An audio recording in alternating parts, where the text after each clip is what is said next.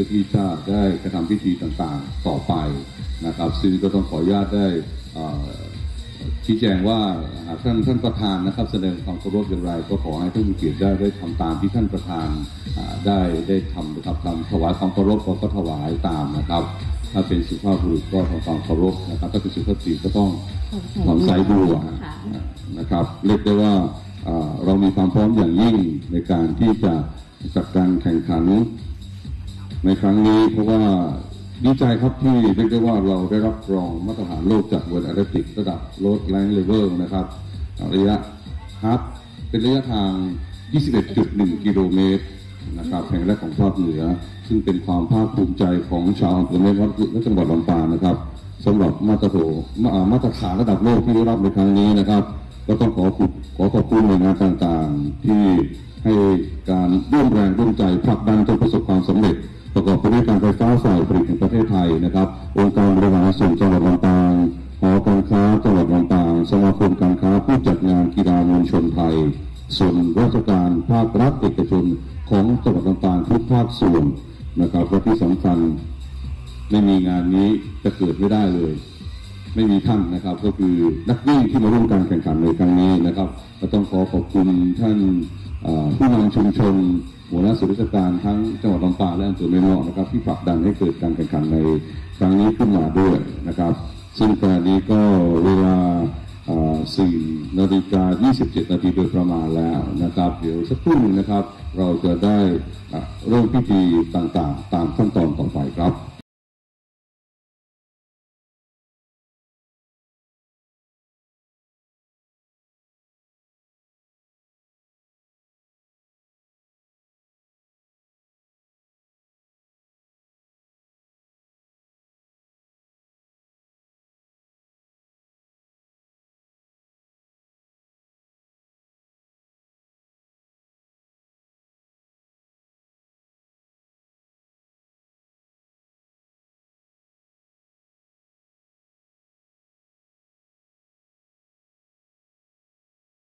จะเข้าเส้นชัยนะครับแล้วก็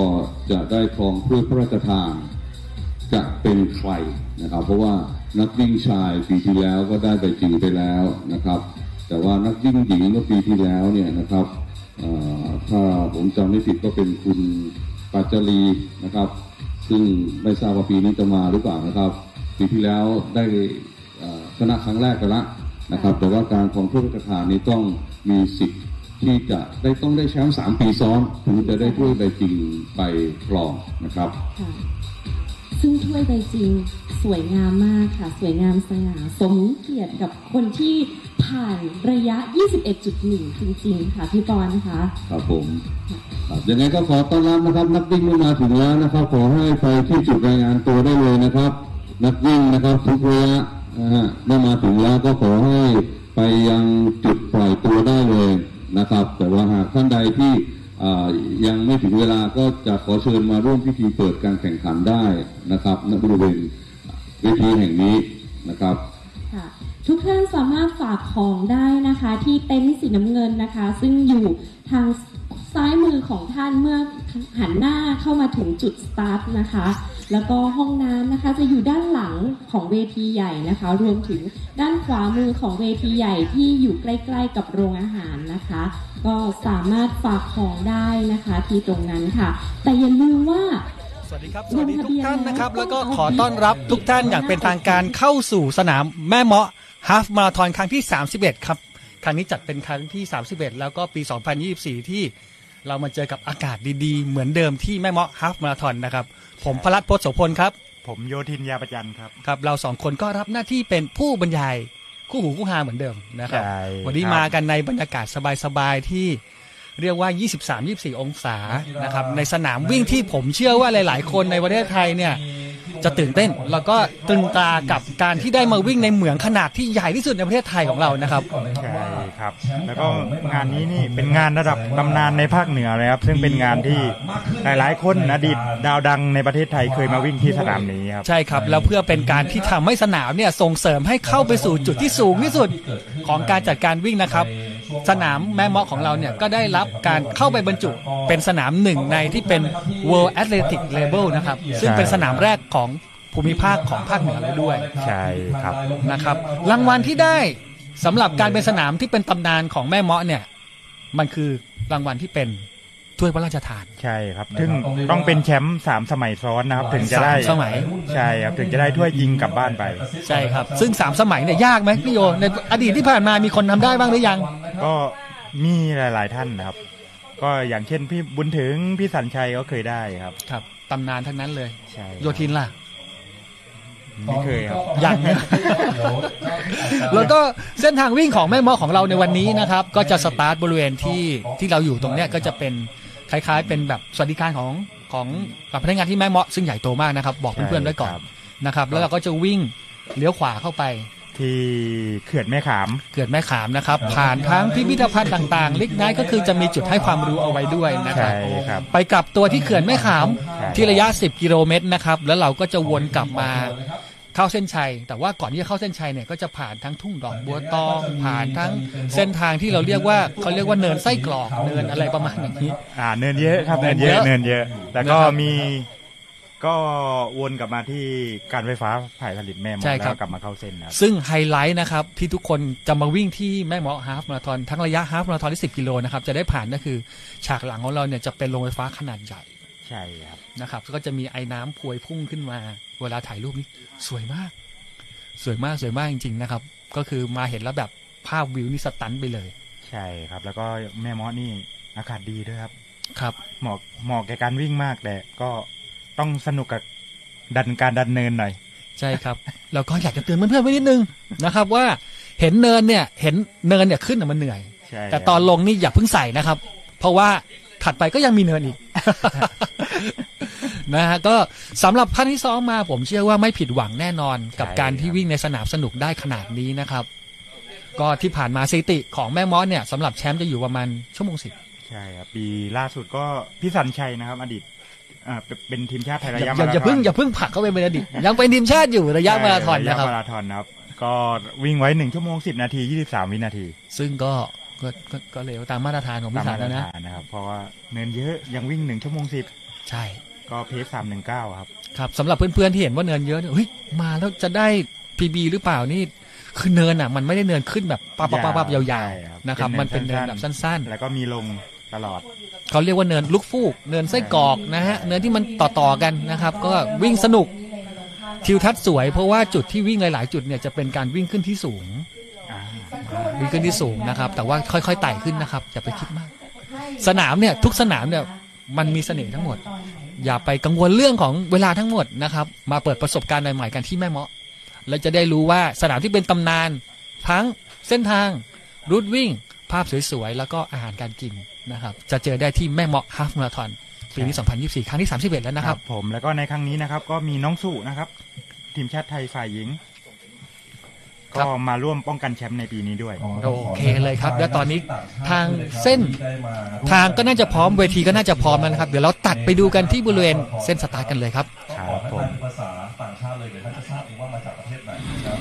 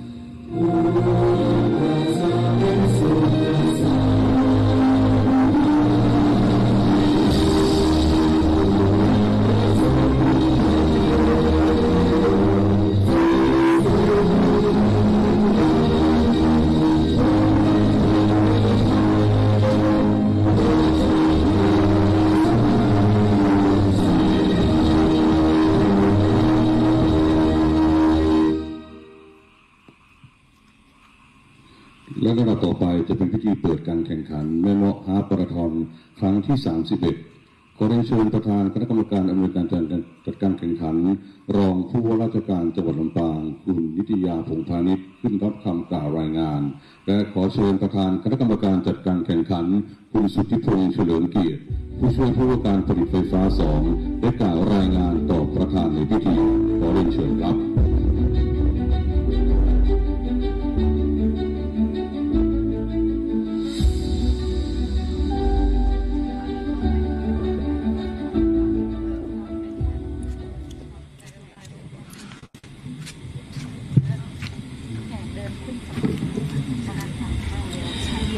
เรียนท่านประธานในพิธีท่านรองผู้ว่าราชการจังหวัดลำปางกระผมนายสุทธิพงษ์เฉลิมเกียรติผู้ช่วยว่าการผลิตไฟฟ้า2ในฐานะประธานจัดการแข่งขันงานวิ่งเฉลิมพระเกียรติแม่เมาะฮาล์ฟมาราธอนประจำปี 2567 ขอขอบพระคุณท่านรองผู้ว่าราชการจังหวัดลำปางท่านนิตยาพงษ์พาณิชย์ที่กรุณาให้เกียรติมาเป็นประธานในพิธีเปิดงานครั้งนี้การไฟฟ้าฝ่ายผลิตแห่งประเทศไทยกฟผ.แม่เมาะร่วมกับจังหวัดลำปางองค์การบริหารส่วนจังหวัดลำปางหอการค้าจังหวัดลำปางและสมาคมการค้าผู้จัดงานกีฬามวลชนไทยจัดการแข่งขันแม่เมาะฮาล์ฟมาราธอนครั้งที่ 31 มีวัตถุประสงค์เพื่อเฉลิมพระเกียรติสมเด็จพระนางเจ้าสิริกิติ์พระบรมราชินีนาถพระบรมราชชนนีพันปีหลวงเนื่องในโอกาสมหามงคลเฉลิมพระชนมพรรษา 92 พรรษาและเฉลิมพระเกียรติพระบาทสมเด็จพระเจ้าอยู่หัวเนื่องในพระราชพิธีมหามงคลเฉลิมพระชนมพรรษา 6 รอบ 28 กรกฎาคม 2567 รวมไปถึงเป็นการประชาสัมพันธ์แหล่งท่องเที่ยวกระตุ้นเศรษฐกิจในพื้นที่อำเภอแม่เมาะและจังหวัดลำปางตลอดจนเป็นการยกระดับการท่องเที่ยวเชิงประสบการณ์โดยในปี 2567 นี้การกรีฑาโลก World Athletics ได้รับรองมาตรฐานสนามวิ่งแม่เมาะฮาล์ฟมาราธอนครั้งที่ 31 เป็นสนาม Road Race Label แห่งแรกของภาคเหนือในระยะ 21.1 กิโลเมตรมีการปิดถนน 100% สนามแข่งขันเป็นไปตามมาตรฐานมีสิ่งอำนวยความสะดวกเทียบเคียงการแข่งขันระดับโลก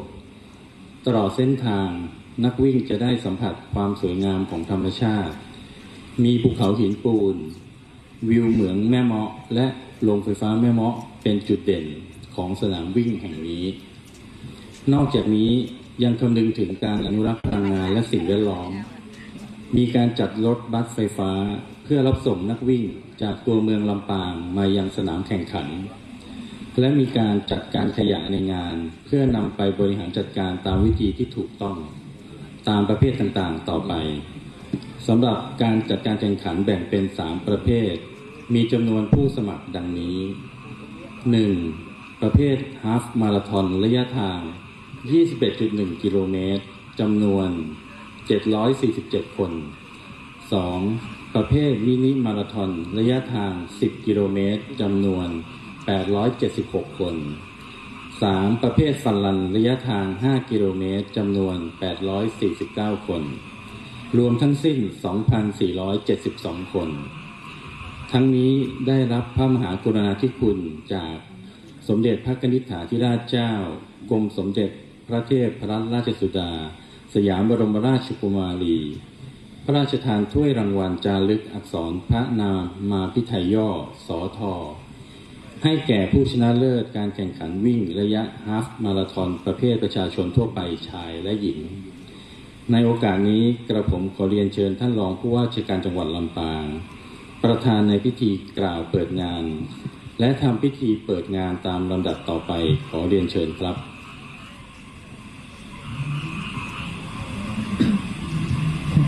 ท่านประสาน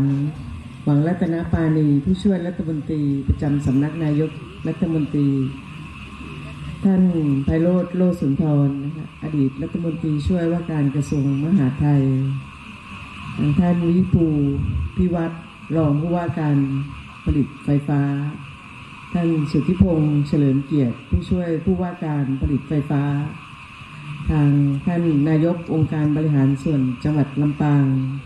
ท่านผู้บัญชาการมณฑลทหารบกที่32ท่านชนธานีเชื้อน้อยสมาชิกสภาผู้แทนราษฎรเขต3ตลอดจนทางท่านนายอำเภอแม่เมาะทางประธานหอการค้าจังหวัดลำปางตลอดจนแขกผู้มีเกียรติที่เคารพทุกท่านและคณะกรรมการอำนวยการจัดการแข่งขันนักวิ่ง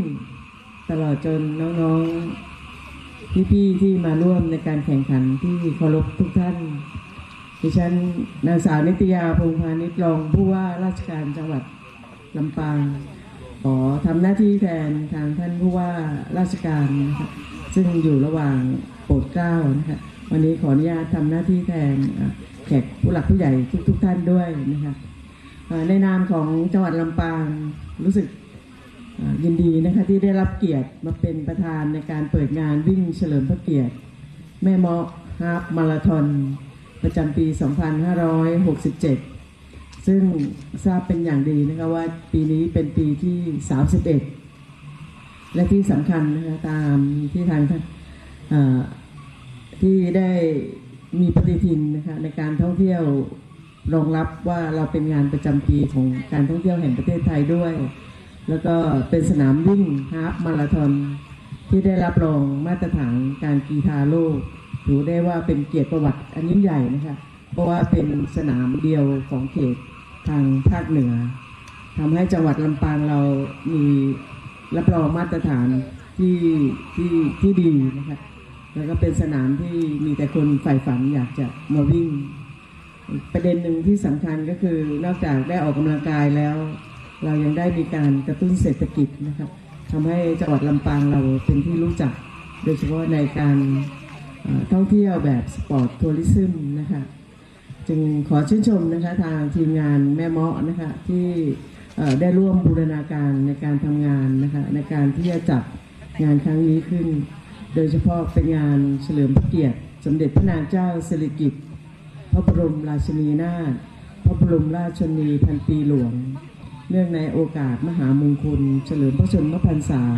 92 พรรษาและ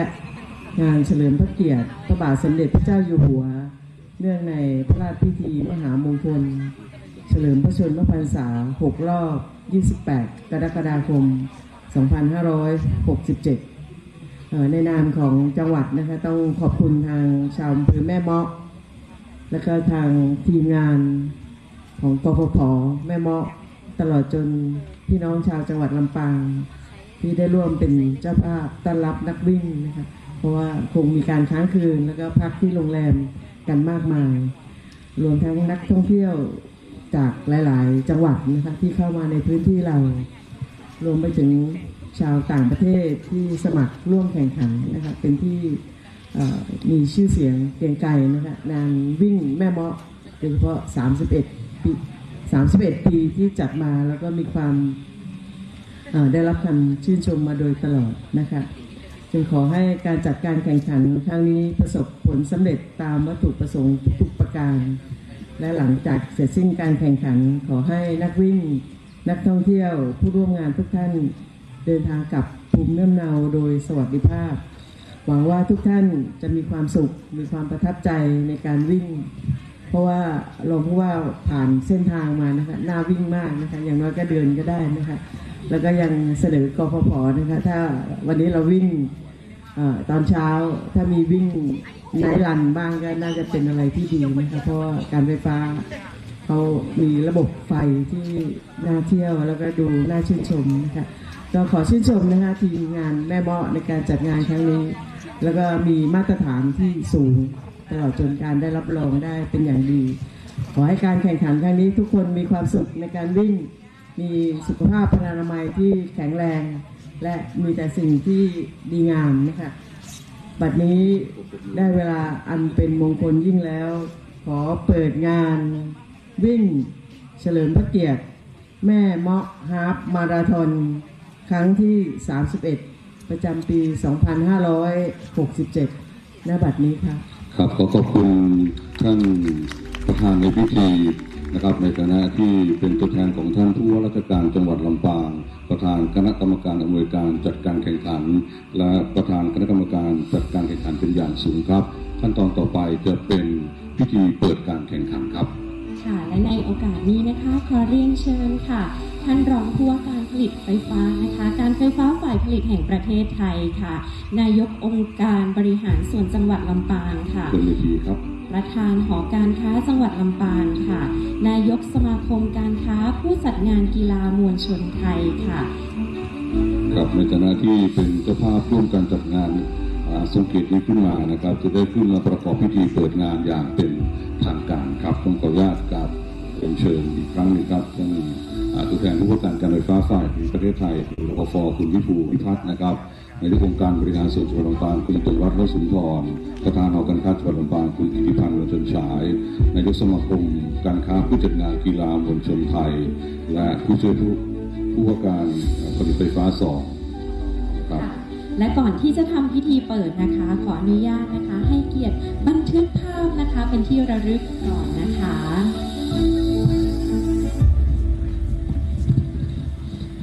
เรามาดูครับว่า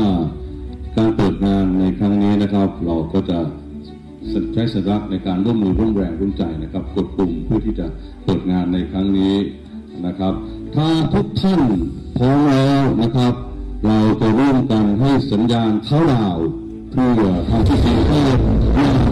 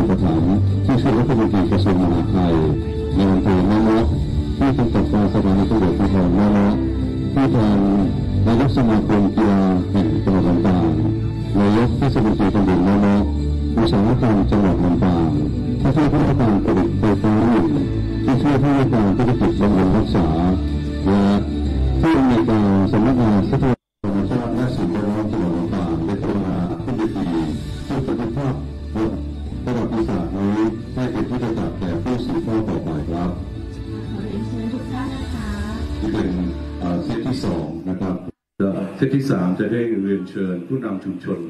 ของแม่เมาะนะครับได้ขึ้นมาบันทึกภาพในเซตที่3ต่อไปครับผม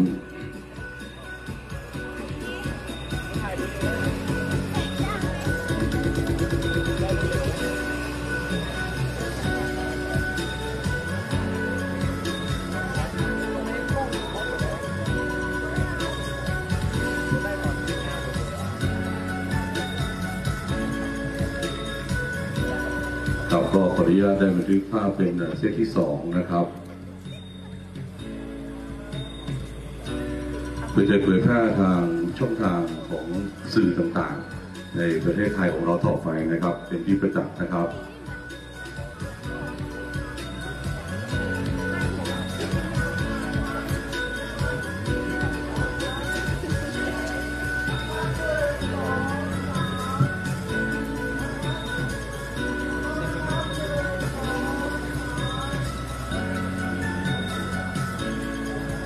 ขออนุญาตต่อไปขออนุญาตเซตที่3นะครับจะต้องขออนุญาตบันทึกภาพอีกครั้งหนึ่งครับเชิญครับค่ะลำดับต่อไปนะคะขอเชิญหัวหน้าส่วนราชการค่ะผู้นำชุมชนนะคะเข้าร่วมบันทึกภาพค่ะขอเชิญค่ะขอเชิญครับเซตที่3ขอเชิญบนเวทีเลยครับ แล้วก็ผู้บริหารของการไฟฟ้าฝ่ายผลิตแห่งประเทศไทยทั้งสำนักงานกลางและแม่มอทุกท่านเลยครับขออนุญาตเรียนเชิญครับท่านผู้บริหารครับขออนุญาตเรียนเชิญครับ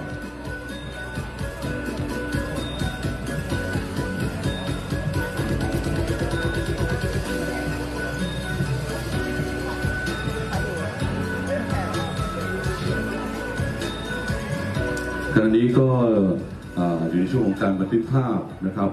ในช่วงของพิธีเปิดงานแม่เมาะฮาล์ฟมาราธอน 2024 ครั้งที่ 31 นะครับซึ่งก็เรียกได้ว่าตอนนี้นักวิ่งส่วนหนึ่งก็กำลังวอร์มอัพอยู่ที่เส้นสตาร์ทนะครับพิธีเรียบร้อยแล้วซึ่งมีพิธีกรอีก2ท่านรออยู่ที่นั่นนะครับ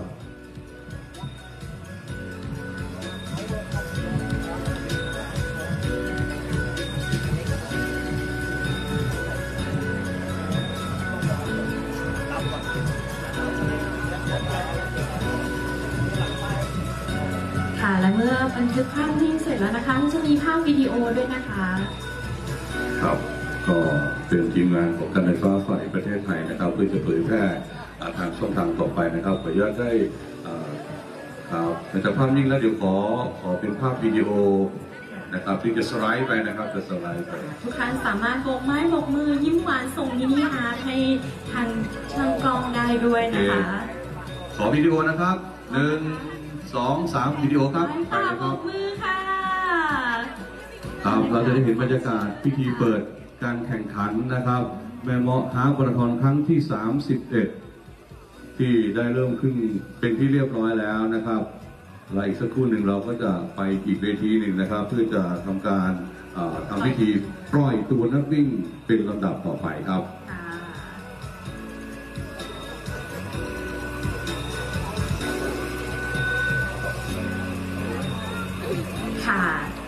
ขอกราบขอบพระคุณทุกท่านครับวันนี้ได้เวลาแล้วนะครับขออนุญาตเรียนเชิญท่านประธานคณะกรรมการอำนวยการจัดการแข่งขัน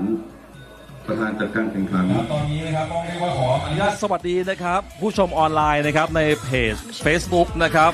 แม่เมาะฮาล์ฟมาราธอนนะครับที่ให้เกียรตินะครับตื่นแต่เช้าในวันนี้นะครับมารับชมการวิ่งแข่งขันนะครับแม่เมาะฮาล์ฟมาราธอนครั้งที่ 31 นะครับก็เรียกว่าเป็นเกียรตินะครับของการไฟฟ้าฝ่ายผลิตแห่งประเทศไทยนะครับในส่วนของเหมืองแม่เมาะและโรงไฟฟ้าแม่เมาะนะครับที่ได้เป็นเจ้าภาพในการจัดการแข่งขันในปีนี้นะครับเรียกว่าเราภูมิใจและเป็นเกียรติอย่างมากที่เราได้รับ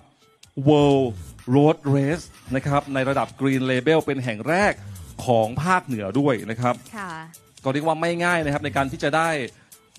Certify นะครับจาก World Athletics นะครับนั่นถือเป็นความภาคภูมิใจของพวกเราเป็นอย่างมากเลยนะคะซึ่งการแข่งขันในครั้งนี้นะคะก็จะแบ่งออกเป็น3ประเภทด้วยกันนะคะได้แก่ Half Marathon ก็คือระยะ 21.1 กิโลเมตรนะคะ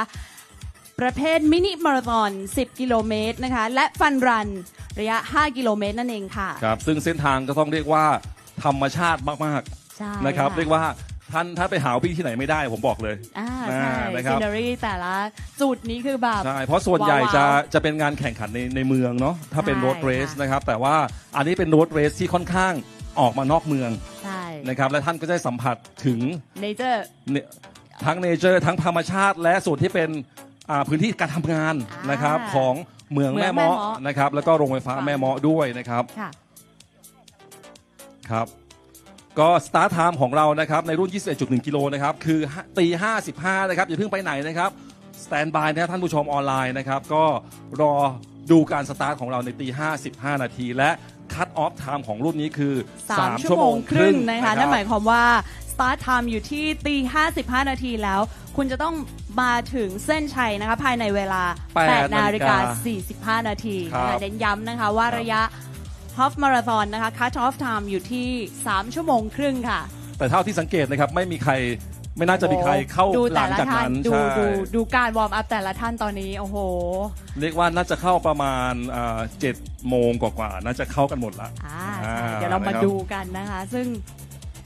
ดูท่าทางของแต่ละท่านตอนนี้คือพร้อมกันมากนะคะครับแต่ถ้าเราวิ่งระยะนี้เราจะเข้าประมาณ10 โมง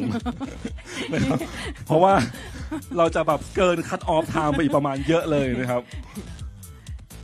จนเจ้าหน้าที่อาจจะคิดว่าเราหลงหรือเปล่าอาจจะออกไปได้นิดนึงอาจจะอยู่ได้นิดเดียวคือ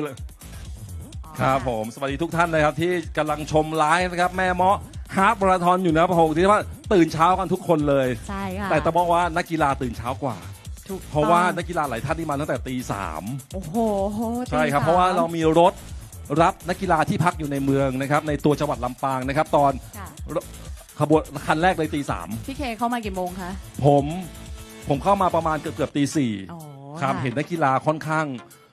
เยอะพอสมควรแล้วนะครับนักกีฬาแต่ละท่านก็เฟรชกันมากนะคะตื่นเช้ามานะคะพร้อมที่จะมาร่วมการแข่งขันวิ่งในครั้งนี้นะคะครับคนที่เฟรชน้อยสุดคือเรานี่แหละเพราะเราไม่คุ้นเคยกับการตื่นเช้าและต้องมาออกวิ่งใช่ใช่แต่นักกีฬาทุกท่านนี่ผมเชื่อว่าโอ้ตี 3ตี 4นี่คือสบายนะครับก็สวัสดีนะคะนักวิ่งทุกท่านณแห่งนี้นะคะแล้วก็สวัสดีผู้ชมทางไลฟ์นะคะผ่านทางช่องทางแม่เมาะมาราธอน Facebook Page นะคะโอ้ผมลืมไปเรามีแฟนซีคนที่แต่งชุดแฟนซีมานะครับท่านสามารถไปลงทะเบียนเพื่อเขาเรียกอะไรรับการคัดเลือกเนาะท่านต้องมาลงทะเบียนก่อนนะครับที่บริเวณเต็นท์ลงทะเบียนเต็นท์ประชาสัมพันธ์นะครับตรงใกล้ๆที่เต็นท์รับรางวัลนะครับตรงข้างเวทีนะคะหลังจากเข้าเส้นชัยก่อนหลังเข้าเส้นชัยค่อยมาลงทะเบียนนะครับก็คือสภาพตอนนั้นท่านก็อาจจะแบบว่าเปียกโชกนะครับแต่ไม่เป็นไรนะครับสุดๆไปเลยนะครับก็ยินดีนะครับสำหรับท่านที่เรียกว่าลงทุนกับชุดใช่นะครับเรียกว่าคือเน้นเข้าร่วมจริงๆไม่เน้นความเร็วกำลังส่องดูค่ะว่ามีมาบ้างหรือยังนะคะแนวแฟนซีแต่ผมว่ารุ่น 21.1 นี้น่าจะไม่ค่อยแฟนซีไหมน่าจะไม่ค่อยมันน่าจะเป็นภาระมันน่าจะเป็นภาระกับการวิ่งและการทำเวลานะครับต้องเราดูตอนรุ่นระยะ5กิโลเมตรหรืออาจจะมีก็ไม่แน่ใจนะครับใช่ค่ะตรงนั้นด้านหน้าจุดสตาร์ทก็จะมีการถ่ายภาพโอ้โหเรียกว่าพร้อมนะครับเป็นลูกโป่งหลากสีเลยนะครับเป็นเหล่าเพเซอร์นะคะอันนี้คือกลุ่มเพเซอร์ใช่ไหมครับใช่ค่ะกลุ่มเพเซอร์นะคะก็สามารถสังเกตได้จากเสื้อแล้วก็ลูกโป่งเขาจะไม่ได้วิ่งพร้อมลูกโป่งใช่ไหมไม่เนาะไม่น่าใช่ไหมครับก็คือถ้าใครอยากทำเวลาให้เท่ากับเพเซอร์ก็พยายามเกาะกลุ่มไปนะครับผมก็ไม่แน่ใจว่าใครเป็นเพเซอร์เขาก็จะมีเพเซอร์ประจำอยู่นะคะสำหรับระยะฮาล์ฟมาราธอนก็จะมีเพเซอร์ประจำอยู่ที่1 ชั่วโมง50 นาทีค่ะมี5ท่านนะคะลูกโป่งก็จะตามสีเลยหรือเปล่ามันจะมีลูกโป่งเหลืองน้ำเงินขาวแดงนะครับประมาณ4 สีเนาะเดี๋ยวก็น่าจะสังเกตจากตัวลูกโป่งได้นะครับว่าเพเซอร์ในแต่ละท่านเนี่ยครับระยะเวลาเท่าไหร่นะครับค่ะเอาเถอะเสียงเริ่มมาค่ะเสียงเริ่มมาความฮึกเหิมความเฟรชของนักกีฬาเริ่มมาค่ะโอเค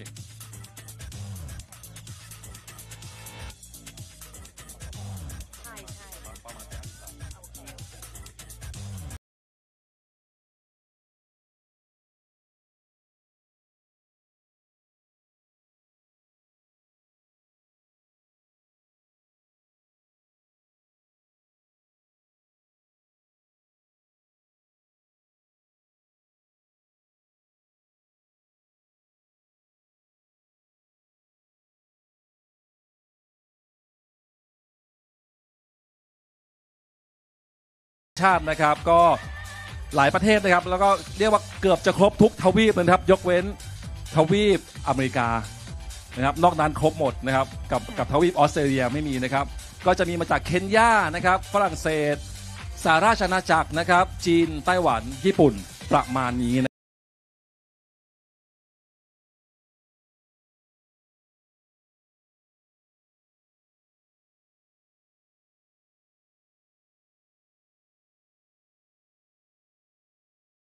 ก็นะครับแขกผู้มีเกียรตินะครับที่ได้มาร่วมในงานแม่เมาะฮาล์ฟมาราธอนในปีนี้นะครับในรุ่น 21.1 กิโลนะครับเราได้รับเกียรติจากท่าน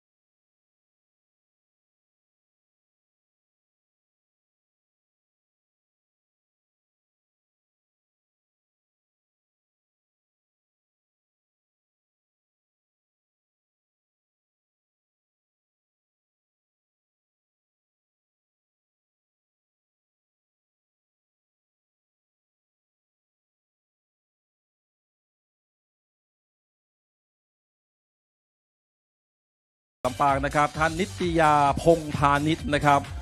ได้ให้เกียรติมากล่าวให้กำลังใจและปล่อยตัวนักกีฬาในรุ่นฮาล์ฟมาราธอนนะครับ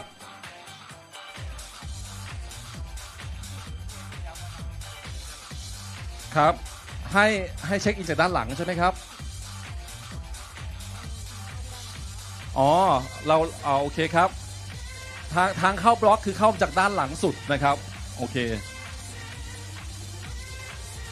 อ๋อโอเคครับท้ายของแต่ละบล็อกท้ายของแต่ละบล็อกนะครับจะมีจุดให้เข้าบล็อกอยู่นะครับเราไม่อนุญาตให้เข้าจากทางด้านหน้าบล็อกนะครับให้เข้าจากท้ายสุดของแต่ละบล็อกนะครับจะเปิดประตูไว้นะคะจะเปิดเกตไว้จะเปิดจะมีช่องทางให้เข้ามานะคะ เป็นช่วงตรงท้ายบล็อกนะคะครับท้ายสุดของแต่ละบล็อกนะครับเราเป็นช่องให้นักกีฬาได้เข้ามาในบล็อกกิ้งของท่านนะครับ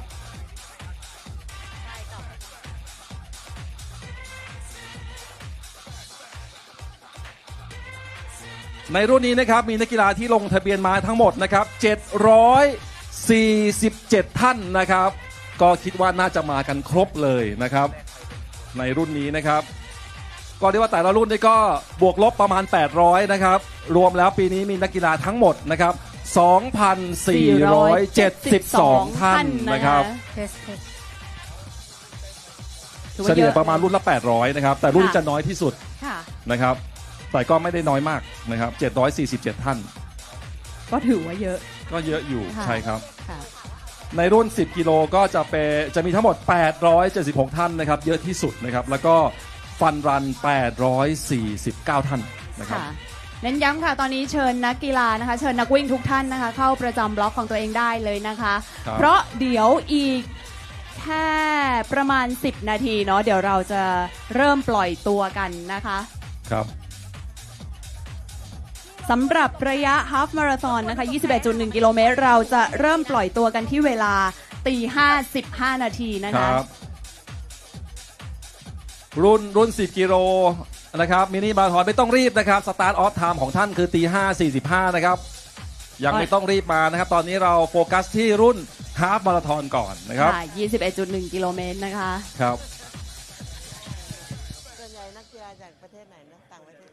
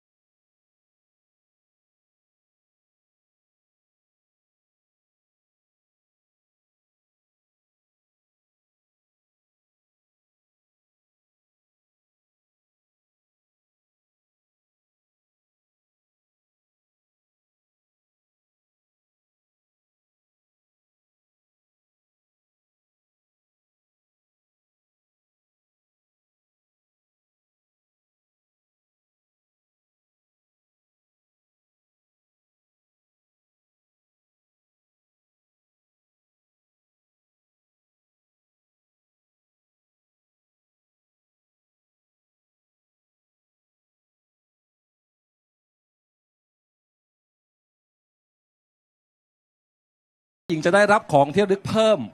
ละกันนะครับ เป็นตุ๊กตาหมอนดอกบัวตองหมอนดอกบัวตองนะครับเป็นกิมมิคเล็กๆน่ารักน่ารักนะคะก็คือถ้าท่านไม่เข้า5 ลำดับแรกก็โฟกัสเป็นร้อยคนแรกนะครับในประเภทของท่านนะครับใช่ค่ะซึ่งก็สามารถไปติดต่อรับที่จุดบริการนะคะพร้อมนำบัตรประชาชนไปยื่นเป็นหลักฐานในการใช้รับรางวัลที่จุดบริการในด้านหน้าคำประชาสัมพันธ์โอเคใช่ครับตอนนี้ใกล้แล้วนะครับประมาณ8:58 นาทีกว่าๆนะครับนักกีฬาที่ยังไม่ได้เข้าบล็อกนะครับเรียนเชิญเลยครับใครที่เข้าบล็อกช้านะครับเราจะให้ท่านไปบล็อกเก็บตกสุดท้ายเลยนะครับ5:20 นะครับ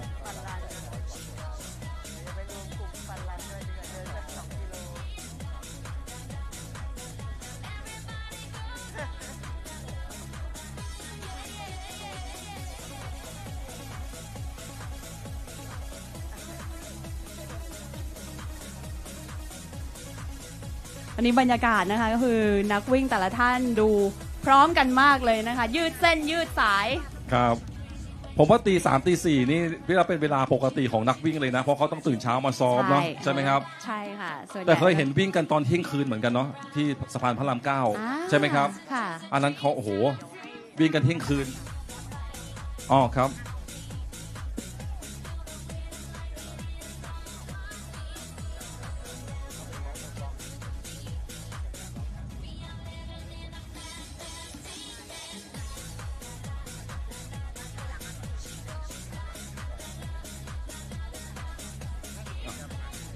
ค่ะในโอกาสนี้นะคะขอเรียนเชิญท่านประธานคณะกรรมการอำนวยการจัดการแข่งขันค่ะคุณนิติยาพงพาณิชย์ค่ะรองผู้ว่าราชการจังหวัดลำปางรักษาราชการแทนผู้ว่าราชการจังหวัดลำปางได้กล่าวทักทายและให้กำลังใจแก่นักกีฬาวิ่งประเภทแรกประเภทฮาล์ฟมาราธอนค่ะเรียนเชิญค่ะครับเรียนเชิญครับค่ะขอบคุณค่ะในนามของจังหวัดลำปางขอต้อนรับนักวิ่งทุกท่านด้วยความยินดียิ่งนะคะแล้วก็นักวิ่งระยะ21.1 กิโลเนี่ยถือได้ว่าเป็นระยะที่ไกลที่สุดเพราะนั้นรองผู้ว่านะคะรวมทั้งทีมกฟผแล้วก็ทางผู้การนะคะตัวแทนหน่วยต่างๆรวมทั้งท่านไพโรจน์นะคะท่านนายกก็เป็นกำลังใจให้นักวิ่งกันแล้วกันนะคะว่าพวกเราออกกำลังกายด้วยแข่งขันด้วยแล้วก็ได้โชว์พลังของพวกเราเองด้วยแต่อย่างไรก็ตามนะคะรองผู้ว่าขอฝากนิดนึง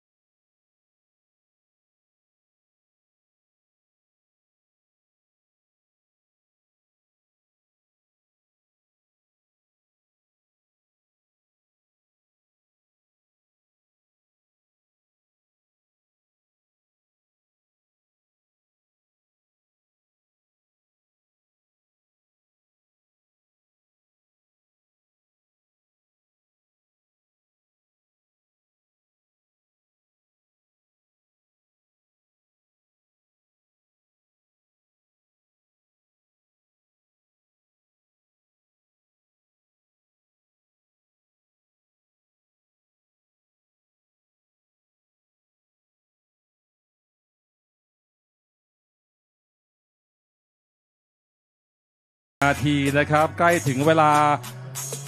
เริ่มแล้วนะครับ50 กว่าวินาทีแล้วนะครับตอนนี้นะครับ50 more minutes to start time กับแม่โมฮอปมาราธอน2024 Are you ready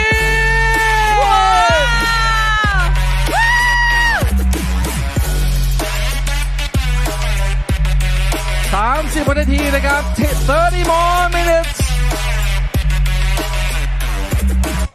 30 นาทีเท่านั้นนะคะเดี๋ยวเรามาเริ่มนับถอยหลังนะครับตรงประมาณ10 วินาทีเราจะมาเริ่มนับถอยหลังพร้อมกันนะครับทำเวลากันให้ดีๆนะครับแล้วก็วิ่งออกแล้วกลับมาด้วยนะครับ10 9 8 7 6 5 4 3 2 1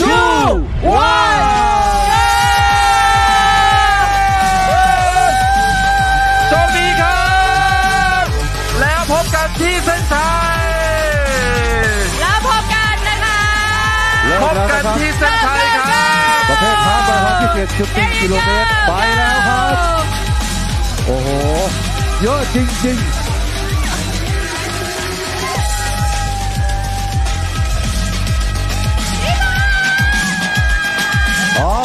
มีพี่จวนขอต้อนรับคุณประจวบดอนคำมวลด้วยนะครับ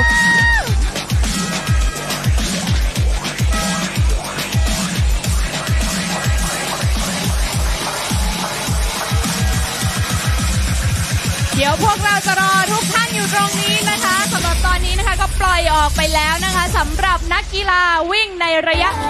21.1 กิโลเมตรค่ะต้องขอบพระคุณนะครับท่านรองนิตยาพงพานิชนะครับรองผู้ว่าราชการจังหวัดลำปางรักษาราชการแทนผู้ว่าราชการจังหวัดลำปางนะครับและผู้มี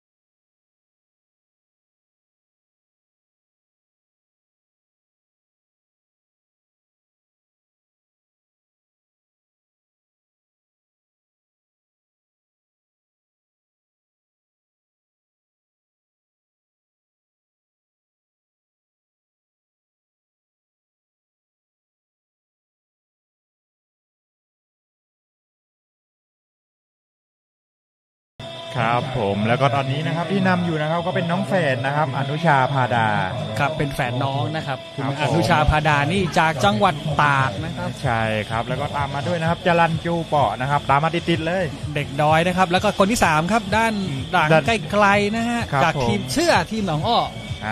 ใช่ชื่อนี่ไม่แน่ใจนะเป็นครูต้นนะครับมงคลเป็นมงคลแก้วตานะครับครับผมขาแรงจากเจ้าถิ่นนี่นาใช่ไหมภาคเหนือของเรานี่เองใช่ครับก็เป็นขาแรงจากเชียงรายอีกคนหนึ่งครับครูต้นนี่มงคลแก้วตาวันที่พีคนี่ชั่วโมง14ชั่วโมง15นะใช่ครับ PB อยู่ที่ประมาณชั่วโมง13ครับโอ้โหร้ายกาจจริงๆนะครับส่วนคนนำหน้าเราเนี่ยแหละครับชั่วโมง11อ่ะ PB แล้วก็คนที่ตามมาดิดนี่ก็ PB ชั่วโมง11เหมือนกันนะพัทยามาราธอนใช่ครับก็ขาโหดทั้งคู่นะครับใช่ครับพี่เสือของเราจรัญจูเปาะนะฮะอีกเน็กเนมนึงคือเด็กดอยนะครับ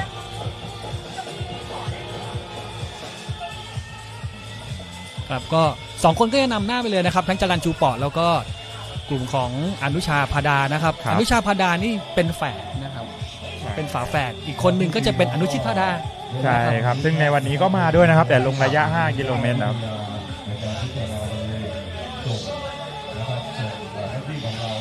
เห็นนะฮะจังหวะการวิ่งก้าวสวยๆนะโอ้โหแข็งแรงมากดูกล้ามไหล่ผมชอบกล้ามไหล่ของอนุชาพาดามากเลยแข็งแรงมากจริงๆครับก็คือน้องซ้อมอยู่ที่จังหวัดตากเลยนะครับก็เป็นขาแรงกำลังจะขึ้นมหาลัยในปีหน้าครับแปลว่ายังอยู่ในเพิ่งจะหลุดจากรุ่นเยาวชนถูกไหมครับใช่ครับก็เป็นแชมป์เยาวชนครั้งที่ผ่านมาครับโอเคอะไรครับเดี๋ยวผมดูก่อนเห็นแวบๆนะฮะดูจากที่ไหนกันบ้างครับในเมืองไทยนะครับทักทายพวกเรา2คนมาได้นะครับแล้วทักทายเพื่อนๆมาได้ด้วยเหมือนกันในจอตอนนี้นะครับผู้หญิงคนแรกของเรานะครับโออคนนี้เลยก็คือใช่ครับน้องสุครับสุปิยาสนเสมสุปาริยาสนเสมนะครับใช่ครับก็เป็นทีมชาติอยู่ตอนนี้นะครับแล้วก็น้องบอกว่ากำลังจะทำผลงานให้ดีๆเพราะว่าปีหน้าจะมีซีเกมที่เมืองไทยนะครับก็อยากจะติดซีเกมในฐานะนักกีฬาที่เป็นระยะไกลสักครั้งหนึ่ง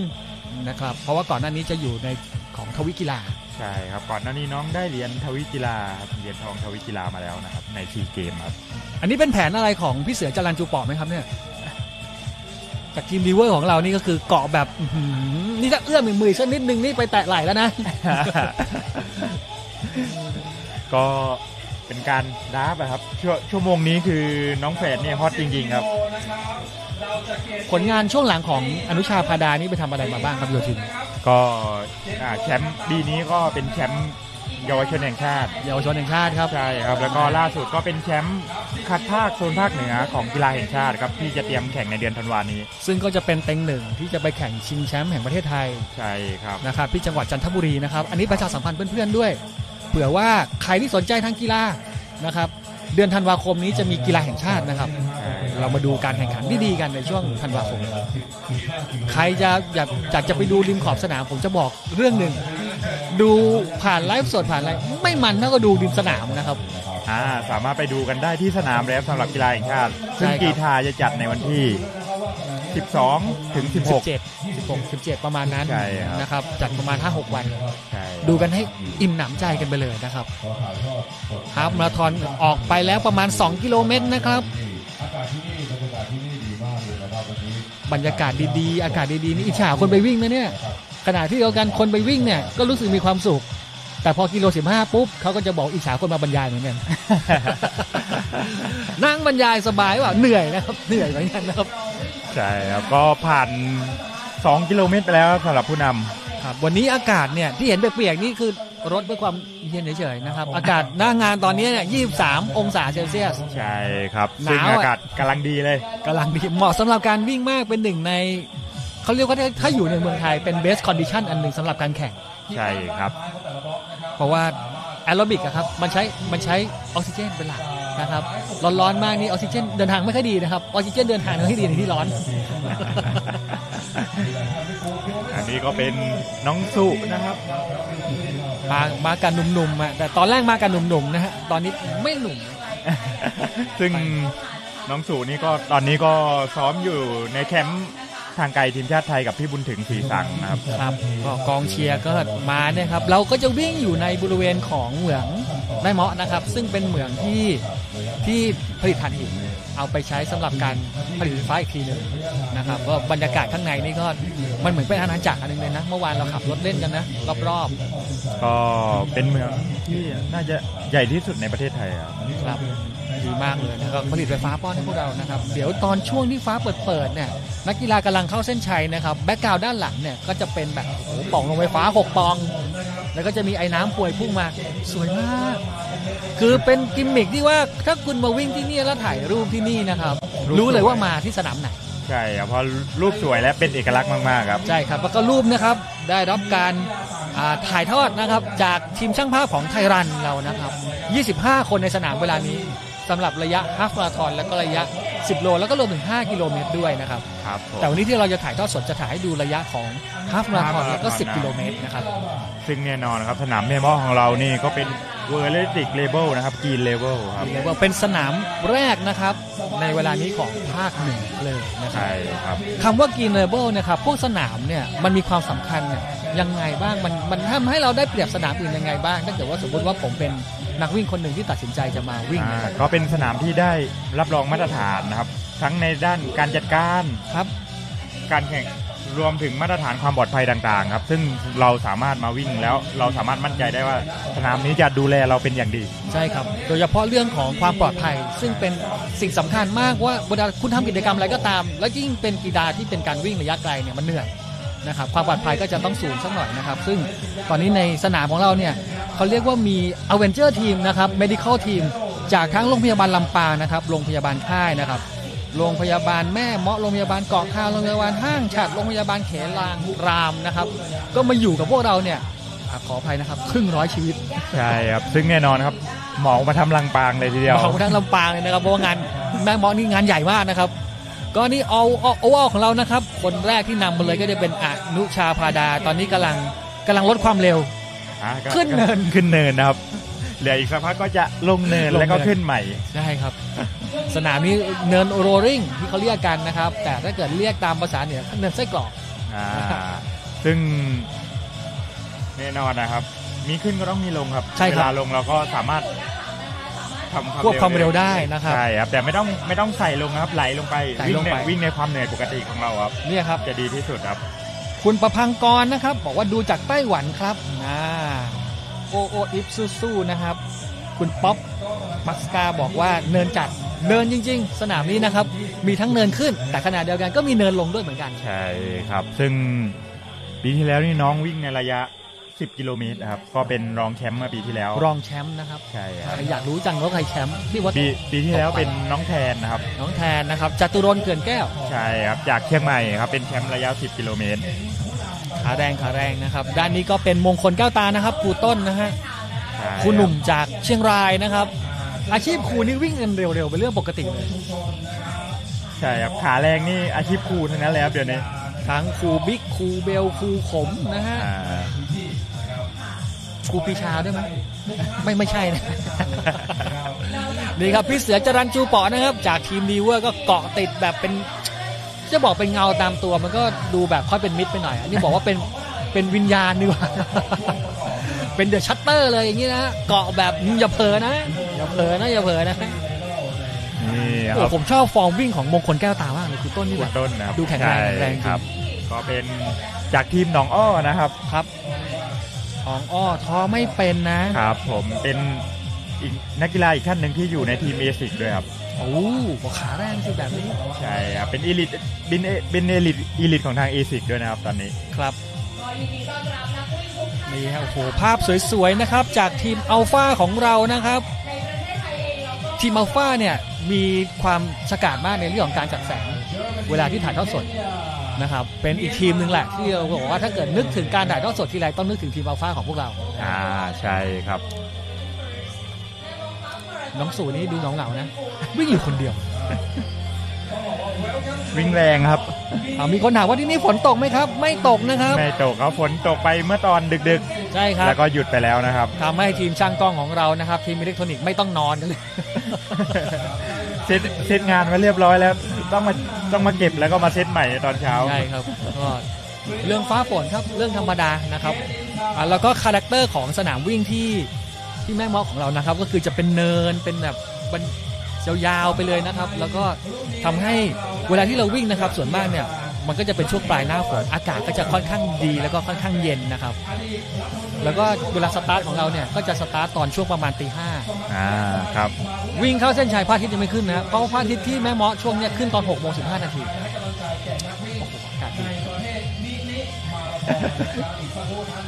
ซึ่งนะครับในวันนี้ในงานแม่เมาะของเราก็มีเพซเซอร์นะครับใช่ซึ่งในระยะฮาล์ฟก็เริ่มตั้งแต่1 ชั่วโมง 50 นาทีครับ แล้วก็มี2ชั่วโมงครับ2ชั่วโมง15 2ชั่วโมงครึ่งนะครับ2ชั่วโมง45และปิดท้ายด้วย3ชั่วโมงและตามด้วยสวิปเปอร์ของงานครับเราจะไม่มี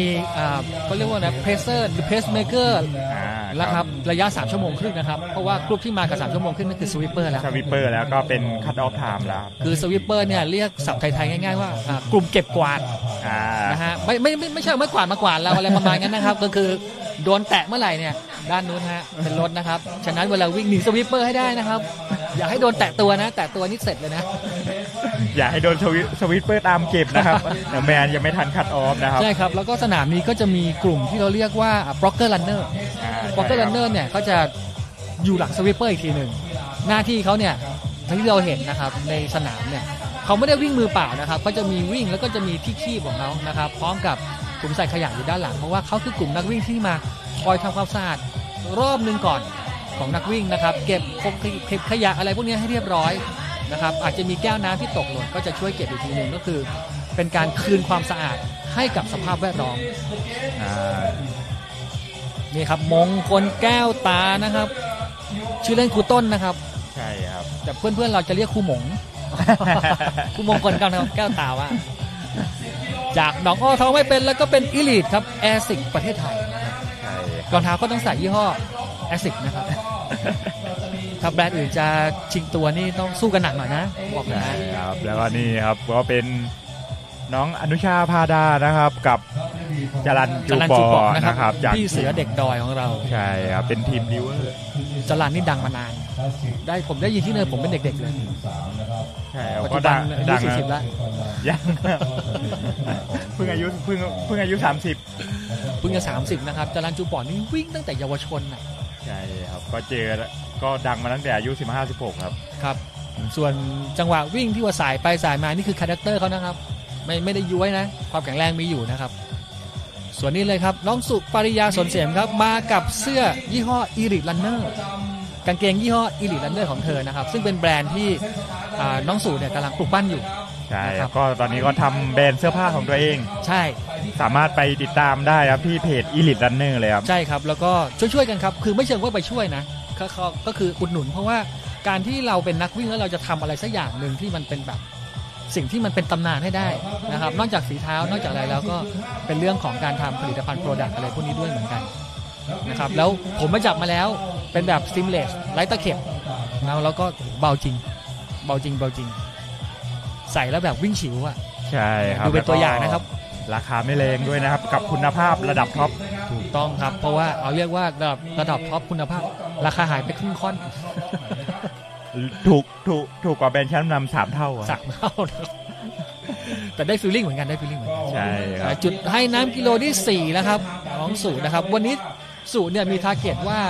เขาอยากจะวิ่งเข้ามาสักประมาณ1 ชั่วโมง 25ใช่ก็คือปีที่แล้วน้องสุวิ่งไว้นะครับ1 ชั่วโมง 27 นาทีซึ่งปีนี้น้องสุบอกว่าจะทำให้ดีกว่าปีที่แล้วให้เยอะกว่า2 นาทีเลยทีเดียวใช่ครับแล้วก็เนี่ยครับดูเส้นสวยๆนะครับของทางแม่มอของเราเนี่ยจะเห็นว่ามีแต่ความชุ่มชื้นเขียวก็จีไปหมดเลยนะฮะแล้วก็พอถึงกิโล15ทุกคนหน้าเขียวหน้ามืดคือดันเนินจนเหนื่อยใช่ไหมครับจนเหนื่อยเนินอ่ะมันเป็นเนินจริงๆนะคือพื้นที่มันคือโรลลิ่งแบบขึ้นลงหน่อยๆนะครับใช่ครับแต่ก็คือไม่ได้ยาวไงใช่เนินหนึ่งประมาณสัก50 เมตร30 เมตรอะไรขึ้นไปปุ๊บกำลังจะเหนื่อยอ่ะลงพอดีกำลังจะหายเหนื่อยก็ขึ้นอีกแล้วกองเชียร์ก็จะมาจากนี่แหละครับกลุ่มของในผู้ที่อาศัยอยู่ในอำเภอแม่เมาะเลยนะครับเนื่องจากว่าเราเป็นอุตสาหกรรมขนาดใหญ่มาลงอยู่ที่บริเวณอำเภอเล็กๆส่วนหนึ่งเนี่ยก็เรียกว่าคนค่อนอำเภอมาทำงานอยู่ที่นี่ใช่ครับขับเคลื่อนด้วยกำลังของการไฟฟ้านะครับแม่เมาะของเรานั่นเองนะครับนี่ฟิลเสมือนเป็นกีฬาชิงแชมป์ของการไฟฟ้าด้วยเพราะว่าการไฟฟ้านะครับได้เชิญนักกีฬาของการไฟฟ้าจากภูมิภาคต่างๆมาแข่งด้วยในวันนี้เขาเรียกว่าเป็นแบบสนามแบบการไฟฟ้าแชมเปี้ยนชิพชื่อเหมือนเล่นบอลกันเลยเป็นถ้วยนะครับคุณไทยนะครับร้านนาฟิชชิ่งนะครับบอกว่าลำพูนตกหนักมากโอ้โหสู้ๆนะครับช่วงนี้ก็มาใกล้ๆกับลำปางเลยแต่ที่นี่หยุดไปนานแล้วนะครับหยุดไปนานตกประมาณตี 1 ตี 2หยุดให้งานวิ่งของเราใช่ครับก็บริเวณตรงนี้ผมบอกว่าทุกคนมารอสตาร์นี่สบายมากเลยนะเมื่อวานถามทีมงานว่าที่นี่มียุงไหม ทีมงานบอกว่าไม่มี เพราะว่าทีมงานเดินตลอดนะครับก็ถามว่าไม่มีนี่คือไม่มียุงไม่มียากันยุง ไม่มียุงครับที่นี่ก็จะค่อนข้างที่จะโปร่งๆหน่อยนะครับอากาศก็จะสบายๆนะครับที่เรานั่งอยู่ตอนนี้ความชื้นหลังฝนตกเนี่ยอยู่ประมาณสัก 75-80 แต่ว่าอากาศเนี่ยค่อนข้างดีเลยเย็น 23-24 องศานะครับที่นั่งเหมือนเปิดแอร์เลยก็ต้องขอบพระคุณท่านรองผู้ว่าราชการลำปางนะครับที่วันนี้อุตส่าห์มาเปิดแอร์ให้พวกเรา ท่านมาเปิดงานด้วยนะครับเมื่อตอนปล่อยตัวของนักกีฬาระยะฮาล์ฟนี่แกท่านเป็นคนเปิดเองนะครับก็ขอบคุณท่านรองผู้ว่าราชการจังหวัดลำปางด้วยนะครับก็สำหรับอากาศเย็นๆแบบนี้นะฮะแม่เมาะกับลำปางจัดให้ครับครับผมแล้วก็อีกสักครู่หนึ่งเดี๋ยวเราก็จะมีระยะ10กิโลเมตรด้วยนะครับใช่ครับแล้วก็การคมนาคมที่ลำปางมาถึงแม่เมาะเนี่ยห่างกันประมาณ25กิโลเมตรนะครับโดยทั่วไปเนี่ยเขาอำนวยความสะดวกด้วยการจัดรถรับส่งตามจุดต่างๆของในตัวเมืองลำปางเลยนะครับฉะนั้นเราบอกว่ามาวิ่งที่แม่เมาะเนี่ยอาจจะหาที่พักยากในแม่เมาะถูกต้องหาที่พักยากแต่ว่าห่างไปประมาณสัก25กิโลเมตรเนี่ยทางสนามแม่เมาะของเราเนี่ยก็เตรียมรถรับส่งเอาไว้ให้ใช่ครับมีทั้งวันเสาร์และวันอาทิตย์เลยนะครับใช่ครับในการรับบิดในการมาแข่งนะครับแล้วก็มีจนกระทั่งนู่นเลยไปถึงประมาณแล้วก็ในวันเสาร์นี้มีรถนำเที่ยวด้วยนะครับถ้าใครมาในตอนเช้าจะมี2รอบครับซึ่งจะนำเที่ยวส่วนต่างๆของแม่เมาะครับใช่ครับสัญชัยครับพี่สัญชัยมาแล้วนะฮะพี่ชัยบอกขอเป็นกำลังใจให้กับพี่นักวิ่งทุกคนครับนี่นะครับปีที่แล้วนี่วิ่งไว้โหดมาก1ชั่วโมง10นาทีฟังแล้วขนลุกนะฮะหนาวสัญชัยครับรบกวนนิดนึงครับดูอยู่ใช่ไหมฮะกดแชร์หน่อยนะครับ เพื่อนๆจะได้มาดูร่วมกันกับเรานะครับเพราะว่าสัญชัยเนี่ยคือหนึ่งในตำนานของสนามแม่เมาะใช่ครับก็คว้าแชมป์หลายสมัยมากๆคว้าจนเชื่อแบบว่าถ้าเกิดเราเดินไปถามสัญชัยตอนนี้ว่าสัญชัยครับชนะแชมป์แม่เมาะมากี่ครั้งแล้วครับผมว่าลืม ผมว่าลืมสัญชัยนี่ลืมแน่นะครับแล้วก็คุณติ๊กนะครับคุณติ๊กเกษมศรีนะครับสวัสดีค่ะโค้ชมองน้องโยจะอากาศดีไหมดีมากๆเลยนะครับใช่ครับก็23องศาครับในตอนนี้แล้วก็เนี่ยครับนักกีฬาของพี่ติ๊กนะครับดีเวอร์จรัญชูปออยู่ที่2นะครับกำลังเกาะกับน้องอนุชาพดาเนี่ยครับเหนียวแน่นหนึบนะฮะวันนี้ไม่ร้อนนะบอกก่อนนะแต่ว่าร้านน้ำนี่คือเป็นความเคยชินแล้วยิ่งถ้าเกิดว่าการระบายความร้อนของมนุษย์นะครับมันมี3 channel แรกก็คือหายใจออกนะครับ channel 2ก็คือเป็นออกรูปเหงื่อนั่นแหละนะอันที่3ก็จะเป็นการเทอร์โมไดนามิกปกติแต่ว่าการระบายออกในรูปของเหงื่อนี่แหละครับถ้าอากาศร้อนและความชื้นสูงระบายไม่ออกนะครับฮีสโตกกันได้ง่ายใช่ครับแต่ว่าวันนี้23องศานี่สบายจริงๆนะครับเพราะว่าร้อนหน่อยก็ระบายแล้วระเหยแล้วกลุ่มพวกนี้วิ่งเร็วด้วยแป๊บเดียวลมก็ระบายน้ำออกไปนี่ลูกพายนะครับเป็นพี่น้องหนุมานกลับมาดูที่นี่ครับครูต้นนะครับครูต้นมงคลแก้วตานะครับฟอร์มวิ่งแข็งแรงยังหนุ่มยังแน่นอยู่เลยนะเนี่ยผ่านไปสำหรับกลุ่มนำนี่ประมาณ6กิโลเมตรได้แล้วนะครับใช่ครับอนุชาพาดาจรัญจูเปาะมงคลแก้วตาแล้วลำดับที่4ครับพักกี้ครับโค้ชพักกี้ของเรานั่นเองนะครับจากทีม Adidas นะครับภาคคูณสมบูรณ์กุลเวชนะครับลำดับที่5คุณศักดินาครับศิระวงศ์สวัสดิ์นะครับลำดับที่6สิทธานะครับวังชัยธรรมถ้าผมขออ่านนามสกุลผิดขออภัยด้วยครับแล้วก็คุณวีรพงษ์สายสะอาดนะครับซึ่งทุกคนเนี่ยผ่านจุด5กิโลเมตรไปหมดแล้วนะครับวิ่งด้วยเพสประมาณ4นาทีนิดๆนะครับสำหรับกลุ่มที่5-6-7นะครับส่วนที่1เนี่ยผ่านจุด5กิโลเมตรที่17นาทีกับ37วินาทีก็ตกราวๆเพส3ครึ่งเรียกว่าวันนี้มาสบายๆเดี๋ยวดูครึ่งหลังเพราะว่าทั้งจรัญจูเปาะแล้วก็อนุชาพาดานี่ต้องบอกก่อนว่าฝีเท้านี่คือถ้าไม่ใช่ทีมชาตินี่เก็บไม่ได้นะผมบอกก่อนนะถ้าจะเก็บ2คนนี้เนี่ยพี่ต้องพกธงชาติผมมุนโอกข้างซ้ายมาต้องพกดีกรีระดับพี่สัญชัยครับซึ่งพี่สัญชัยดูอยู่ในตอนนี้ใช่ครับแล้วพี่สัญชัยดูอยู่แล้วก็แชร์ให้เราด้วยนะพี่สัญชัยนะขอบคุณมากครับพี่สัญชัยครับนี่ครับคุณชูศักดิ์นะครับบอกว่ามาแม่เมาะแล้วคุณจะรักนะครับผมเห็นด้วยมากๆโยทินเคยมาวิ่งที่แม่เมาะนี่เป็นครั้งที่เท่าไหร่แล้วครับมากี่ครั้งแล้วมากี่ครั้งแล้วครั้งนี้ไม่ได้วิ่งก่อนหน้านี้เคยมาวิ่ง4ครั้งเลยครับ4ครั้งแล้วนะใช่ครับก็เคยมาวิ่งทั้งระยะฮาล์ฟทั้งระยะ10กิโลครับฮาล์ฟและ10กิโลครบเลยผลงานเป็นยังไงบ้างเจาะอัลบั้มใหม่เมื่อไหร่ ก็ได้เคยได้แชมป์ 10K ครับแล้วก็ระยะฮาล์ฟนี่ก็ได้อันดับ3กับอันดับ4นี่คุณกำลังคุยอยู่กับนี่นะครับแชมป์10 กิโลเมตรของฮาล์ฟมันระยะ10 กิโลเมตรนะครับแต่กำลังจะแถมระยะให้ มาชมกันต่อครับนี่นะฮะคุณวุฒิชัยบอกว่ามีเนินแค่ไหนนักวิ่งซ้อมถึงก็ไม่รู้สึกว่ามีเนินนี่แหละ mindset ของระดับแชมป์นะครับมีอีกคนหนึ่งคุณพรเทพครับบอกว่าขอชื่อเพจน้องสุอีกทีนึงครับเป็น Elite Runner ครับ ELITE นะครับแล้วก็วางแล้วก็ RUNNER Runner นะครับอันนี้โฆษณาให้น้องสุเลยนะครับเดี๋ยวถ้าเกิดว่าขายดิบขายดีปีหน้ามาเป็นสปอนเซอร์ให้กับแม่มอเรานะครับ โอ้ผู้ชายถึงกระเป๋าปากนะครับผู้ชายนี่หน้าคล้ายๆคุณเมธีไม่แน่ใช่หรือเปล่านะครับกลุ่มของน้องสู่ในตอนนี้เนี่ยอยู่ลำดับโอเวอร์ที่16นะครับปริยาสนเสนนะครับครูหมงครูต้นนะครับไม่ใช่ครูหมงเอาไหมผมก็เปลี่ยนชื่อให้เขาเรื่อยครูต้นนะครับมงคลแก้วตานะครับวันนี้ก็มากับสกายปารีสสีส้มนะครับโอ้โหดูขนาดนี้เลยเป็นแฟนตัวยงหรือเปล่าเนี่ยแอซิกนะครับสกายเมตานะครับเมตาสปีดสกายรุ่นปารีสนะครับซึ่งทำมาฉลองการแข่งขันปารีสโอลิมปิกแต่ว่าเขาไม่ได้เป็นสปอนเซอร์ปารีสโอลิมปิกนะฉลองครับเพราะว่าเมื่อประมาณสัก2 เดือนที่ผ่านมาก็จะมีปารีสโอลิมปิกนะครับแชมป์ครับโคตรเท่นะฮะโคตรซิ่งโคตรเท่ทำลายสถิติโอลิมปิกด้วยนะครับทางนั้นที่เพิ่งขึ้นเขาเลยนะไม่ใช่แค่ขึ้นเนินนะขึ้นเขาใช่ครับเพลงพี่ออฟลอยมาเรามันตัวสำรองคนหนึ่งนะครับเพราะว่ามาในฐานะโควต้าสำรองนะครับเป็นมือวางอันดับ4ของประเทศแต่ดันได้เหรียญทองโอลิมปิกนะฮะทามิเลตโทล่านะครับโอ้โหโหดจริงๆเลยวันนั้นนี่สนุกมากเกมเร้าใจนะครับแล้วก็เรื่องขึ้นเขานี่ไว้ใจโทล่าได้วิ่งโหดจริงๆเพราะสนามนิวยอร์กที่ว่าเนินเยอะๆนี่เขาก็แชมป์แล้วก็ทำสถิติสนามด้วยใช่ครับแล้วก็เป็นแชมป์โลก2022ด้วยนะครับก็สมราคาสมความสามารถแล้วก็เกมนี่สนุกตาตึงใจมากๆทำเกมคนเดียวเลยอ่ะอย่าเรียกว่าทำเกมเลยดีกว่ามาคนเดียวชาวบ้านไม่ช่วยกันเลยนะครับคุณปามี่ครับบอกว่ามาสำรวจเส้นทางเผื่อปีหน้าค่ะแต่เนินคือเยอะเด้อเยอะจริงแต่ว่าก็ขึ้นลงครับนะครับเหมือนชีวิตเราเนี่ยแหละครับนะฮะจะขึ้นอย่างเดียวก็เหนื่อยนะมีลงบ้างนี่ครับคุณสะอาดนะครับบอกว่า FC น้องอนุชาพาดาครับจากท่า2 ยางจังหวัดตากนะฮะกองเชียร์ยังวัดตากยังเข้ามาให้กำลังใจกันเยอะๆเลยมาครับกองเชียร์มาเลยครับถ้ามาให้กำลังใจไม่พอแชร์ไปได้เลยนะครับให้กำลังใจเลยเพราะว่าเราจะพูดชื่อของอนุชาพาดาอีกเกือบชั่วโมงนึงนะไปยาวๆของเราเลยนะครับอีกประมาณ5 นาทีนะครับเดี๋ยวระยะ10 กิโลเมตรเนี่ยจะออกสตาร์ทกันแล้วนะครับแต่ไม่เป็นไรอยู่กับเราจนภาพจะตัดแล้วได้ฟังว่าภาพตัดนี่เหมือนไปปาร์ตี้ที่ไหนเลยนะครับ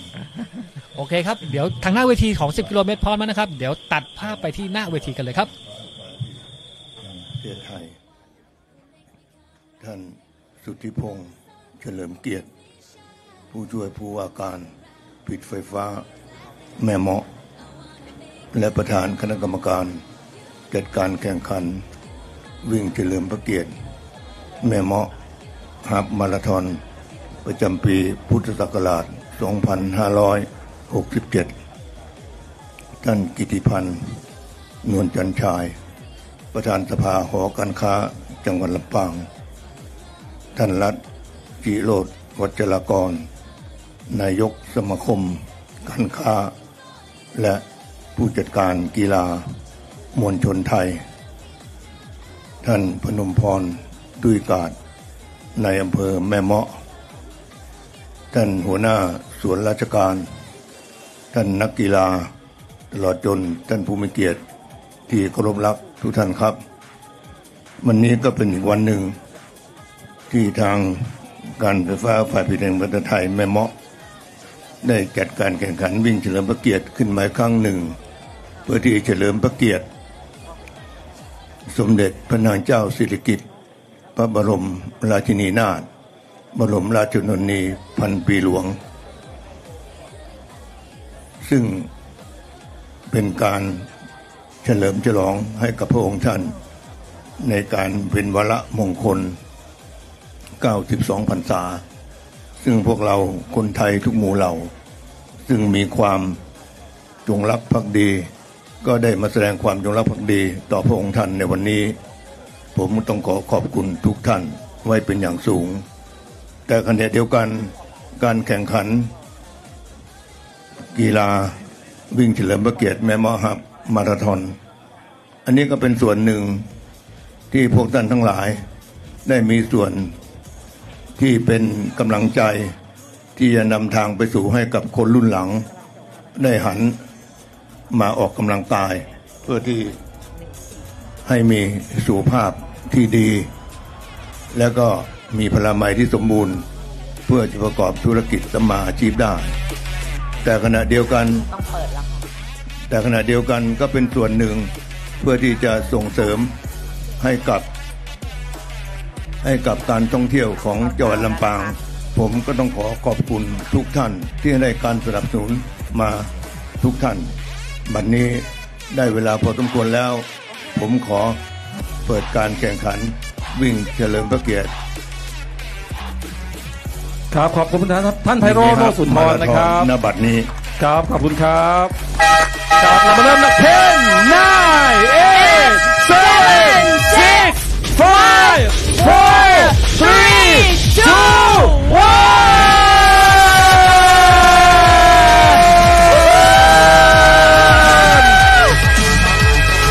แล้วเจอกันที่เส้นชัยครั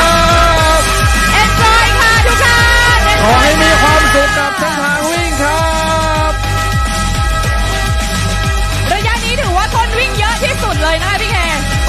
876 ท่านครับค่ะโชคดีนะคะทุกท่านเอ็นจอยค่ะเอ็นจอยเส้นทางการวิ่งค่ะ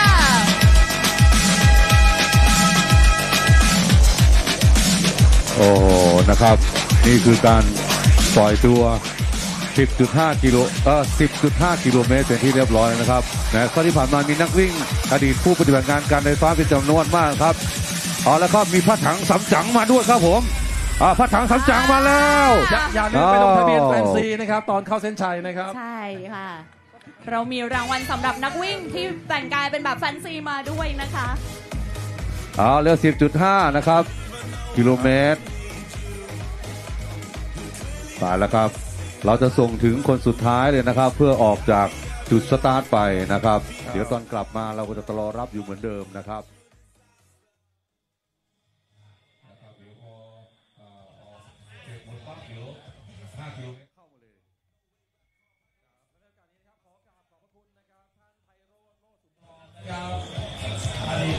ตัดภาพกลับมาที่การแข่งขันกันอีกรอบหนึ่งนะครับสำหรับงานแม่เมาะฮาล์ฟมาราธอน 2024 ซึ่งครั้งนี้เป็นครั้งที่ 31 แล้วนะครับที่ท่านผู้ชมกำลังเห็นอยู่นี่เราจับภาพไปที่โอเวอร์ของระยะฮาล์ฟมาราธอน 21 กิโลเมตรนะครับใช่ครับซึ่งยังอยู่กันทั้ง2คนเลยนะครับทั้งอนุชาพาดาและจรัญจูปองเหนียวแน่นมากันทั้งคู่นะครับมาด้วยกันไปด้วยกันนะฮะแต่ว่าแชมป์มีแค่คนเดียวนะครับอย่าลืมนะฮะนี่ระยะ10 กิโลเมตรวันนี้ปล่อยตัวมาแล้วครับใช่ครับก็นำมาด้วยนี่เลยครับแชมป์เก่าครับน้องแทนนะครับจาตุรนต์เขื่อนแก้วนะครับน้องแทนจากทีมคอนูทริชั่นนะครับก็ถ้าจะเอาชนะน้องแทนนี่ต้องมี34 นาทีเป็นอย่างช้า33 นาทีอ่ะเพราะว่าน้องปกติวิ่ง 32-33 นะครับถ้าอยากจะชนะนี่ต้อง34 นาทีเป็นอย่างช้าตามมาหลังใกล้ๆครับเสื้อสีดำนะไม่ใช่หลวงจีนชมพูทวีปนะครับนั่นคือพี่ออดนะครับธนชาติกองอุดมครับใช่ครับน้องเจมผมหายไปไหนเนี่ยเมื่อวานเจอเสื้อขาวครับเสื้อขาวโอ้โหอยู่ด้านหลังครับน้องเจมบอกปล่อยไปก่อนเจมบอกปล่อยไปก่อนนะครับน้องเจมบอกว่าไม่เป็นไรผมเครื่องดีเซลพี่แรงเหรอครับเปล่าครับประหยัดน้ำมันกูวิ่งช้าจริงครับพี่กลับมาดูครับสำหรับโออระยะฮาล์ฟมาราธอนกันต่อนะครับจรัญจูปองนะครับอยู่ที่2จากทีมดีเฟอร์นะครับแล้วก็ตามนำมาที่1เลยนี่ก็คือน้องชานะครับอนุชาพาดาครับ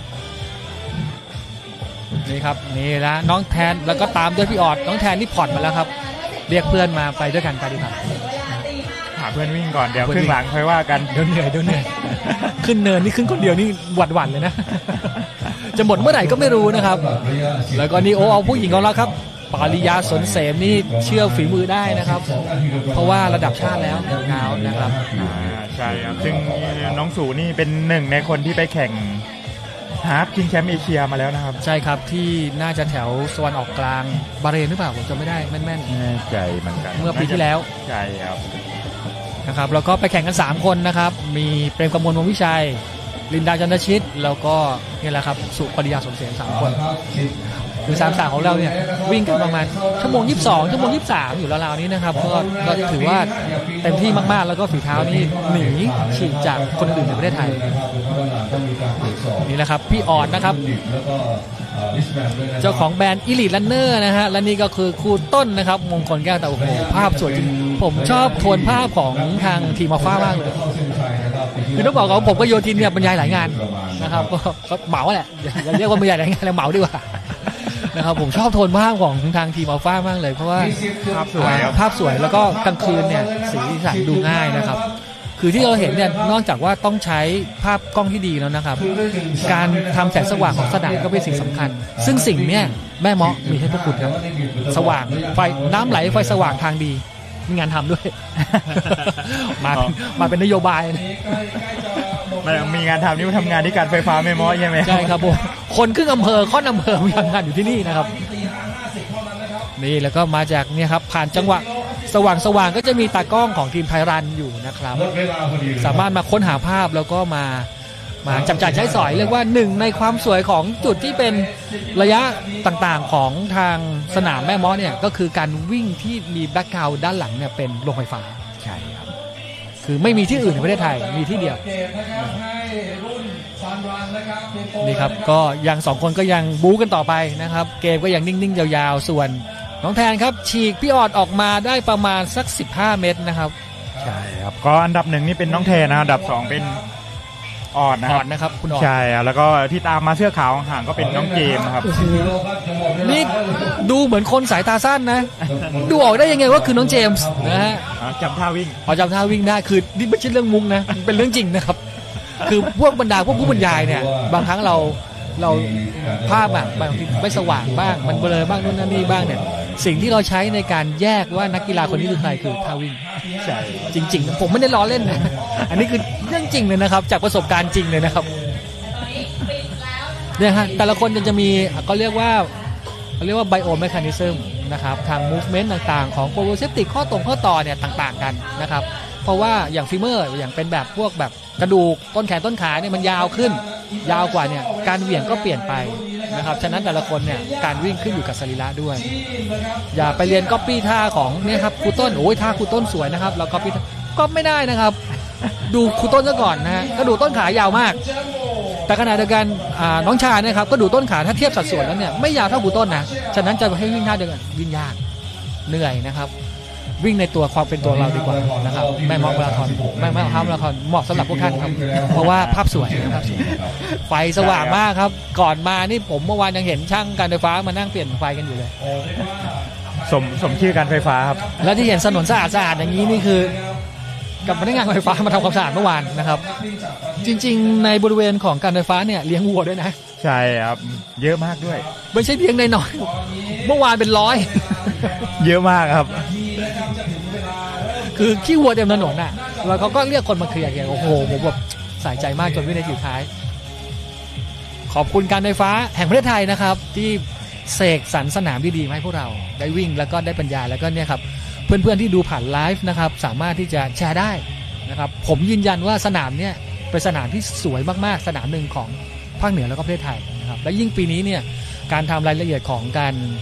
รจัดการสนามนะครับก็อยู่ในข้อกำหนดของ World Athletics แล้วเราจะเป็นแบบที่เป็น Green Label นะครับมีการตรวจสารกระตุ้นด้วยนะคือไม่ใช่อยู่ดีๆใครจะไม่วิ่งปรากฏว่าพอบอกประกาศตรวจสารกระตุ้นเลยปุ๊บเราจะเห็นว่านักกีฬาแอฟริกันหายไปเยอะ คือต้องบอกก่อนว่ากีฬาเนี่ยควรจะเป็นแบบที่เคลียร์คลีนแล้วก็สะอาดครับนะครับแล้วก็ต้องแจ้งก่อนว่าในรอบ 3-4 ปีที่ผ่านมาเนี่ยมีนักกีฬาเคนยาโดนจับโดปเยอะมากในโซนของทั้งเคนยาเอธิโอเปียเลยใช่ครับทั้งในส่วนของที่เป็นเกรดรองลงมาที่แข่งในประเทศต่างๆเนี่ยก็โดนไปเยอะและทั้งระดับท็อประดับโลกก็โดนไปเยอะใช่ครับซึ่งเอาจริงๆนะคือยีนพวกคุณดีก็เก่งอยู่แล้วยังเอาเปรียบด้วยวิธีแบบนี้เราไม่เห็นด้วยนะครับยืนยันนะครับว่ายืนยันว่าแอนตี้โดปปิ้งต้องมีในกีฬาทุกประเภทครับ อย่าไปจริงจังมากนะครับมาดูกันต่อดีกว่านะครับคือ3คนแรกนี่หนีชาวบ้านคือหนีจริงๆนะห่างเลยครับห่างเลยนะครับส่วนมงคลแก้วตาเนี่ยตามทั้งอนุชาพาดาแล้วก็จรัญจูปอดเนี่ยอยู่ไม่ไกลครับประมาณสัก300เมตรก็คิดเป็นระยะก็ประมาณนาทีนึงแหละระยะเวลาประมาณนาทีนึงนี่ครับแล้วก็ผู้นำตอนนี้นะครับจาตุรนต์เขื่อนแก้วนะครับน้องแทนอันนี้ครับลำดับที่4นะครับที่เห็นวิ่งผ่านไปเสื้อดำๆนี่คือภาคภูมินะครับโค้ชพักกี้ของเรานะครับจากทีม Adidas นะครับภาคภูมิสมบูรณ์กุลเวชนะครับเราเรียกว่าโค้ชได้หยกเพราะว่าโค้ชพักกี้หน้าตาหล่อมากคุยใกล้ๆนี่เราจะเขินนิดนึงนะครับขนาดผู้ชายด้วยกันยังรู้สึกเลยว่าโค้ชพักกี้หน้าตาดีสาวๆตามไปกรี๊ดได้นะครับผมบอกเลยก็คารมคมคายด้วยนะน่ารักนะครับอัธยาศัยดีนะครับซึ่งในฝ่ายชายนี่ยูเทิร์นกลับมาแล้ว3คนนะครับ3คนนะครับใช่ครับจรัญชูปอนิชาพาดาแล้วก็มงคลแก้วตานะครับใช่ครับส่วนอันดับ4อันนี้ผ่าน10กิโลเมตรเลยครับโอเคเลยครับเอาล่ะครับภาคภูมินะฮะพักกี้นะครับแล้วก็คนนี้ครับปาริยาสนเสมตัดภาพไปแล้วก็มาที่นี่ครับมงคลแก้วตานะครับลำดับที่3ของเราในเวลานี้นะครับวิ่งด้วยเพสโซลาวบอกไม่ถูกแต่เร็วประมาณ3 ครึ่งแหละเรานั้นนะครับซึ่งอยู่ในแอเรียที่เขาทำได้อยู่แล้วนะครับคุณอมรรัตน์บอกว่ากิโลเมตรที่10ครับทีมปฐมนั่นจะเป็นปฐมพยาบาลนะครับโรงพยาบาลแม่เมาะพร้อมดูแลค่ะโอ้โหขอให้ดูแลด้วยสายตาพอนะ อย่างนี้ขนาดต้องลงมือเลยแล้วกันนะครับนักวิ่งก็รักษาความปลอดภัยไว้ก่อนนะครับไม่ใช่ว่ามันสุดไม่ได้สุดได้นะครับแต่ว่าเราต้องเซฟไว้ก่อนเพราะว่าผมในฐานะที่เป็นโค้ชโยทินเป็นโค้ชเนี่ยเราบอกเสมอว่านักกีฬาจะเทรนอะไรต่างๆนะครับความปลอดภัยต้องมาก่อนนะครับส่วนความสามารถมาทีหลังได้ไม่เป็นไรเพราะว่ากีฬามันไม่ได้ทำให้คนแบบเอาแต่ตัวเลขอย่างเดียวนะครับกีฬาพัฒนาคนในแง่ของการดูแลตัวเองด้วยมีเวลเนสมีเวลที่ดีของสังคมนะครับอันนี้ไม่ได้พูดในฐานะตัวแทนของกระทรวงสาธารณสุขนะครับจะบอกว่าในฐานะที่เราแบบต้องการดูแลเนี่ยถ้าเราดูแลสุขภาพดีโดยเฉพาะการทำแอโรบิกต่างๆวิ่งระยะไกลพวกนี้เป็นแอโรบิกนะครับมันจะทำให้พวกเราเนี่ยมีอายุที่ยืนยาวเจ็บไข้ได้ป่วยน้อยลงค่อนข้างมากเพราะว่าที่เรานั่งอยู่โยทินนั่งอยู่ผมนั่งอยู่นี่คือระบบแอโรบิกนะครับถ้าระบบแอโรบิกของคุณดีเนี่ยระบบภายในเสี่ยงจี้ต่างๆกันทำงานดีนะครับเอนไซม์ทำงานดีระบบสารสื่อประสาททำงานดีเนี่ยชีวิตก็มีความสุขนะครับและที่สำคัญเลยคือมันลดไอ้พวกโรค NCD ไอ้พวก non connected disease นะครับใช่ครับเช่นโรคหัวใจนะครับโรคความดันโลหิตสูงเบาหวานพวกเนี้ยเป็นยาที่เป็นไม่ใช่ทางตรงนะเป็นยาทางอ้อมที่ทำให้สุขภาพของคุณดีขึ้นนะครับก็ลดการพึ่งพิงสวัสดิการของรัฐในช่วงท้ายนะครับจะได้ไม่เป็นกลุ่มเปราะบางนี่ครับแล้วก็มีนะครับมีกองเชียร์นะครับจากตากนะครับจังหวัดตากนะครับพาดาอยากทัพอัยยาราโอเคทัพอัยยารานะครับแชร์กันเยอะๆนะครับอนุชาพาดาฉีกไปตั้งแต่เมื่อไหร่นี่หนีไปแล้วนะครับโอ้โหเกมเปิดเมื่อกี้ดูไม่ทันมัวแต่บรรยายสมาคมไม่ใช่สมาคมกระทรวงสาธารณสุขอยู่นะนี่ครับฉีกออกมาแล้วนะครับแล้วก็ตามมาด้วยนะครับจรัญจูปอนะครับครับใช่แล้วครับก็เป็นขาแรงจากทีมดีเวอร์นะครับนี่ฮะก็จะวิ่งสวนเพื่อนๆมานะก็จะมีการทักทายกันนะครับซึ่งกลุ่มนี้ก็วิ่งเร็วนะที่เราเห็นนี่คือชั่วโมง30เนี่ยเป็นเบสนะครับแต่ตอนนี้ก็พี่เสือไม่ยอมนะครับจรัญจูปอนะครับตามมาดีๆแล้วเอ้าทีมจังหวัดตากทีมทัพอัยยาราใช่ไหมครับใช่ส่งแรงมาเยอะๆหน่อยนะครับชาวจังหวัดตากตอนนี้กำลังนำอยู่นะฮะซึ่งก็12กิโลเมตรแล้วนะครับ12กิโลเมตรกว่าๆแล้วใช่ครับนี่ก็น้องสู่ที่ปาดเหงื่อนี่ไม่ใช่อะไรนะครับเหงาอ๋อกำลังจะเข้ากล้องกล้องเด็กจากไทยรันรออยู่ครับนี่เห็นไหมผ่านกล้องเมื่อกี้เป็นงานมากๆนะครับน้องสู่ปริยาสนเสมนะครับปาดเหงื่อเข้ากล้องนะปาดเหงื่อเข้าปีนี้อายุ28ปีแล้วนะครับนี่ฮะมงคลแก้วตาโบกมือทักทายทีมงานแฟนเพลงหน่อยนะฮะมีทักทายกองเชียร์ให้กำลังใจกันนะครับกองมีแม่มอนี่เรามีกองเชียร์เยอะด้วยนะครับมีหลายจุดในเส้นทางครับใช่แล้วก็คือมันไม่ได้วิ่งผ่านเมืองอ่ะจะไปแบบมีกองเชียร์เต็มเมืองก็ยากนิดนึงนะครับแต่ก็เป็นสนามที่มีเสน่ห์เพราะว่าเขียวกระจีทั้งสนามเลยใช่ครับเป็นสนามที่แบบบรรยากาศดีครับโอ้โหเทคขึ้นเนินอีกทีนึงนะครับ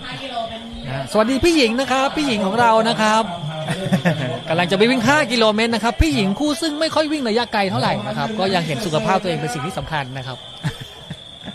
มาวิ่งด้วยกันนะครับยืนยันว่าถ้าคุณเดินได้ก็ค่อยๆเพิ่มอย่าเรียกว่าเพิ่มระยะนะเพิ่มเวลาดีกว่า นะครับเพราะว่าร่างกายมนุษย์มันทำงาน based on duration เราไม่ได้ทำงานตามระยะทางนะครับถ้าเกิดสมมติว่าเราบอกว่าวิ่ง10 กิโลเนี่ยน้องแทนวิ่งอยู่นะครับ30 นาทีนิดๆก็จบแล้วแต่สำหรับบางคนเนี่ย10 กิโลอาจจะชั่วโมงนึง2 ชั่วโมง2 ชั่วโมงนะครับไม่เป็นไรครับเส้นชัยไม่หนีไปไหนค่อยๆ based on ของเราเนี่ยให้ทำงานได้นานขึ้นดีขึ้นแอโรบิกก็ดีแล้วไม่จำเป็นต้องไปถึงระยะอัลตร้าอะไรนะครับเบสของการพัฒนาแอโรบิกเนี่ยประมาณ2 ชั่วโมงครึ่งนี่ถือว่าโอเคมากๆแล้วนะครับโอ้มีความสุขมากนะครับนี่ครับแล้วก็อีกสักครู่นะครับก็จะมีการปล่อยตัวนะครับระยะ5 กิโลเมตรด้วยนะครับครับโอ้หน้าเวทีคึกคักมากเลยนะครับเสียงเพลงนี่เป็นกันดาวๆเลยนะเสียงเพลงกระหึ่มจะเข้าเสียงกล้องหรือเปล่า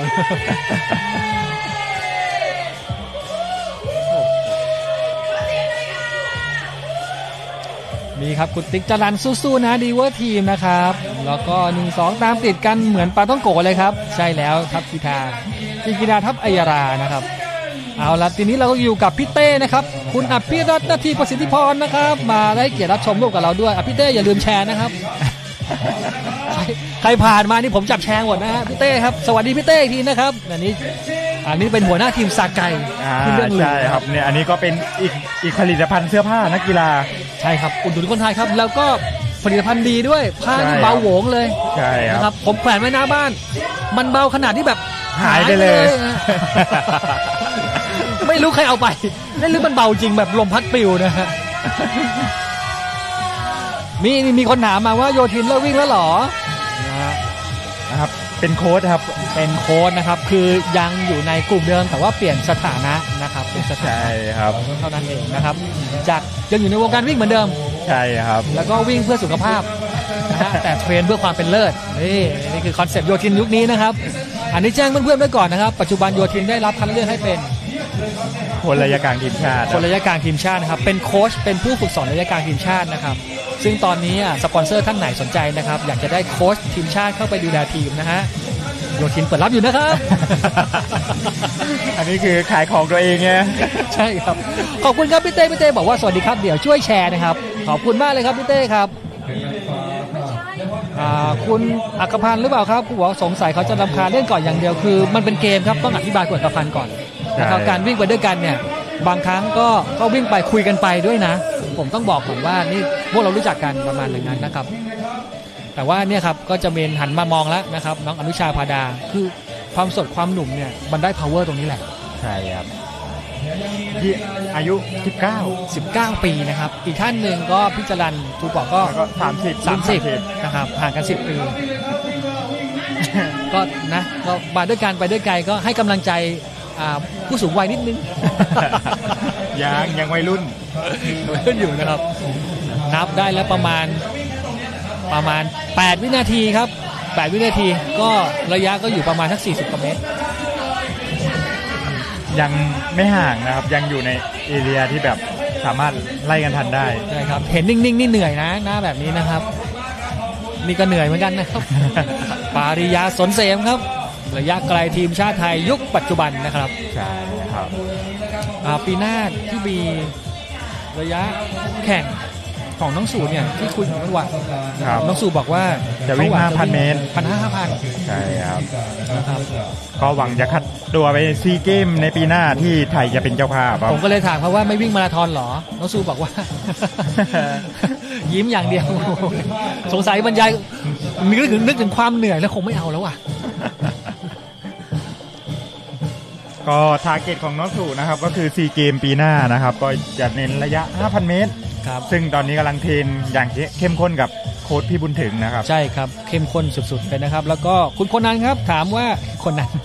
21 ชายใครนำอยู่ครับตอนนี้นะครับอนุชาพาดาครับตัวตึงตัวเต็งจากท่า2 ยางจังหวัดตากทีมทัพอัยราโอ้โห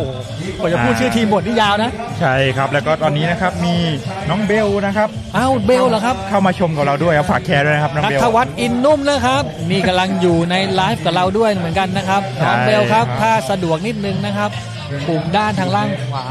วานะครับจะเป็นปุ่มแชร์นะฮะรบกวนน้องเบลกดให้พวกเรา2 คนหน่อยนะครับขอบคุณมากเลยครับเบลครับแล้วก็มีน้องโบ๊ทด้วยนะครับขาแรงนะครับที่ตอนนี้ซ้อมอยู่ที่ภูเก็ตนะครับก็มาร่วมชมกับเราด้วยครับขาแรงภาคใต้ขาแรงภาคใต้นะชมไหมแชร์ให้คนภาคใต้ดูหน่อยนะครับคืองานเนี้ยตอนเนี้ยยังต้องบอกก่อนว่า เรากำลังเซตสิ่งที่เรียกว่ามาตรฐานใส่ลงไปในสนามวิ่งหนึ่งในนั้นก็คือการเซตเป็นเลเบลต่างๆซึ่งเป็นการประทับตาจากWorld Athletics หรือว่าสมาพันธ์กีฬาโลกนะครับในการที่จะบอกสนามนี้ต้องประกอบด้วยอะไรบ้างนะครับที่เป็นเรื่องของความปลอดภัยเรื่องของสุขภาวะที่ดีนะครับเรื่องของเส้นทางที่ดีการจัดการที่ดีแล้วก็แอนตี้โดปปิ้งที่ต้องมีทุกสนามนะครับสำหรับสนามเนี้ยที่เป็น World Athletics Green Label เนี่ยปะไปปุ๊บเนี่ยจะต้องมีชาย3หญิง3ที่โอเวอร์ออลเนี่ยต้องโดนตรวจอยู่แล้วนะครับสำหรับการโดปปิ้งใช่ครับก็จะตรวจโอเวอร์ออลชายหญิงนะครับแล้วก็ที่เหลือก็จะสุ่มตรวจอีกสุ่มตรวจจากนักวิ่งที่อยู่ลำดับต้นๆนะครับโดยทั่วไปก็ไม่เกิน1 2 3 4 5ประมาณอย่างนั้นอยู่ที่ว่าใครจะโดนนะครับ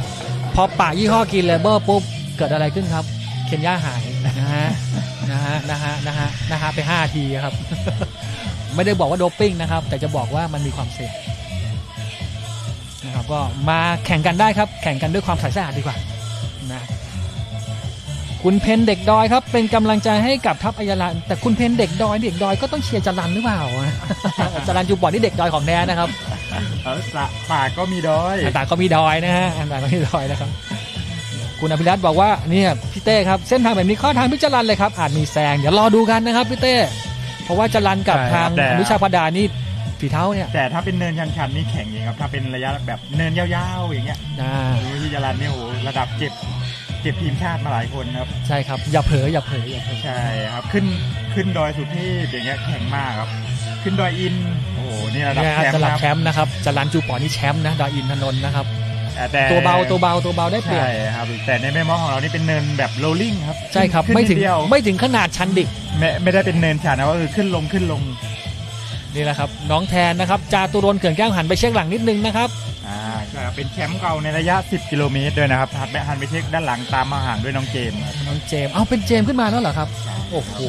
น้องเจมส์นี่ชื่อจริงชื่ออะไรมีประวัติอะไรเกี่ยวกับเกียรติประวัติในการวิ่งเป็นยังไงบ้างเดี๋ยวเราจะให้พี่โยธินเนี่ยช่วยบรรยายนิดนึงก็น้องเจมส์ครับก็ปีที่แล้วเป็น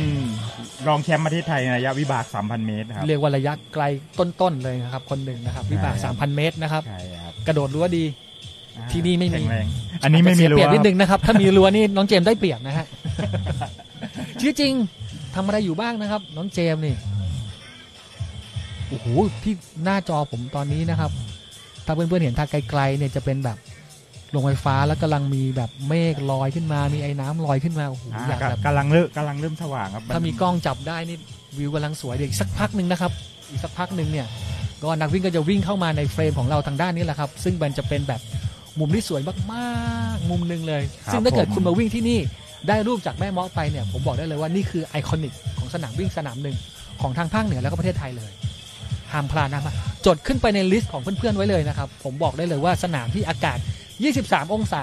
มีเนินกรุบกริบแล้วกันไม่ได้เนินเยอะนะครับเนินกรุบกริบแล้วก็อากาศดีๆน้ำท่าดีๆและที่สำคัญคือรับรองโดย World Athletics นะครับสนามแม่เมาะภาพสวยแน่นอนครับฮาล์ฟมาราธอนนะครับคือพอที่ถึงฮาล์ฟมาราธอนเมื่อวานผมถามทีมผู้จัดว่าพี่พอจะมีถึงมาราธอนไหมครับเขาบอกว่าแค่ฮาล์ฟก็ชิบหายมากแล้วครับ เนินเยอะขนาดนี้นะ คือเส้นทางเนี่ยหายากนะครับที่มันจะเรียบนี่คือจุดที่ค่อนข้างเรียบมากแล้วที่เราเอามาทำเป็นสนามวิ่งกันนำมาโดดๆเดียวๆตอนนี้นะครับอนุชาพาดานะครับทีมทัพอัยยาลาจังหวัดตากอำเภอท่าสองยางประเทศไทยขาดรหัสไปรษณีย์นะครับอยากได้รหัสไปรษณีย์มากเลย อนุชาพาดาสู้ๆนะครับนี่ครับบรรยากาศหน้าเส้นชัยนะครับก่อนเข้าเส้นเลยนะครับนี่บรรยากาศกำลังดีเลยครับครับสนามนี้เนี่ยอันนี้ครับคุณรันวดีนะครับบอกว่าสนามนี้อากาศดีสุดๆเส้นทางปลอดภัยการดูแลเป็นเลิศผมต้องบอกว่าความได้เปรียบของสนามนี้คือวิ่งในบริเวณเหมืองแม่เมาะซึ่งเป็นเหมืองลิกไนท์ผลิตไฟฟ้าที่ใหญ่ที่สุดในประเทศไทยนะครับปิดถนน 100% ปิดถนน 100% แน่นอนเพราะเป็นพื้นที่ของการไฟฟ้านั่นเองนะฮะนี่คือความได้เปรียบสุดๆสิ่งที่อาจจะแบบด้อยนิดนึงก็คือเนื่องจากว่าอำเภอแม่เมาะเนี่ยที่พักน้อยนะครับแต่ว่าเรามีลานกางเต็นท์ให้อันที่1อันที่2เลยคือเรามีรถรับส่งครับเป็นชัตเตอร์บัสจากทางในเมืองแล้วก็ทั้งอำเภอแม่เมาะเนี่ยเข้ามาส่งถึงบริเวณที่เป็นเส้นสตาร์แล้วก็เส้นชัยนะครับใช่ครับซึ่งแน่นอนครับถ้าสายแคมปิ้งนี่มาได้เลยมีลานกางเต็นท์ให้ด้วยสวยมากแน่นอนนะครับมีทั้งทุ่งบัวตองทั้งพิพิธภัณฑ์ต่างๆแล้วก็ขึ้นไปด้านบนก็จะเป็นอ่างเก็บน้ำแม่ขามใช่ครับแล้วก็นี่แม่เมาะนี่มีถ้ำนาคราชด้วยนะครับ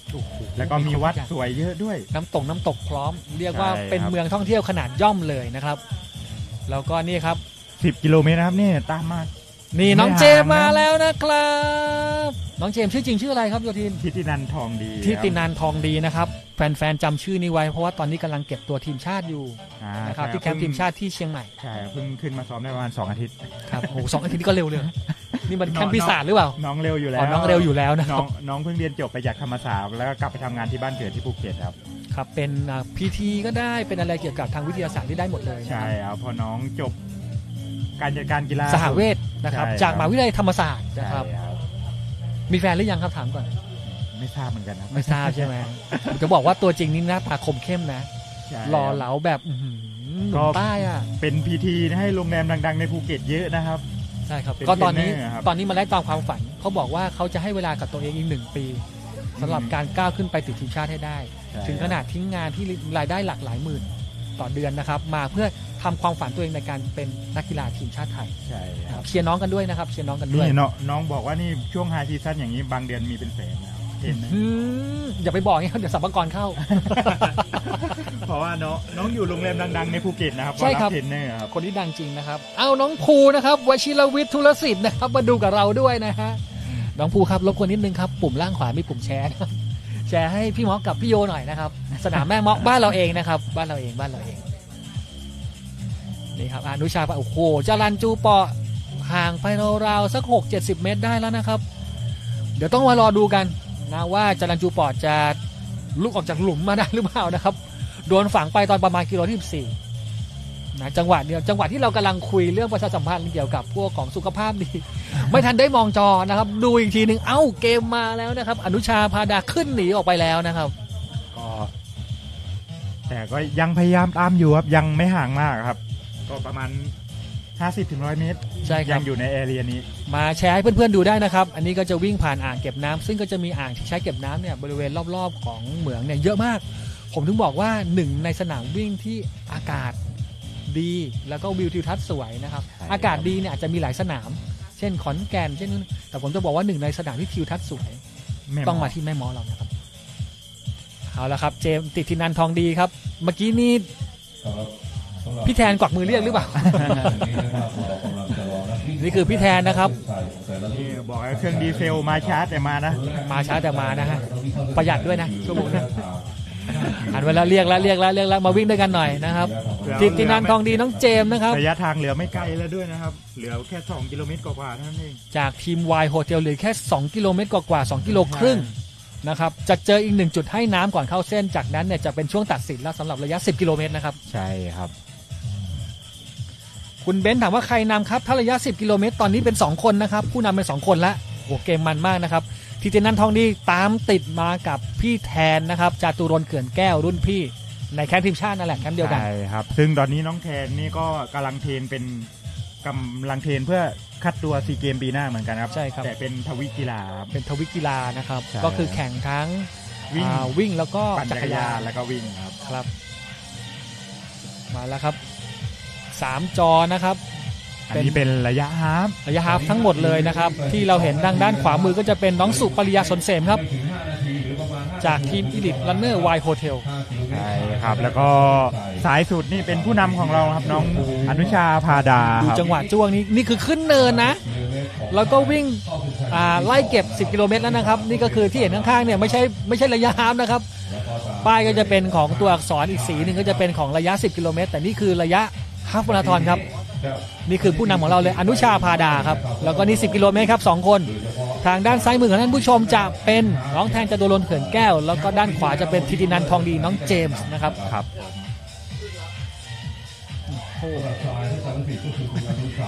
วิ่งกันเหนื่อยๆสนุกนะครับ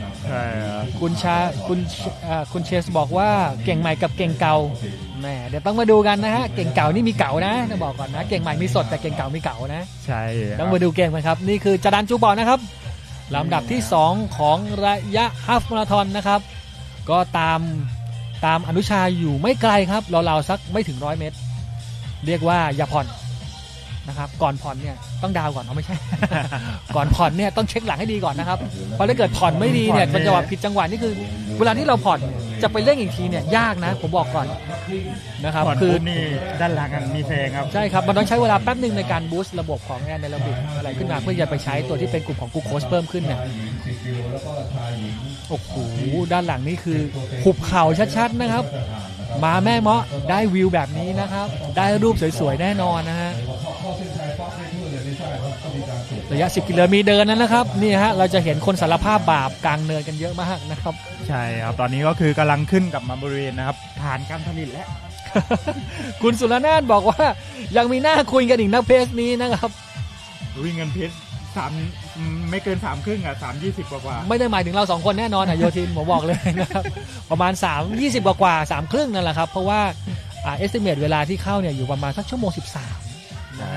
ครับแล้วก็เป็นจังหวะที่เร่งด้วยนะครับตอนนี้ก็ของอนุชาพาดานี่โอ้โหมองไปข้างหลังไม่เจอพี่เสือแล้วว่าจรัญจูปอไม่อยู่ในเกมแล้วนะครับกำลังขึ้นเนินมานะครับย้วยเดียวจรัญคือต้องบอกว่าท่าของจรัญจูปอนี่คือย้วยอย่างนี้อยู่แล้วเป็นปกตินะแล้วก็วิ่งเร็วด้วยนะครับอาจจะไม่ได้แบบแข็งแรงขึงขังดึงดังเหมือนกับทางอนุชานะครับแต่ว่าก็เร็วจรัญจูปอนะครับเสื้อสีแดงจากทีมดีเวอร์นะฮะส่วนอนุชาพาดานี่ทีมทัพอัยรานะครับ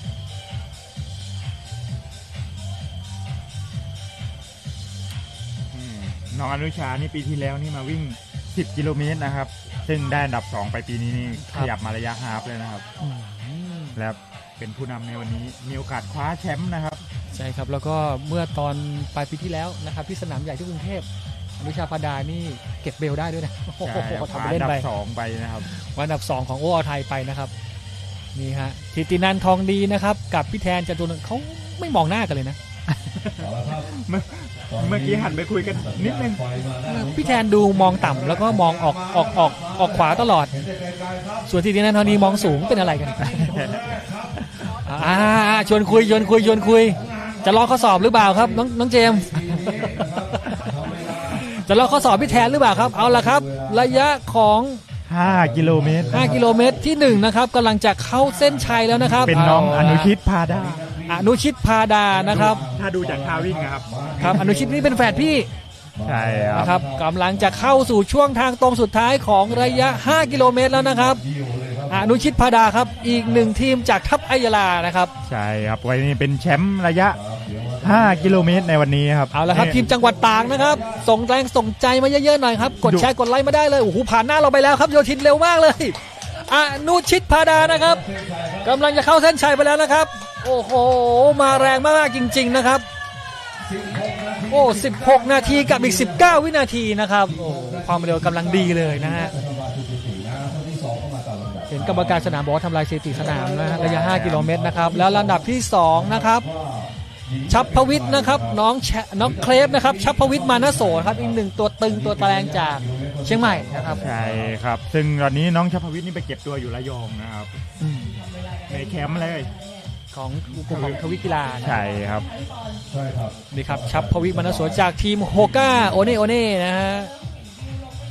ทำไมเขาวิ่งมาแล้วทรงผมเขายังดีเหมือนกันน้องเคลฟใช้ผลิตภัณฑ์อะไรครับบอกพี่ๆได้นะครับทำไมวิ่งเข้ามาแล้วหัวยังเรียบใสสวยหล่ออยู่เลยเอาละครับมาดูกันต่อระยะฮาล์ฟมาราธอนครับเมื่อกี้ดูแฝดพี่ไปแล้วมาดูแฝดน้องต่อนะครับอยากให้ใจว่าเป็นคนเดียวกันนะครับทำไมเข้าเส้นไปแล้วกลับมาวิ่งใหม่อย่างงี้มันเป็นเมตาเวิร์สหรือเปล่ามัลติเวิร์สหรือเปล่านะครับอันนี้ไม่ใช่ภาพรีเพย์นะครับใช่ครับเป็นอีก1คู่แฝดยุคนี้นะครับก็คือคู่แฝดคู่พี่เนี่ยอายุ30-31แล้วส่วนคู่แฝดคู่น้องก็คือต่างกัน1รอบจะสังเกตว่าต่างกัน1รอบ12 ปีพอดีมันต้องเป็นคนที่เกิดในนักสัตว์นี้หรือเปล่าถึงจะเป็นคนวิ่งเร็วอะไรอย่างเงี้ยเอาละครับ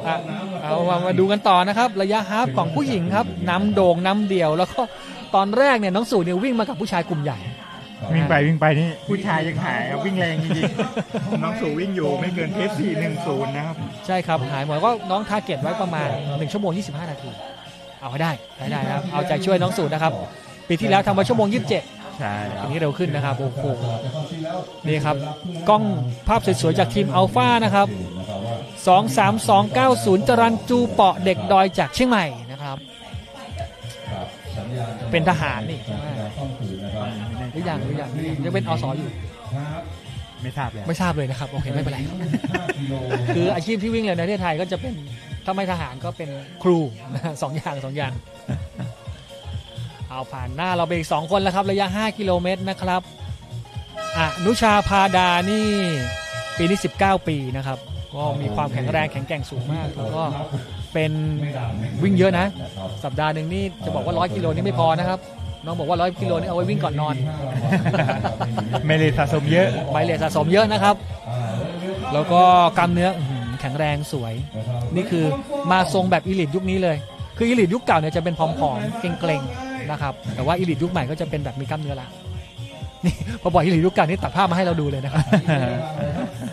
นี่ครับโอ้โหวิวด้านหลังนะ10กิโลเมตรกำลังจะเข้าเส้นชัยแล้วนะครับวิวด้านหลังนั่นคือโอ้โหผมจำได้ว่า6 ปองแต่วันนับดูอีกทีมี8นับอีกที่รอบมันจะได้10ก็ได้นะ10กิโลเมตรนะครับเข้าสู่ทางตรงทางสุดท้ายแล้วนะครับน้องแทนจตุรนต์เขื่อนแก้วนำมาเป็นลำดับที่1ครับหันเช็ดหลังด้วยเมื่อกี้นิดนึงปีที่แล้วน้องแทนวิ่งไว้34นาทีนะครับปีนี้มาวิ่งคุยกันมารอให้น้องเจมส์ลอกข้อสอบ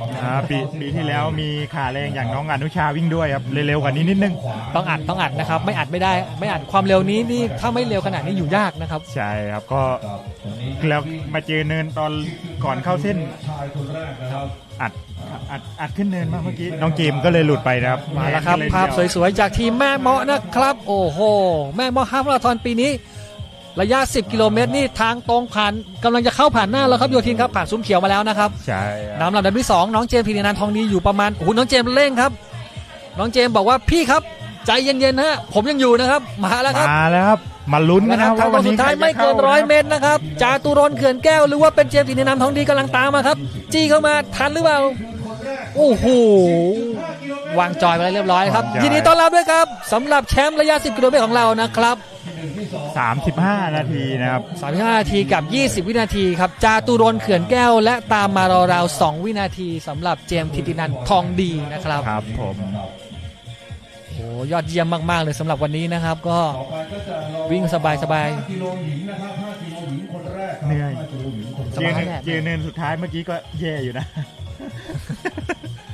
จาตุรนต์เขื่อนแก้วคนนี้นะครับเอาละฮะใช่ครับอากาศดีแต่วิ่งสบายนิดนึงน้องแทนนี่ก็เป็นขาแรงเยาวชนทีมชาตินะครับแล้วก็เคยแข่งกีฬามหาลัยอาเซียนด้วยนะครับขาแรงๆนะครับก็สนับสนุนเยาวชนกันนะระยะ10กิโลเมตรผ่านหน้าเราไปอีก1คนไม่ใช่ครับระยะ5กิโลเมตรครับ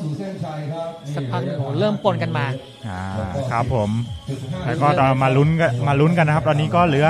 ระยะฮาล์ฟนะครับที่กำลังจะเข้าเส้นต่อไปนะครับใช่ครับคือเป็นไฮไลท์ของเราเลยนะครับระยะฮาล์ฟมาราธอนที่แม่เมาะของเราในปี2024ครับนี่จัดมานับไปนับมาครั้งที่31ซึ่งถือว่าเป็นหนึ่งในสนามเก่ามากของไทยนะครับสนามที่เทียบเคียงความเก่าแบบนี้ได้ก็จะต้องย้อนกลับไปเป็นกรุงเทพมาราธอนนะครับเลี้ยวแควแล้วก็จอมบึงนะครับก็จะเป็นระดับ30ปีอัพพวกนี้นะครับซึ่งยังจัดมาต่อได้ยาวนานแล้วก็มีคุณภาพสูง5กิโลเมตรนะครับนี่ฮะน่าจะทีมอาจารย์สมบัติหรือเปล่าแชมป์5กิโลเมตรในวันนี้นะครับตัวจิ๋วเดียวเองนะครับในช่วงของการรับรางวัลนะครับของโอเวอร์ออลของหญิงเข้าไปแล้วนะครับประมาณ21นาทีครึ่งนะครับแล้วก็นี่ครับตามหลังมาไกลๆนะครับจรัญจูเปาะนะครับแล้วก็ด้านซ้ายมือท่านผู้ชมก็จะเป็นระยะฮาล์ฟมาราธอนผู้นำนะครับอนุชาพาดาครับนี่นะครับก็อันดับ1กับอันดับ2ในวันนี้ครับผมก็ชอบรองเท้าสีชมพูเขามากเลยเหมาะใส่แล้วตัดกับเสื้อสีขาวมากเลยนะชอบนะครับนี่คือไล่เก็บแซงระยะ10กิโลเมตรไปเรื่อยๆเขาจะคว้าครั้งแรกจะเป็นเช่นไรนะครับไม่ใช่เก็บแค่10กิโลเมตรนะครับเก็บ5กิโลเมตรมาด้วยระยะของ21กิโลเมตรที่อนุชาวิ่งวันนี้ครับจะเป็นแชมป์ครั้งแรกของเขาหรือเปล่าใช่ครับเพราะว่าปีที่แล้วน้องลง10กิโลเมตรนะครับได้อันดับ2ครับในปีนี้นี่มาเพิ่งวิ่งฮาล์ฟกิโลเมตรนะครับเพิ่งขึ้นมาระยะฮาล์ฟครับเป็นครั้งแรกในสนามนี้ครั้งที่2เพราะว่าน้องวิ่งฮาล์ฟมาแล้วปีที่แล้ววิ่ง10ปีที่แล้ววิ่ง10เหรอใช่ครับปีนี้มาแรงมากนะครับสตาร์ทมานะครับ โอ้โหยิงไกลยิงสับผมว่าอาจจะต้องให้กำลังใจพี่เสือจรัญจูป่อเยอะนิดนึงนะครับสำหรับแฟนพี่เสือนะครับอย่าเพิ่งท้อฮะเหลืออีกประมาณสักกิโลกว่านะครับยังมีให้ลุ้นนะครับเพราะว่าวันนี้ฝนตกไปสนามอาจจะลื่น ฉะนั้นนะฮะทีมพี่เสือนะครับชั่วโมงนี้ไม่มีอะไรเหมาะสำหรับการแช่งแล้วนะครับนี่ครับจรัญจูป่อนะครับกำลังจะติดเข้าโค้งเนี่ยห่างกันประมาณสัก200 กว่าเมตรได้ครับเกมมันเกิดประมาณกิโลที่14ซึ่งปีที่แล้วนี่จรัญจูป่อนี่ก็เป็นรองแชมป์นะครับรองแชมป์วิ่งไว้1 ชั่วโมง 15 นาทีนะครับซึ่งestimate time ตอนนี้ของน้องอนุชานี่คือ1 ชั่วโมง 14 นาทีกว่าๆครับก็ยังอยู่ในเรทของปีที่แล้วแต่ว่าก็แล้วแต่เกมต้องบอกว่าการวิ่งเนี่ยมันไม่ได้หมายความว่าคุณมีสถิติเท่าไหร่ต้องมาวิ่งสถิติเท่านั้นนะครับมันไม่ได้มีแค่ตัวเลขมันมีเรื่องของเกมมันมีเรื่องของการวางยุทธศาสตร์การวิ่งเหมือนจะไปลบเลยนะ แผนการต่างๆนะครับจังหวะการออกจังหวะการวางใช้แรงช่วงนี้เท่าไหร่นะครับคือเกมวิ่งระยะไกลเนี่ยมันอาจจะไม่ตื่นเต้นวุ่นวายร้อนใจวุ่นวายนะครับแต่มันคือเกมวางแผนมันคือเกมสำหรับชีวิตจริงๆนะครับเขาบอกว่าอยากจะรู้จักรสชาติชีวิตเข้ามาวิ่งมาราธอนวิ่งฮาล์ฟมาราธอนนี่ไม่ใช่เรื่องเกินเลยจริงๆนะครับเป็นเรื่องที่แบบอยู่ในทักษะชีวิตเหมือนกันใครมีแผนที่ดีทำได้ตามแผนก็จะทำเวลาได้ดีใช่ครับถือครองแผนได้ดีที่สุดแล้วจังหวะที่ดีจะเป็นจังหวะฟ้าประทานใช่ครับเทรนนิ่งมาดีมีแผนการแข่งที่ดีใช่ครับโอกาสประสบความสำเร็จก็จะสูงมากใช่ครับซึ่งจังหวะฟ้าประทานที่เกิดมาเนี่ยมันเป็นทักษะแต่ว่าคุณจะเลือกใช้ตอนไหนจริงเพราะว่าบางครั้งเนี่ยแค่แซงจุดเดียวทำให้คู่ต่อสู้เนี่ยรู้สึกแบบท้อถอยได้เลยไม่อยากไปต่อคือไปจี้จังหวะจุดอ่อนเขาพอดีอ่ะมันเป็นแบบนี้นะครับในเกมระดับสูงๆจะเป็นแบบนั้นทั้งหมดเลยนี่ครับให้กำลังใจกันครับจรัญจูป่อนะครับ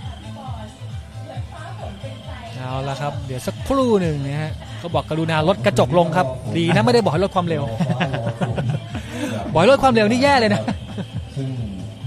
10 กิโลเมตรผ่านหน้าเราไปเรื่อยๆนะครับ5 กิโลก็เติมเต็มไปกันเลยทีเดียวนะครับใช่ครับตอนนี้เส้นชัยนี่ครับข้างนะครับ5 กิโลเมตรและ10 กิโลเมตรกำลังทยอยเข้าเส้นแล้วนะครับด้านหลังนี่มีเทศกาลอาหารย่อมๆอยู่นะครับสำหรับท่านที่เข้าเส้นชัยมานะครับมองซ้ายมองขวานะฮะมองหาน้ำมะพร้าวได้ผมบอกนี่เราไปอยู่ในจังหวัดภาคเหนือที่น้ำมะพร้าวเพียบเลยนะอร่อยมากลองมาแล้วเมื่อวานเรียบร้อยนะครับคือมาทั้งลูกอ่ะเขาไม่ได้ให้เป็นแก้วนะให้เป็นลูกให้เป็นลูกนะครับเข้ามาเส้นมาปุ๊บนี่เฉาะให้เป็นลูกเลยนะครับเฉาะรอให้เป็นลูกเลยนะครับคือเขาเรียกว่าการไฟฟ้าเนี่ยดูแลเราดีจริงๆนะฮะท่านกำลังชมการวิ่งแม่เมาะฮาล์ฟมาราธอนนะครับงานวิ่งที่จัดแบบ World Athletics Green Label นะครับปิดถนน 100% นะครับการปลอดภัย 100% ครับเราทำให้เต็มที่ที่สุดแล้วก็วิ่งอยู่ในพื้นที่เมืองที่ใหญ่ที่สุดในประเทศไทยนะครับของการไฟฟ้าฝ่ายผลิตประเทศไทยใช่ครับซึ่งนี้เหลือประมาณแค่จากตรงนี้ประมาณอีก800 เมตรก็เข้าเส้นแล้วนะครับครับไม่ไกลเท่าไหร่ไม่ไกลเลยนะครับเข้ามาในบริเวณของการไฟฟ้าฝ่ายผลิตแล้วนะครับมีคนบอกว่าแทนอย่าแกล้งน้องเรียบร้อยแล้วเรียบร้อยนะครับนี่ครับคุณโบ๊ทบอกว่าน่าจะเป็นกีฬาเดียวที่แข่งกันแล้วเชียร์กันเองได้ด้วยสุดยอดครับจริงๆเห็นด้วยกับคุณโบ๊ทเลยครับนอกจากเราจะเชียร์กันเองได้แล้วเนี่ยเชื่อไหมครับว่าการวิ่งในสนามเนี่ยมันคือความวิ่งที่เท่าเทียมที่สุดแล้วไม่ว่าคุณจะเป็นคิปโชเก้นะครับคุณก็ต้องวิ่งระยะเนี่ยเท่ากันกับเราใช่ครับแล้วมันไม่มีนะครับไม่มีกีฬาอื่นนะที่คุณจะไปท้าชิงแชมป์โลกได้ไม่มีนะครับมีกีฬาวิ่งนั่นแหละที่1ของโลกเจ้าของสถิติโลกก็ต้องมาวิ่งระยะเดียวกับเราถ้าคุณเก่งคุณเจ๋งแซงเขาได้เลยครับคือจะสมมุติไปต่อยมวยเนี่ยคุณก็ต้องแบบโอ้โหกว่าจะได้ชิงแชมป์โลกโอกาสมันน้อยแต่ถ้าวิ่งนี่เราสามารถไปวิ่งสนามเดียวกับแชมป์โลกได้ใช่ครับสนามเดียวแชมป์โลกคอนดิชันเดียวกับแชมป์โลกรูปแบบเดียวกับแชมป์โลกแล้วก็ด้วยเรื่องต่างๆเหมือนแชมป์โลกเลยแค่เราไม่มีเพเซอร์ตัวนั้นในประเทศไทยนี่อย่างสนามนี้เราก็สามารถวิ่งสนามเดียวกับเยาวชนทีมชาติไทยได้ใช่ครับออกสตาร์ทข้างๆกันเลยใช่ครับอย่างวันนี้นี่กับน้องอนุชาพาดาครับซึ่งก็เป็นเยาวชนทีมชาติไทยของเราครับใช่ครับก็ขึ้นชั้นละนี่กำลังไปลุ้นกับเป็นนี่แหละครับเอาละครับเข้าสู่ทางตรงนี้คือโค้งสุดท้ายของระยะฮาล์ฟมาราธอนแล้วนะครับผู้นำของเราในเวลานี้คืออนุชาพาดาครับจากทีมไอยาลาจังหวัดตากอำเภอท่าสองยางครับครับผมมาเลยฮะตอนนี้รวบรวมเพื่อนๆนะครับมาดูหน้าจอของเราตอนนี้ถ้าเกิดว่ามาที่หน้าเส้นไม่ทันแล้วล่ะ นะมาดูกันที่หน้าจอกันครับนี่คือหนึ่งในความหวังของนักวิ่งระยะไกลทีมชาติไทยชุดต่อไปนะครับอนุชาพาดาจากจังหวัดตากครับครับผมนี่เล็งขึ้นเนินด้วยนะครับเนี่ยนี่คือที่เราเห็นนี่คือไม่ได้ลงเนินนะนี่คือขึ้นเนินนะครับแล้วอนุชาวาดาตอนนี้นี่ผมว่ามีเพจ3อ่ะใช่ครับมีเพจ3นะครับเอสติเมตเวลาประมาณ1 ชั่วโมง 14 นาทีนี่คือที่ผ่านมาเนี่ยวิ่งกันเล่นๆเหรออัดขึ้นสนามนะครับผ่านเนินนับ10ลูกของเหมืองแม่เมาะของเรานะครับนี่ครับเข้ามุมแล้วครับเข้ามุมไปแล้วนะครับจะได้เข้าสู่เส้นชัยสวยๆนะครับผ่านเต็นท์เขียวไปแล้วนะครับผ่านหน้ามาแล้วนะครับโอ้โหมากับไนกี้ของเขานะครับอนุชาพาดาจากจังหวัดตากนะครับเล่นเข้าเส้นชัยในทางสุดท้ายแล้วครับโอ้โหยินดีต้อนรับด้วยครับและขอแสดงความยินดีกับแชมป์ฮาล์ฟมาราธอนแม่เมาะของเราในวันนี้ด้วยนะครับอนุชาพาดา1 ชั่วโมง 13 นาที 54 วินาทีเท่านั้นเองนะครับโอ้โหคือแสดงว่า2 กิโลหลังนี่เร่งขึ้นเนินมาเลยทีเดียวใช่ครับมาแล้วครับนี่ครับอนุชาพาดานะครับเตรียมสัมภาษณ์กับทางพวกเราแล้วนะครับจากการไฟฟ้าฝ่ายผลิตนะครับโอ้โหเหนื่อยจริงน้องสปรินเข้าเส้นอ่ะขอเวลาชกแป๊บหนึ่งสับเข้าเส้นแบบเอาซับ1 ชั่วโมง 14ตอนนี้ถ้าเงินล้านมากองหน้ากับการสูดอากาศหายใจเลือกสูดอากาศก่อนนะครับเงินล้านไม่เอาโอ้เหนื่อยไปเลยนะครับแล้วนี่ครับลำดับที่2ของเราในวันนี้นะครับกำลังจะเข้าเส้นแล้วนะครับจรัญจูเปาะพี่เสือจรัญจูเปาะนะครับเหนื่อยแล้วก็ด้านหลังนี่เข้าไปนี่มีสปอนเซอร์นะครับ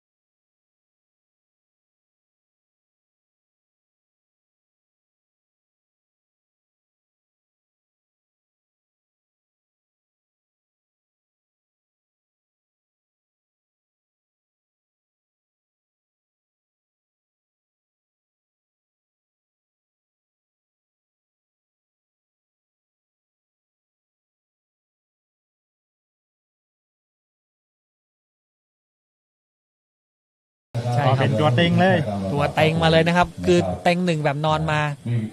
ก็ พระ มี ไม่มีพระนำนะบอกก่อนนะนอนมาเฉยๆนะครับ ก็มีน้องแทนที่วิ่ง 10K ครับ ใช่ครับ ที่ เพราะว่า เป็น พี่บิ๊กพี่เบลแล้วก็พี่สัญชัยเนี่ย ไม่ได้ลง ไม่ได้ลงเพราะว่าอยู่ในช่วงฤดูการแข่งที่มีพันธสัญญากันหลายๆสนาม ใช่ครับ ทำให้ต้องเก็บสภาพตัวเองพอสมควรนะครับ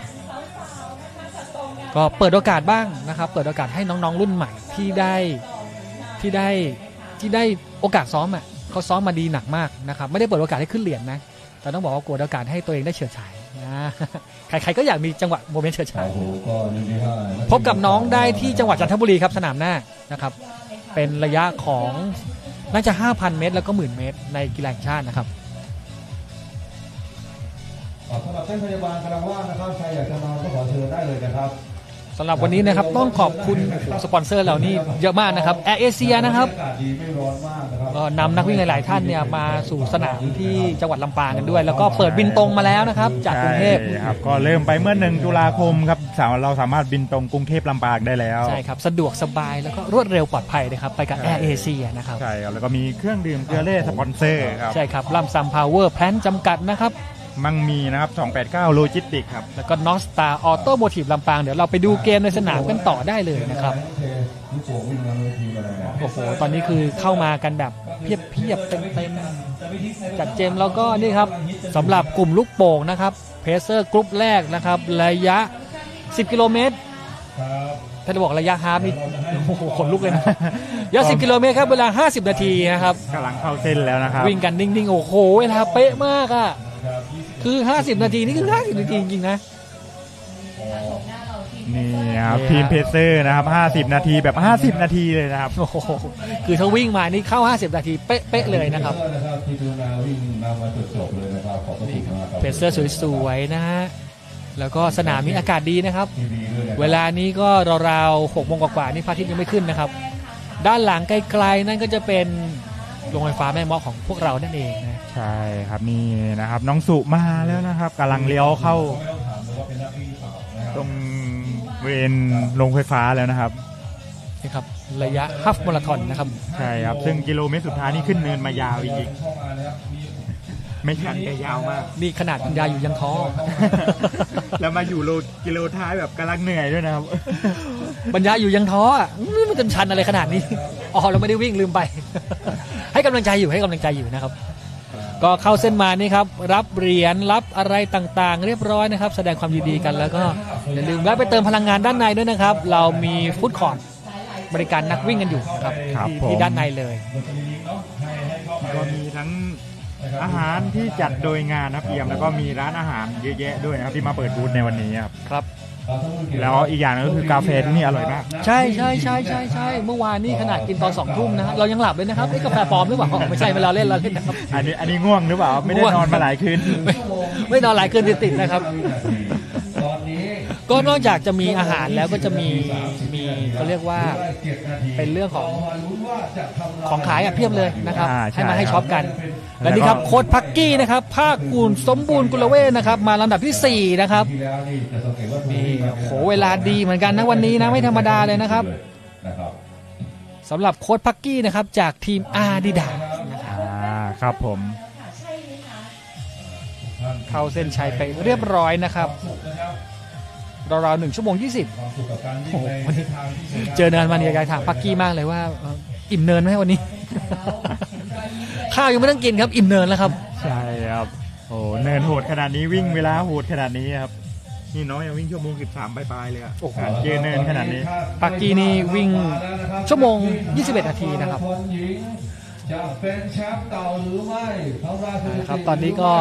น้องสู่กำลังไล่มาเรื่อยๆนะครับไล่มาเรื่อยๆเชาะมาเรื่อยๆอีกประมาณ1.5 กิโลนะครับถ้าไม่ผิดอะไรนี่ประมาณ1 ชั่วโมง 26 ถึง1 ชั่วโมง 27นะจ๊ะครับซึ่งน้องสู่นี่ก็เป็นแชมป์ของรูทใหม่นี่คือเส้นทางใหม่นะใช่ครับก็เป็นแชมป์ของรูทใหม่นะครับก็เป็นเจ้าของสถิติรูทใหม่ด้วยใช่ครับได้ขึ้นเป็นเจ้าของคอสเรคคอร์ดใช่ครับนะครับวันนี้ไม่ว่าน้องสู่จะทำเวลาเท่าไหร่ก็ตามจะเป็นคอสเรคคอร์ดของสนามแม่เมาะฮาล์ฟมาราธอน 2024 ครับก็ น้องเป็นเจ้าของคอร์ดเรคคอร์ดแล้วเมื่อปีที่แล้ว แต่ว่าเป็นรุ่นเก่า ปีที่แล้วก็รุ่นนี้ เอาไปดูรุ่นนี้ใช่ไหม ใช่ โอเคงั้นเรามาดูครับ ใช่ครับเปลี่ยนตั้งแต่ปีที่แล้ว ตายแล้วผมก็นึกว่าเปลี่ยนปีนี้แต่ยังนะครับเป็นผู้บรรยายครับมันไม่ได้วิ่งซ้ำฮะเลยไม่ได้ดูขออภัยด้วย ก็มาลุ้นนะครับว่าน้องสูนี่จะทำสถิติเร็วขึ้นกว่าสถิติของตัวเองหรือเปล่า หวังว่ามาเชียร์กันครับเชียร์กัน ถ้าเป็นรูทเก่านี่ชั่วโมง18เลยนะฝ่ายหญิง ใช่ขนลุกมากนะ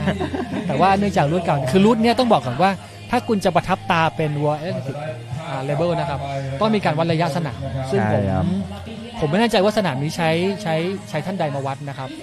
ไม่แน่ใจว่ามีเชลเลอร์คือใครนะครับแต่ว่า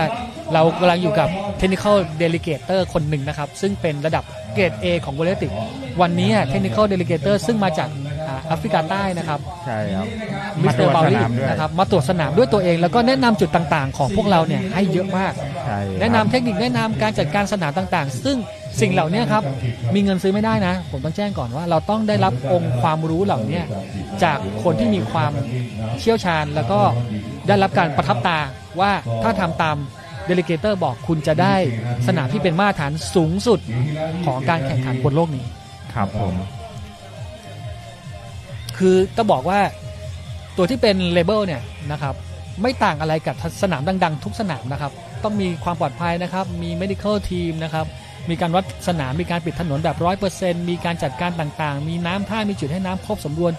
มีการถ่ายทอดสดมีการจัดการเกี่ยวกับพวกมีเดียต่างๆคือองค์ประกอบเนี่ยเหมือนกันแต่แตกต่างกันในเรื่องของรายละเอียดแล้วก็เรื่องของเงินรางวัลครับผมซึ่งแน่นอนครับ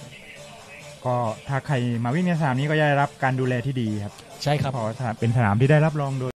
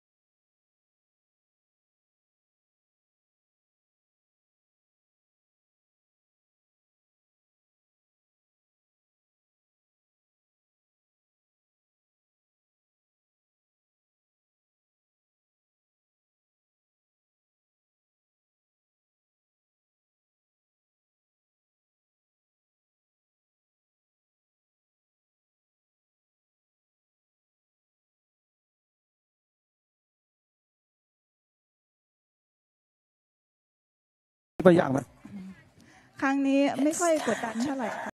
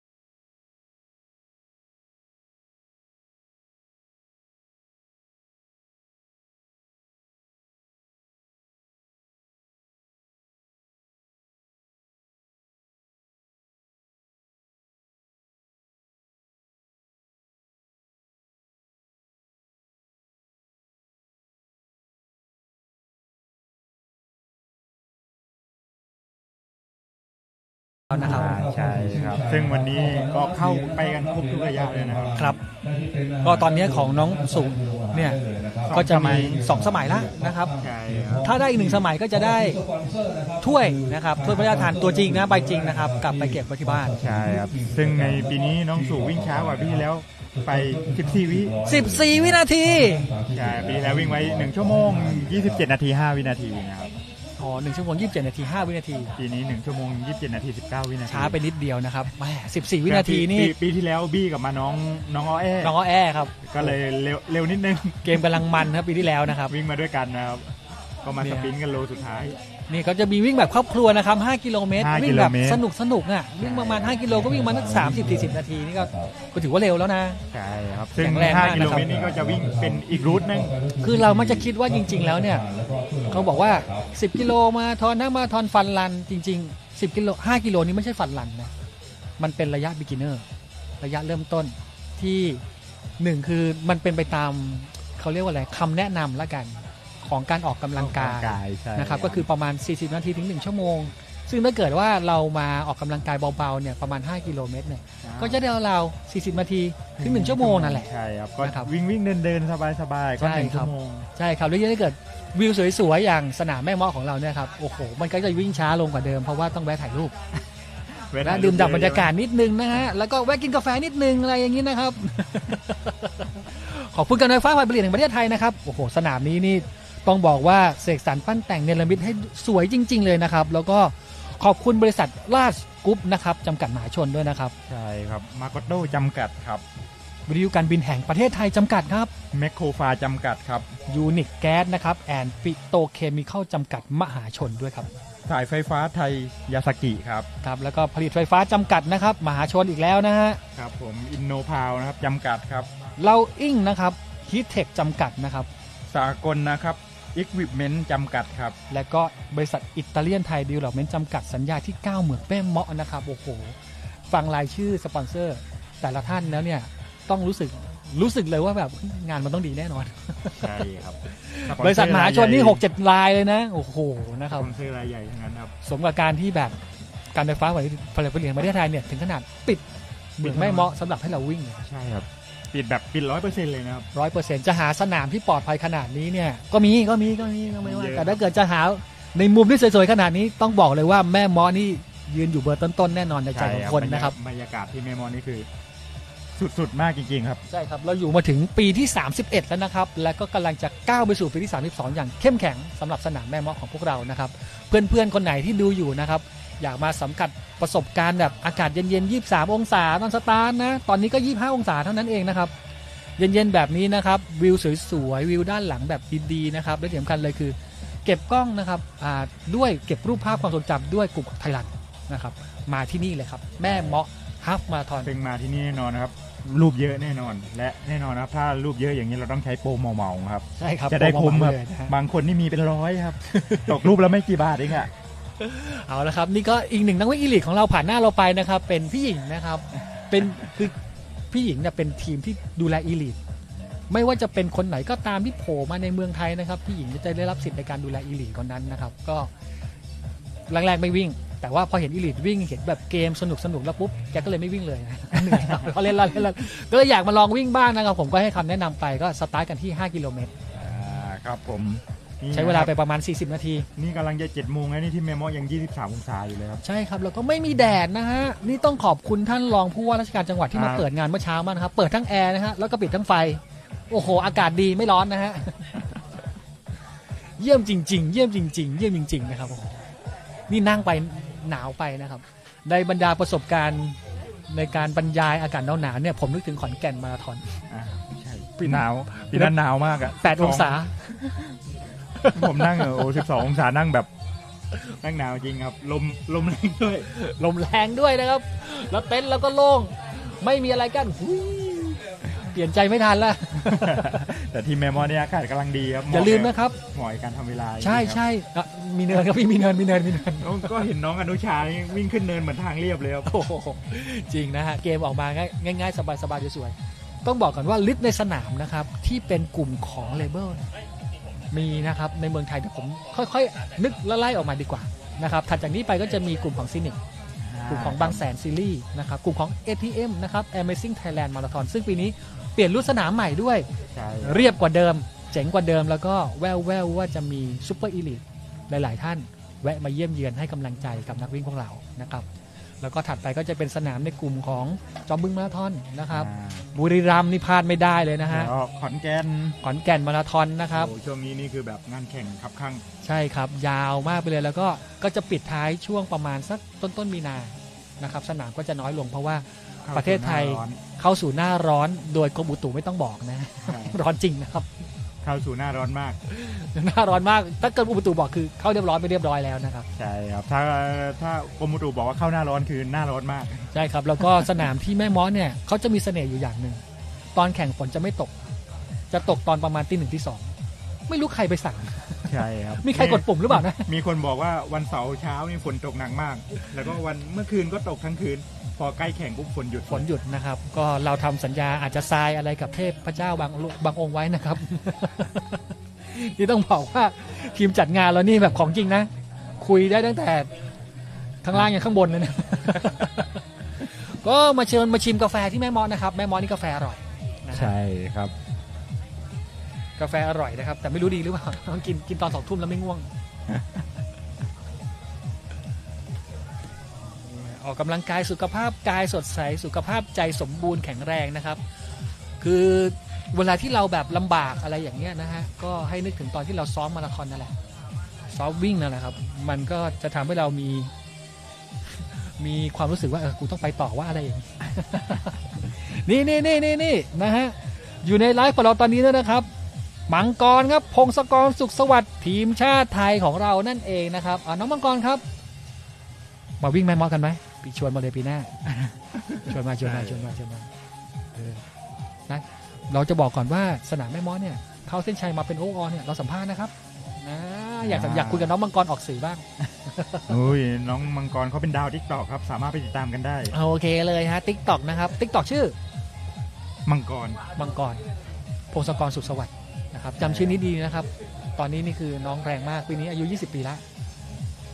เพิ่งจะแฮปปี้เบิร์ธเดย์ไปเมื่อไม่นานนี้ ใช่ครับซึ่งก็เป็นอีกหนึ่งขาเร่งนะครับอนาคตของทีมชาติไทยของเราใช่ครับตอนนี้ก็มีน้องอนุชิตอนุชาพาดานะครับแล้วก็น้องมังกรแล้วก็จะเป็นระยะกลางจะเป็นอินทัศน์ธเนศสมดวนนะครับคิงธเนศสมดวนแล้วก็มีเจษฎาสมดวนคืออีกหนึ่งพี่น้องนะไม่ใช่แฝดนะไม่ใช่แฝดอีกหนึ่งพี่น้องครับก็แรงจริงนะครับยุคใหม่ๆก็คือถามโยธินบ้างนะครับอยากจะเป็นนักกีฬาดีๆสมมุติเราเป็นวัยรุ่นเป็นเยาวชนกันอยู่เนี่ยอยากจะเป็นนักกีฬาวิ่งระยะไกลดีๆเนี่ยเราจะต้องเริ่มต้นอะไรยังไงต้องทำอะไรบ้างต้องไปเริ่มจากที่ไหนดีเริ่มจากอะไรก่อนดีนะครับอยากจะถามโยธินในฐานะที่เป็นโค้ชทีมชาติไทยระยะกลางเสร็จเลยเนี่ยโยนไปแล้วหน้าตาเราก็ผมรู้สึกเลยว่าเก็บเงินเนี่ยแม่งเป็นเรื่องยากแต่เก็บสีหน้าแม่งยากกว่า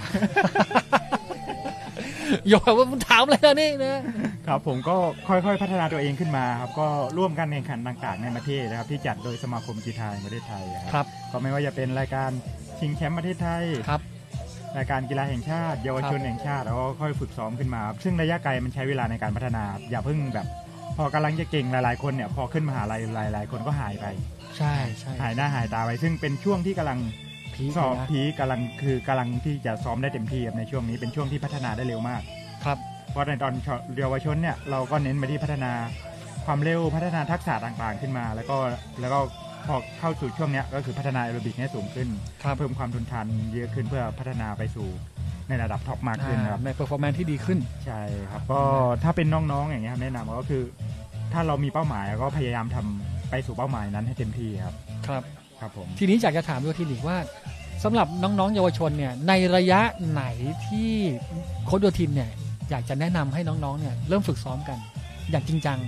ควรจะเป็นระยะแบบไหนก็ถ้าน้องๆอยากไปเป็นอนาคตระยะไกลทีมชาติก็ซ้อมเน้นระยะกลาง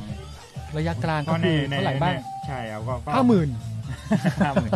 ก็เป็นระยะ800 1,500 5,000 เมตรอย่างเงี้ยครับพอในเยาวชนจะมีแข่งระยะพวกนี้อยู่ใช่ทำไมถึงต้องเป็นระยะพวก800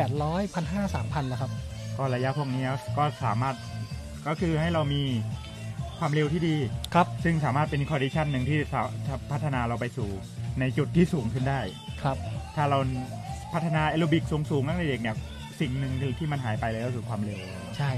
มันเหมือนเป็นเรื่องผกผันกันนะเรื่องด้านตรงข้ามกันถ้าคุณซ้อมยาวคุณก็ไม่เร็วถ้าคุณซ้อมเร็วคุณก็ยาวยากใช่ครับก็เป็นช่วงหนึ่งที่ในช่วงวัยเด็กเนี่ยมันสามารถพัฒนาคอนดิชันของความเร็วได้ดีครับเราก็ทำมันให้เต็มที่ก่อนครับตอนนี้ย้ำกับเพื่อนๆนะครับที่ฟังไลฟ์เราอยู่ทั้ง300คนนะครับตอนนี้เพื่อนๆอยู่กับผมครับพระรัตน์ โหติโสพลแล้วก็โค้ชโยนะครับโยธินยาประจันนะครับอดีตนักกีฬา800 1,500ของทีมชาติไทยยาวนานเป็น10 ปีนะผมบอกก่อนคนนี้นี่อยู่กัน10 ปีไม่รู้อยู่กันมานานๆนะยาวนานมากแล้วก็ปัจจุบันนะครับเป็นโค้ชผู้ฝึกสอนกีฬาวิ่งระยะกลางของสมาคมกีฬาแห่งประเทศไทยด้วยนะครับก็ถ้าเพื่อนๆมีคำถามอะไรถามมาในไลฟ์ครับพิมพ์มาเลยครับผมจะถามแล้วก็ให้โยธินตอบนะฮะคือความลับต่างๆนะครับถามมาได้เลยเกี่ยวกับพวกกีฬานะครับผมยืนยันว่าโยธินตอบได้นะครับหรือเปล่าไม่รู้ได้นะฮะนี่ครับคุณนิคมนะครับธามาสิริบอกว่าเหนื่อยแต่สนุกมากครับหมายความว่าเข้าเส้นชัยไปแล้วนะฮะขอบคุณกิจกรรมดีๆของกฟผนะครับการไฟฟ้าแห่งประเทศไทยนะครับผมแล้วก็มีพี่เขาบอกว่าปีที่แล้วก็ตกตอนกลางคืนตอนเช้าพอใกล้วิ่งฝนก็หยุดใช่เนี่ยเป็นสนามพิเศษมากเลยใช่ตอนผมมาวิ่งก็ฝนไม่ตกนะเหมือนมีไม่แน่ใจว่าทีมงานมีปุ่มสั่งหรือเปล่าแบบกดปุ่มปุ๊บแล้วแบบโอ้ฝนหยุดเลยอะไรอย่างเงี้ยเหมือนกดปุ่มปล่อยไดไอซ์อะไรไม่มีแดดด้วยใช่ตอนนี้แบบไม่มีแดดเลยนะครับนี่คือพระอาทิตย์เนี่ยขึ้นตอน 6:15 นาทีนะครับตอนนี้ผ่านมาเกือบชั่วโมงแล้วผมยังไม่เห็นพระอาทิตย์เลยแล้วจริงๆยังไม่เห็นแสงพระอาทิตย์ด้วยนะเห็นแวบๆแดงๆตรงใกล้ป่องเมื่อกี้แล้วก็หายไปแล้วนะครับคือป่องที่เห็นป่องไอ้น้ำนะครับใจเย็นๆนะฮะมาเรามากินกาแฟที่แม่เมาะกันครับกาแฟอร่อยๆกันนะฮะนี่ครับบรรยากาศนะครับอาหารหลังเส้นชัยคุณประพันธ์นะครับประพันธ์จันทร์สุริยะบอกว่าขอให้มีมาทอนบ้างผมว่าเนินแม่เมาะยิ้มแล้วเนี่ยเนินแม่เมาะยินดีต้อนรับนะครับครับผมซึ่งสนามนี้ก็จะเน้นไปที่ระยะฮาล์ฟมาราธอนเพราะเป็นการจัดการแข่งขันในรูทของอยู่ในฐาน ของการไฟฟ้าครับ ใช่ครับ ซึ่งมันเป็นการจัดการที่สะดวกแล้วก็อีกอย่างนึงก็คือสามารถจัดการการปิดถนนการความปลอดภัยต่างๆได้ 100% ครับ ฟังพวกเราก่อนนะครับอย่าเพิ่งไปไหนเปิดพวกเราทิ้งไว้ก็ได้นะฮะแล้วก็ให้พวกเราพูดไปนะครับเราจะพยายามโฆษณาความสวยงามของแม่เมาะนะครับ ใช่ครับ ระหว่างนี้ก็อาจจะขับรถไปฟังเพลินๆนะครับ ครับผม แต่อย่าลืมนะครับมีคำถามถามมาได้เลยนะฮะ ใช่ครับแล้วก็อีกสักพักหนึ่งนะครับก็จะมีการพิธีมอบถ้วยรางวัล ใช่ครับก็ประมาณเวลาประมาณ7 โมงกว่าๆครับซึ่งตอนนี้ครับน้องๆกำลังเตรียมตัวอยู่ครับอาบน้ำแต่งตัวเปลี่ยนชุดเตรียมขึ้นรับรางวัลนะครับถ้วยพระราชทานในวันนี้แต่งสวยแต่งรอกันนะฮะนี่แล้วก็ทีมงานใจร้ายมากนะครับไปถ่ายรูปอาหารไม่ถ่ายรูปเนี่ยแล้วพวกเราตื่นตั้งแต่ตี 2เนี่ยใครบอกมางานไม่ได้ถ้วยเมื่อกี้ถ้วยวางเต็มเลยครับเอาไปคนละ1เป็นอย่างน้อยเพสเตอร์75 นาทีผ่านหน้าเราไปแล้วนะครับผมต้องบอกก่อนว่าเพสเซอร์นี่นอกจากคัดฝีเท้าแล้วนี่ต้องคัดหน้าตาด้วยนะเพราะว่าหน้าตาดีมันก็ดึงดูดให้คนมาวิ่งด้วยไงใช่ไหมนะครับเพสเซอร์75 นาทีเข้าเส้นชัยไปแล้วนะครับและนี่ก็ทีมเขาเรียกว่าอะไรนะทีมอาหารปากสั่นเลยผมตอนนี้ อยากไปลองชิมด้วยเลยครับพวกเรานี่บรรยายแบบน้ำท่วมปากนะครับน้ำอะไรน้ำลายนี่แหละโอ้โหเขาต้มอร่อยนะครับก็อย่างน้อยที่มาวิ่งนะครับสนุกสนานได้บรรยากาศดีๆประสบการณ์ดีๆแล้วก็ได้สุขภาพดีๆกลับบ้านกันนะครับฮาล์ฟมาราธอนทยอยเข้ามาเรื่อยๆนะครับ1 ชั่วโมง 45 นาทีผ่านไปนะครับก็ยังมีคนวิ่งเข้ามาอีกวันนี้นักวิ่งของเรานะครับประมาณ 3,000 คนทุกระยะรวมกันทุกระยะนะครับวิ่งแบบเรียกว่าเขาเรียกว่าถนนใหญ่อะนะแต่คนยังไม่เต็มนะฮะก็แปลว่าปีหน้ายังรับได้อีกถ้าเพื่อนๆสนใจบรรยากาศดีๆแบบนี้นะครับจังหวัดดีๆอาหารดีๆรูปสวยๆนะครับแล้วก็มีแข่งหน้าเส้นด้วยนะครับนี่แหละแล้วก็มาลำปางนี่ครับที่เที่ยวเยอะด้วยครับเรียกเพื่อนมาเชือดก็ที่นี่แล้วครับเพราะว่าเนินมันเยอะนะจะเชือดเพื่อนก็ที่นี่แหละครับเนินเยอะขนาดนี้นี่เหมาะมากนะฮะบอกเข้าไปครับสนามลำปางเนี่ยโอ้แม่มอเนี่ยบรรยากาศดีสนามทางกว้างขวางน้ำท่าดีครบเกลือแร่มีทุก5 กิโลเมตรถ่ายรูปสวยนะฮะอย่าไปบอกเขาครับว่ามีเนิน ให้มาวิ่งแค่15 โลแล้วค่อยแซงนะใช่ครับแต่ก็เดี๋ยวนี้มาลำปางเดินทางสะดวกนะสามารถบินตรงนะครับโดยแอร์เอเชียมาลงที่ลำปางได้เลยใช่แล้วครับแล้วก็ลงมาประสบการณ์สวยๆแบบนี้สนามวิ่งลงจากเครื่องปุ๊บก็มีชัตเติลบัสนะครับจะรับจากในเมืองนะครับมาส่งที่สนามแข่งด้วยนะครับใช่ครับเมื่อวานเราก็นั่งชัตเติลบัสเข้ามาใช่ครับเพราะว่าเราลงเครื่องบินมาแล้วเราก็โทรหารถเช่านะฮะรถเช่าหมดครับ5 บริษัทรถเช่าหมดค่ะ หันไปถามโยทีแล้วโยเราขี่มอเตอร์ไซค์เข้ามาดี ไกลเกินไปนิดนึงนะครับทางไม่คุ้นก็ไม่ได้ไกลมาก20 กว่าโลครับนิดเดียวนะฮะเข้ามาดีๆหัวฟู นะครับเดี๋ยวเราสรุปกันดูนะครับวันนี้นะครับสำหรับผลการแข่งขันระยะฮาล์ฟมาราธอนนะครับในสนามแม่เมาะฮาล์ฟมาราธอนครั้งที่31นะครับโดยการไฟฟ้าฝ่ายผลิตประเทศไทยนะครับอันดับที่1วันนี้ครับแชมป์แล้วก็ดาวรุ่งอนาคตไกลของไทยครับอนุชาพาดาจากจังหวัดตากครับ1 ชั่วโมง 14 นาที 4 วินาทีลำดับที่2จารันจูปอครับ1 ชั่วโมง 16 นาที 10 วินาทีลำดับที่3มงคลแก้วตา1 ชั่วโมง 18 นาที 37 วินาทีลำดับที่4ภาคภูมิสมภพกุลเวช1 ชั่วโมง 21 นาที 50 วินาทีลำดับที่5พิเชษเจริญ1 ชั่วโมง 23 นาทีกับอีก33 วินาทีครับเราไปดูผู้หญิงกันบ้างครับครับผมก็อันดับที่1นะครับน้องสุนะครับปริยาสนเสมนะครับ1 ชั่วโมง 27 นาที 17 วินาทีนะครับอันดับที่2นะครับธนพรนะครับ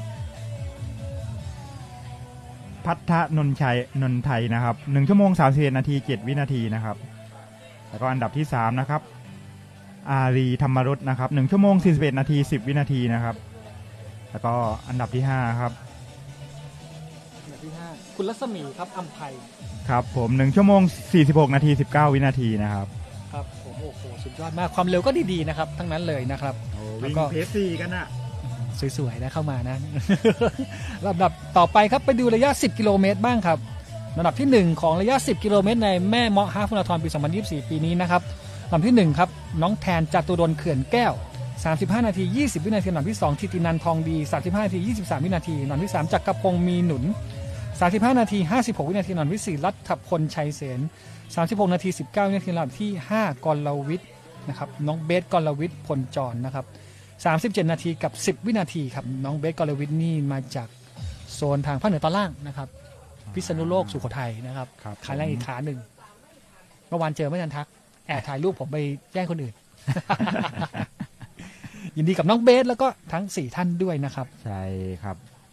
ไปดูผู้หญิงกันบ้างนะครับคุณอุมาพรลุงซอนะครับ44 นาที 20 วินาทีครับลำดับที่2นะครับรัชนีมโนเบี้ย48 นาทีกับ7 วินาทีลำดับที่3เป็นวิชาตาทองอัญชา49 นาที 19 วินาทีลำดับที่4เป็นณัฐพรวิมลสันติรุ่งศรีนะครับ50 นาทีกับอีก21 วินาทีและลำดับที่5วัฒนยาคนเที่ยง51 นาทีกับ58 วินาทีนะครับจริงๆสถิตินี่ผมว่าขาแรงหลายๆคนนี่จ้องตาเป็นมันนับปีหน้านะใช่ครับมาเจอกันที่นี่ครับที่แม่เมาะสนามดีๆอากาศดีๆแล้วก็เพชรเสื้อสวยๆน่ารักรอเราอยู่ที่นี่ครับครับผมก็สามารถมาแข่งกันได้3ระยะเลย 5K 10K แล้วก็ฮาล์ฟมาราธอนครับนี่เราบอกว่าเราอยู่กับโยธินแล้วนะครับยาประจันโค้ชทีมชาติไทยเชียวนะคนล่าสุดที่ได้รับการแต่งตั้งนะครับโอ้โหดูหรูหรามาครับว่า มีคำถามมาได้เกี่ยวกับการซ้อมเกี่ยวกับความเคลื่อนไหวอยากฟังความเคลื่อนไหวของน้องบิวภูริพลก็ถามได้นะเดี๋ยวเผื่อเรื่องที่เราตอบไม่ได้เหมือนกันนะครับแต่ที่แน่ๆกาแฟที่นี่หวานแย่ละกาแฟที่ร้านอร่อยนี่เป็นกาแฟของผู้บรรยายครับก็เลยมันไม่มีใครตื่นมาทำตอนตี 5ให้เราอากาศดีครับก็อยากให้เพื่อนๆมาสนุกมาจอยกันนะครับก็ตอนนี้ก็รับชมบรรยากาศการเข้าเส้นนะครับก็ทยอยเข้าเส้นกันมาเรื่อยๆทั้งทุกระยะเลยนะสำหรับแฟนๆคนไหนที่แบบมาลุ้นเพื่อนลุ้นแฟนลุ้นคนทางบ้านลุ้นครอบครัวลุ้นผู้หลักผู้ใหญ่กำลังเข้าตอนนี้แล้วฮะจะมีเส้นชัยของเรานะครับจะมีกล้องอยู่บนเส้นชัยใช่ครับก็จะภาพบรรยากาศรวมๆนะครับว่าใครกำลังเข้ามาบ้างนะครับก็สนามนี้ได้รับการจัดการที่ดีนะครับแล้วก็ได้รับการแนะนำที่ดีจากTechnical Delegate จากทางวอลเลติกบินตรงมาจากแอฟริกาใต้เลยแล้วก็มาแนะนำเรื่องของการบรรยายแนะนำเรื่องการจัดการสนามจัดการเส้นทางดูนู่นดูนั่นนี่ซึ่งผมฟังจากทางทีม RD ครับ Lead Director เนี่ยต้องบอกก่อนว่าวิทยาการความรู้แกสูงมากจะบอกละเอียดทุกแมตช์แม้กระทั่งเอาตลับเมตรมาวัดอะว่าตรงนู้นต้องนี้ต้องห่างกันเท่าไหร่นะครับคือแกถามมาคำหนึ่งว่าเอาล่ะทีม medical tent นะครับก็คือเต็นท์แพทย์เต็นท์พยาบาลเนี่ยต้องมีรถพยาบาลจอดแล้วต้องแบบพร้อมออกได้ทุกเมื่อฉะนั้นแกถามด้วยว่าระยะห่างเนี่ยดีพอหรือยังซึ่งใครมันจะไปคิดวะ ก็ต้องเป็นการตอบคำถามครับเป็นการแนะนำกันต้องบอกไว้ก่อนว่าคือองค์ความรู้พวกนี้ไม่ใช่อยู่ดีๆเราคิดเองนะครับมันเป็นข้อกำหนดต่างๆซึ่งต้องออกแบบให้สอดคล้องกับความปลอดภัยการจัดการสนามต่างๆอยู่แล้วคนที่มีความรู้ที่เยอะที่สุดในการจัดการพวกนี้คือวอลเลติกซึ่งวอลเลติกเนี่ยก็จะมีการจัดการเดลิเกเตอร์ต่างๆในการบอกว่าต้องดูตรงนั้นตรงนู้นตรงนี้ซึ่งทรัพยากรบุคคลของวอลเลติกเนี่ยมีเยอะแล้วก็เป็นทรัพยากรที่เข้มแข็งทำงานอย่างเป็นระบบเราเนี่ยได้รับการดูแลสนามดีๆเนี่ยจากกลุ่มเทคนิคอลเดลิเกเตอร์เนี่ยทั้งทางฝั่งอเมริกาทางฝั่งยุโรปแล้วก็ฝั่งแอฟริกาเนี่ยหลายคนนะครับซึ่งให้ผลตอบรับที่ดีมากสนามของไทยเนี่ยต้องบอกก่อนว่าได้รับการอัปเกรดขึ้นไปอยู่จุดที่สูงมากๆถึงขนาดมีเลเบลเนี่ยเป็น10ที่เลยนะเรามีโกลเลเบลเนี่ยเคยมีและเคยมีเนี่ย2ที่มีแพลตินัมซึ่งเป็น1ใน45สนามของโลกใบนี้อีก1ที่ก็คือบางแสน21ใช่นะครับเป็นสนามฮาล์ฟเดียวที่มีแพลตินัมเลเบลซึ่งการมีแพลตินัมเลเบลเนี่ยไม่ใช่มีแค่เงินนะครับและทำได้นะครับคุณต้องมีการจัดการที่ดีคุณต้องมีแต้มที่สูงของคนที่เข้าร่วมนะครับต้องเชิญระดับอีลีทจริงๆซึ่งการดูแลอีลีทเนี่ยเพื่อนๆคงอยากสงสัยว่าเขาจะไปเก่งขนาดนั้นได้เนี่ยการดูแลต้องเป็นยังไงพวกนี้ครับเราได้รับการดูแลได้รับสิทธิ์ในการดูแลพวกนี้เป็นสัปดาห์เราก็จะได้รับความรู้เขาต้องดูแลแบบนี้เขาซ้อมเป็นอะไรยังไงต้องจัดพื้นที่อะไรยังไงให้เขาประมาณอย่างนี้ครับซึ่งทุกอย่างเนี่ยสักวันหนึ่งนะครับความรู้พวกนั้นจะได้กลับมาพัฒนานักกีฬาไทยและก็สนามในไทยอื่นๆด้วยนะครับฉะนั้นอย่าไปกังวลครับว่าอุ้ยมันดูหรูหราก็อธิบายเข้าใจกันเลยนะครับว่าเราจะได้สิทธิประโยชน์อะไรบ้างจากการได้รับสิทธิ์ที่มันเป็นเลเวลแบบนี้นะครับครับผมซึ่งแน่นอนครับค่าสมัครที่เราจ่ายไปคุ้มค่าทุกบาททุกสตางค์แน่นอนถ้าเราได้มาวิ่งในสนามที่มาตรฐานสูงๆแบบนี้ใช่ครับก็ต้องบอกไว้ก่อนว่าสนามวิ่งเมืองไทยนะสนามโคตรดีนะแต่ราคาถูกชิบหายเลยนะครับใช่ครับถ้าเทียบกับต่างประเทศนี่ต่างประเทศนี่ค่าสมัครหลักหลายพัน ผมอะคือผมอยู่ในวงการโยโรทินแล้วกันนะครับเราไปต่างประเทศกันหลายไฟท์อะไรประมาณอย่างนี้ต้องบอกก่อนว่าสนามอย่างคุณบอกว่าวิ่งมาราธอนนะครับพวกญี่ปุ่นอะไรเนี่ยสนามสตาร์ทกันนี่7-8 พันนะครับใช่ครับค่าสมัครนี่คือแบบแพงกว่าเรา10 เท่าอ่ะ10 เท่าจริงๆจากนั้นวิ่งเมืองไทยครับซ้อมไปก่อนเดี๋ยวไปเก็บบรรยากาศต่างประเทศได้ใช่นะครับแล้วก็สนามเมืองไทยผมจะบอกว่าเข้าเส้นชัยมาแล้วจะร้องไห้เหนื่อยแล้วครับเปล่าครับอาหารนี่ครับใช้ไปใส่ถุงกลับบ้านล้อเล่นอย่าไปใส่ถุงกลับบ้านนะครับเดี๋ยวเพื่อนอดยังมีคนเข้าให้เส้นชัยไม่ครบอยู่คือสนามอาหารได้เยอะนะครับกินจนอิ่มแบบถึงจะกลับผมไปวิ่งต่างประเทศอย่างไปวิ่งที่ญี่ปุ่นเนี่ยได้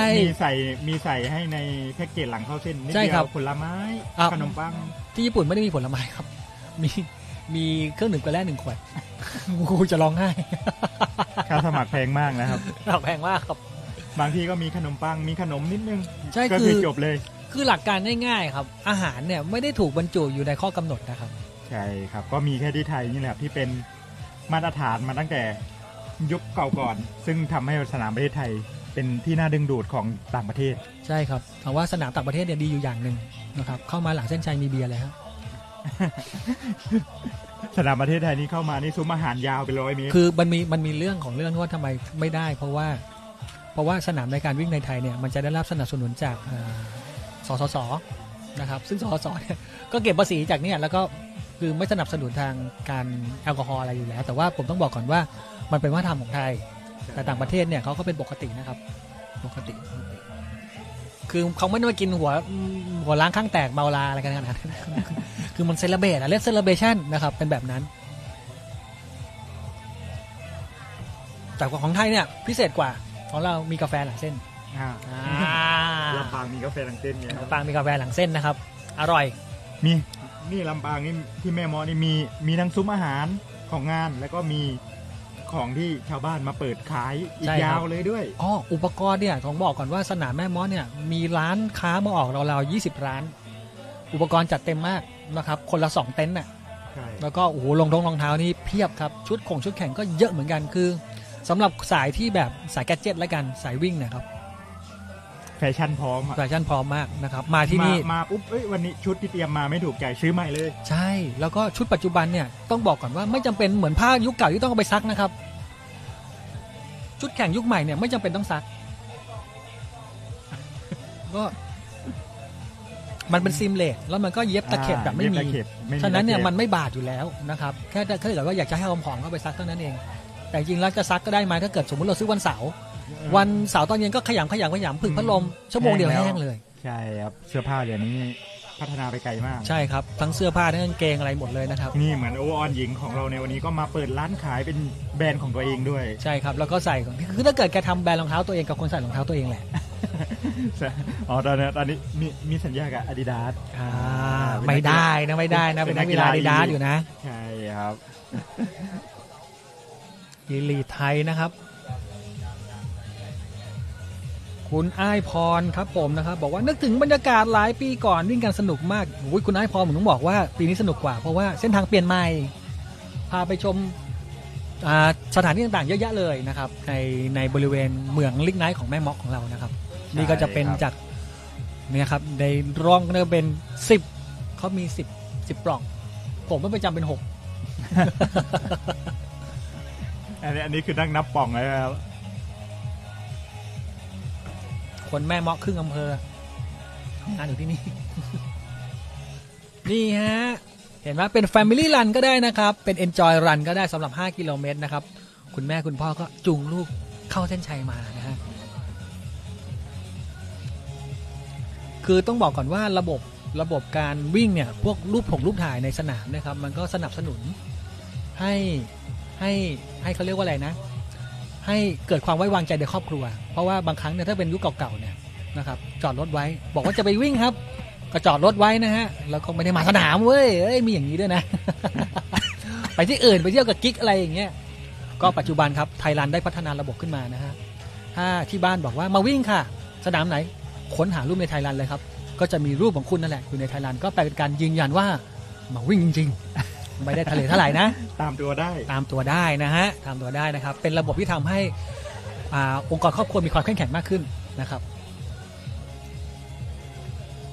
นี่ด้านหน้าเห็นไกลๆก็จะเป็นเหมืองนะครับก็คือจะขูดแร่ลิกไนท์เป็นถ่านหินนะครับเป็นถ่านหินลิกไนท์ออกมาแล้วก็เอาไปผลิตไฟฟ้านะครับมาให้เราใช้กันโดยการไฟฟ้าฝ่ายผลิตแห่งประเทศไทยครับผมต้องบอกก่อนว่าบรรยากาศดีนะครับอากาศก็ดีนะฮะรูปก็สวยนะครับมาสัมผัสกันได้ครับปีหน้าเทคนิคง่ายๆนะครับตอนนี้คุณกำลังรับชมอยู่ในเพจแม่เมาะฮาล์ฟมาราธอนนะครับก็กดติดตามเพจไว้กดติดตามไว้กดซีเฟิร์สไว้ด้วยนะครับจะรับสมัครเนี่ยช่วงประมาณเดือนเมษายนพฤษภาคมซึ่งตอนนั้นเนี่ยเราไม่ค่อยซ้อมเท่าไหร่หรอกก็มาคลิกครับเพื่อให้มีกำลังใจในการซ้อมหลังจากที่มันผ่านหน้าร้อนกันนะแม่เมาะฮาล์ฟมาราธอนยินดีต้อนรับเสมอครับแล้วก็ปีหน้าเราก็จะพยายามอัปเกรดต่างๆความสามารถในการดูแลนักวิ่งนะครับทำให้ดีที่สุดเท่าที่ความสามารถจะอำนวยกันเข้าเส้นชัยมาเรื่อยๆครับระยะฮาล์ฟมาราธอนนี่ผ่านไป1ชั่วโมงกันแล้ว2ชั่วโมงแล้วนะครับเดี๋ยวมาดูซิว่าใครจะเป็นคนสุดท้ายของ2ชั่วโมงกันนะครับนี่ครับเพเซอร์ฮาล์ฟมาราธอน2ชั่วโมงนะครับมาแล้วนะครับถ้าใครวิ่งเข้าก่อนก็จะเข้าก่อน2ชั่วโมงครับโอ้โหทำงานกันแม่นมากนะครับ2ชั่วโมงอ่ะต่างกันแค่ประมาณสัก5วินาที10วินาทีเท่านั้นเองนะครับแข็งแกร่งและแข็งแรงจริงๆเลยนะฮะยินดีด้วยกับความแข็งแรงของนักกีฬาทุกท่านนะครับยินดีด้วยนะครับนี่ครับมีครูต้นนะครับมงคลแก้วตาเข้ามาชมกับเราด้วยโอ้โหคุณต้นรอรับรางวัลวิ่งโหดมากกว่านี้ชั่วโมง18นะฮะคงไม่เคยถูกกันเนินเท่าไหร่แต่ไม่เป็นไรนะครับก็เอาใจช่วยครูต้นนะครับมงคลแก้วตาตกลงชื่อครูต้นนะไม่ใช่ครูหมงนะผมไม่เรียกครูหมงกำลังนี่ครับบรรยากาศเวทีของเราในวันนี้ครับนี่ยิ่งใหญ่แกรนด์มากๆนะครับความกว้างยาวนี่ผมไม่เอาตลับเมตรไปวัดนะแต่คาดกันเดียวสายตาน่าจะมีประมาณ25เมตรความยาวของเวทีคือ25เมตรนะครับผมขึ้นไปนี่แกรนด์มากจริงๆนะครับและแน่นอนครับอีกสักครู่นะครับเราก็จะไปชมบรรยากาศการรับรางวัลกันใช่ครับเป็นการรับรางวัลแบบเขาเรียกว่ายังไงนะเป็นการรับรางวัลแบบขึ้นไปบนเวทีเนี่ยไม่ว่าคุณจะได้รางวัลที่เท่าไหร่นะมันคือความภูมิใจมากเลยนะโยจำถ้วยรางวัลใบแรกที่รับได้ไหมครับตอนที่ไปแข่งในสนามแรกที่เราแข่งใบแรกนี่พอจะแชร์ประสบการณ์แบบถ้วยใบแรกนี่มันเป็นยังไงมันวิ่งที่บ้านเกิดครับที่สตูลเป็นงานของสาธารณสุขจังหวัดเกิดสวิตไม่ใช่เหรอสตูลไม่ใช่สวิตสตูลนะครับก็เป็นงานสาธารณสุขครับแล้วก็โรงเรียนพาไปวิ่งฟารันระยะเท่าไหร่ครับ4 กิโลครับ4 กิโลวันนั้นเป็นไงบ้างน่าจะเห็นค่าเพื่อนๆได้เยอะไหมเข้าประมาณที่4ครับที่4โอ้อนะเป็นจุดเริ่มต้นของการวิ่งด้วยครับเพื่อนๆครับเรากำลังอยู่กับโยธินยาประจันที่วิ่งครั้งแรกแข่งขันครั้งแรกแล้วแม่งก็ได้ที่4ครับเมื่อก่อนขาแรงภาคใต้เยอะใช่ภาคใต้ขาแรงเยอะมากนะระยะไกลเนี่ยเราได้ที่4แหวกมาได้ที่4เลยเหรอใช่ครับก็แชมป์น่าจะเป็นเคกับเบนสะเดาเบนสะเดานะแล้วก็เป็นเคที่ได้คนแรกครับตอนนั้นเคก็จากเคนะครับใช่ก็วิ่งมาก่อนผมอยู่แล้วธนงศักดิ์ใช่ครับธนงศักดิ์ริมเนี่ยวนะครับอันนี้ก็เป็นหนึ่งในระดับชาติเหมือนกันธนงศักดิ์ริมเนี่ยวโยธินยาประจันแล้วก็เบนนี่ชื่อจริงชื่ออะไรนะเบนสะเดาผมลืมชื่อน้องเขาต้องขออภัยด้วยถ้าน้องเบนฟังพวกเราอยู่นะพิมพ์ชื่อตัวเองมาหน่อยนะครับใช่ครับนี่เป็นขาแรงมาราธอนด้วยนะอยู่ช่วงหนึ่งครับช่วงนี้ทำงานนะครับก็เป็นไปตามวิถีและก็วัยนะครับพออายุมากขึ้นก็มีอะไรต้องทำมากขึ้นมีสิ่งที่รับผิดชอบมากขึ้นบางครั้งมีครอบครัวที่ต้องดูแลมากขึ้นนะครับมีกิ๊กที่ต้องดูแลหลายๆคนลำบากบอกก่อนว่าเลยว่าลำบากนะครับวงการวิ่งนี้ไว้ใจใครไม่ได้นะคือบนฟีลลิ่งในการขึ้นรับรางวัลนี่มันแบบเจ๋งอ่ะน่าทำนะครับก็สนับสนุนนะคือพวกผมเนี่ยเป็นเน้นสายเพอร์ฟอร์แมนซ์ด้วยก็อยากจะเห็นเพื่อนๆทุกคนครับวิ่งอย่างมีความสุขแล้วก็วิ่งด้วยความสนุกแล้วก็วิ่งได้เร็วขึ้นด้วยนะครับเพราะว่าไม่ต้องเอาชนะใครเอาชนะเราเมื่อวานเรานอนไงวันนี้มาวิ่งก็ชนะแล้วนะครับเอาชนะทุกวันนี้ก็ไม่ไหวนะครับเหนื่อยใช่แล้วก็ตัวเราในวันพรุ่งนี้นะครับก็จะได้เห็นชีวิตที่มันรู้สึกว่ามีการเปลี่ยนแปลงคือจะมาวิ่งเนี่ยเราต้องเอาชนะ Little Habit ให้ได้ก่อนเขาบอกว่าถ้าคุณวิ่งติดต่อกันได้เกิน21วันคุณจะเป็นคนใหม่เพราะว่าจิตใจของคุณโอเคแหละร่างกายคุณอันเดิมแต่จิตใจคุณจะเป็นคนใหม่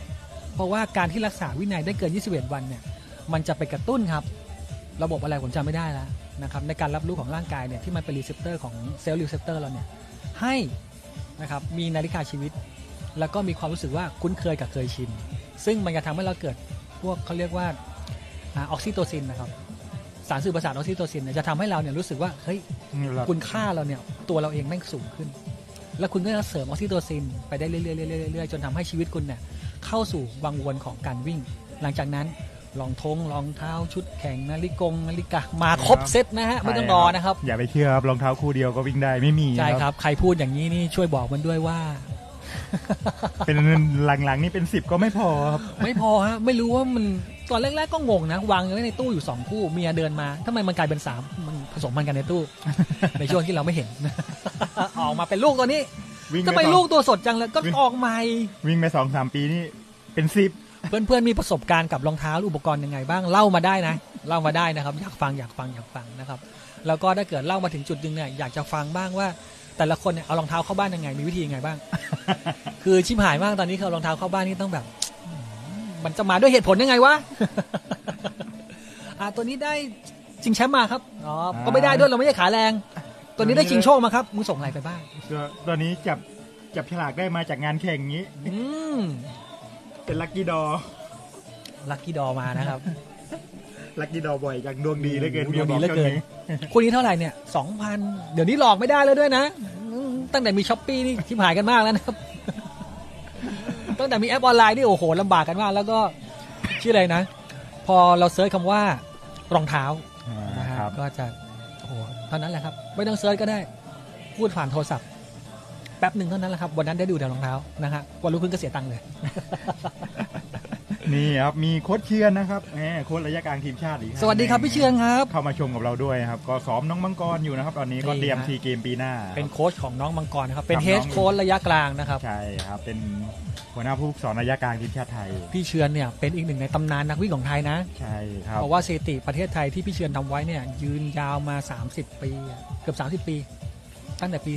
37-38นะครับใช่ครับยาวมาจนยาวมาถึงปีที่แล้วปี66คิรินทำลายไปนะครับระยะของพี่เชียนนี่คือเวลาของพี่เชียนนี่คือตำนานจริง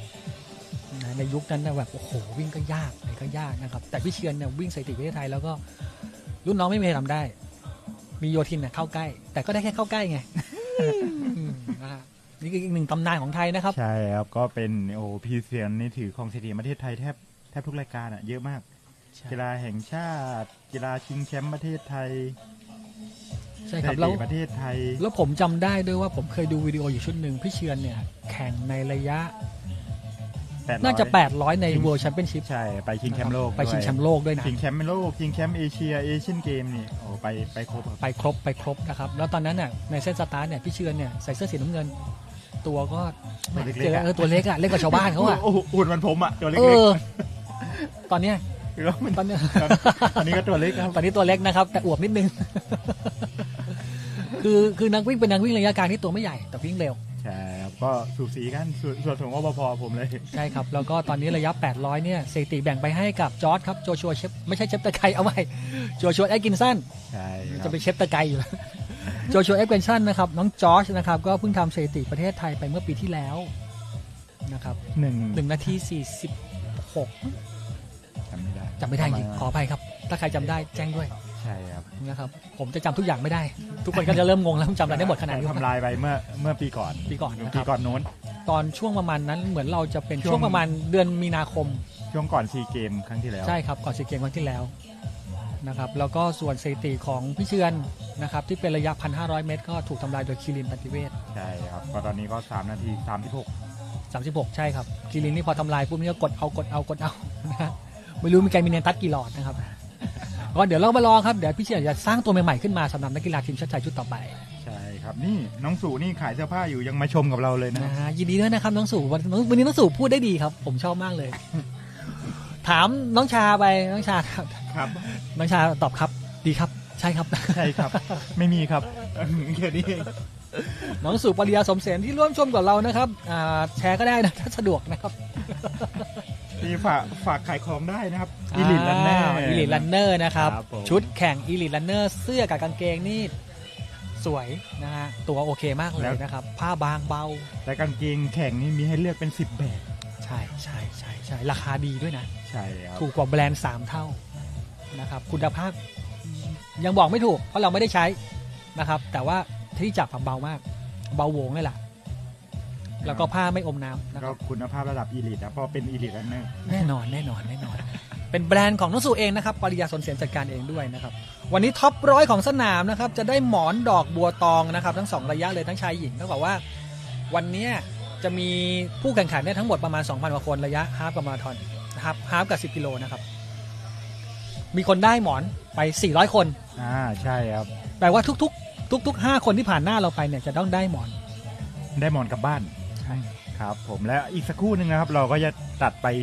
บรรยากาศหน้าเวทีนะครับครับเดี๋ยวไปชมกันที่หน้าเวทีเพื่อรับรางวัลต่อเลยครับไปร่วมเซเลบเรตกันที่นั่นแล้วก็สำหรับแฟนๆคนไหนที่เป็นแฟนๆของแชมป์ของเรานะครับทั้งปริยาสนเสนอนุชาพาดานะครับจตุรนต์เขื่อนแก้วแล้วก็ทาง10 กิโลผู้หญิงอีกคนนึงนะครับผมจำชื่อไม่ได้ขออภัยไม่ได้อ่าน นะครับก็ไปรอกันที่หน้าเวทีได้เลยครับโสนายกล้าวพานบุญสูงเพชรกล้าวชนกกับนายพรภาคสุวรรณชัยฤทธิ์และเด็กชายธนวัฒน์แสนสุขครับ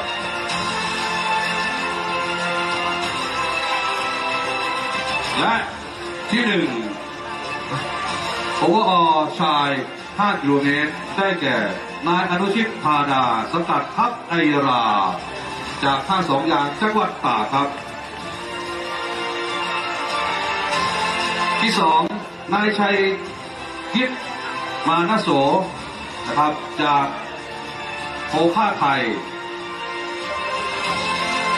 ที่3นายกล้าวชนกบุญสูงเพชรจากบุญยวาสพิทยาลัยที่4นายพัฒสุมนชัยฤทธิ์จากแกะดำรันนิ่ง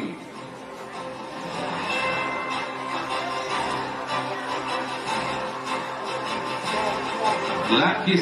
4เด็กชายธนวัฒน์แสนสุขจากหอยทากลันเนอร์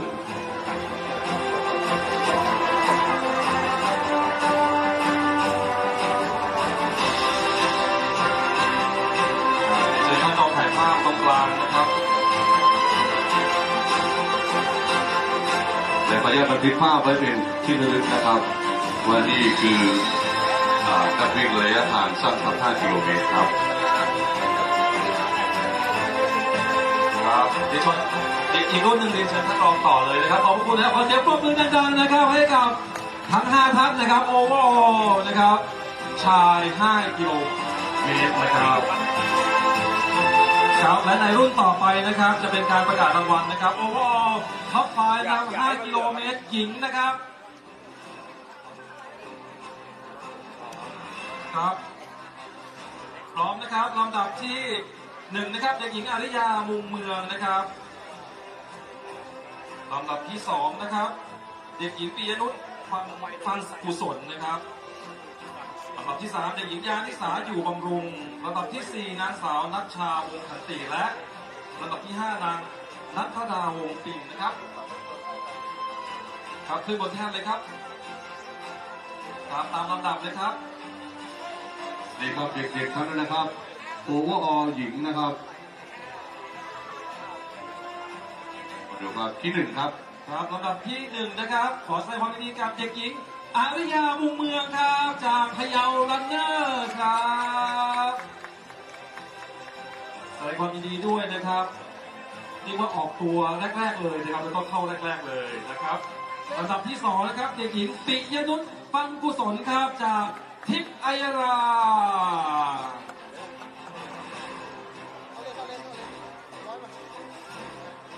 ลำดับที่3ครับเด็กหญิงยานิสาอยู่บำรุงนะครับจาก First Step Runner ครับ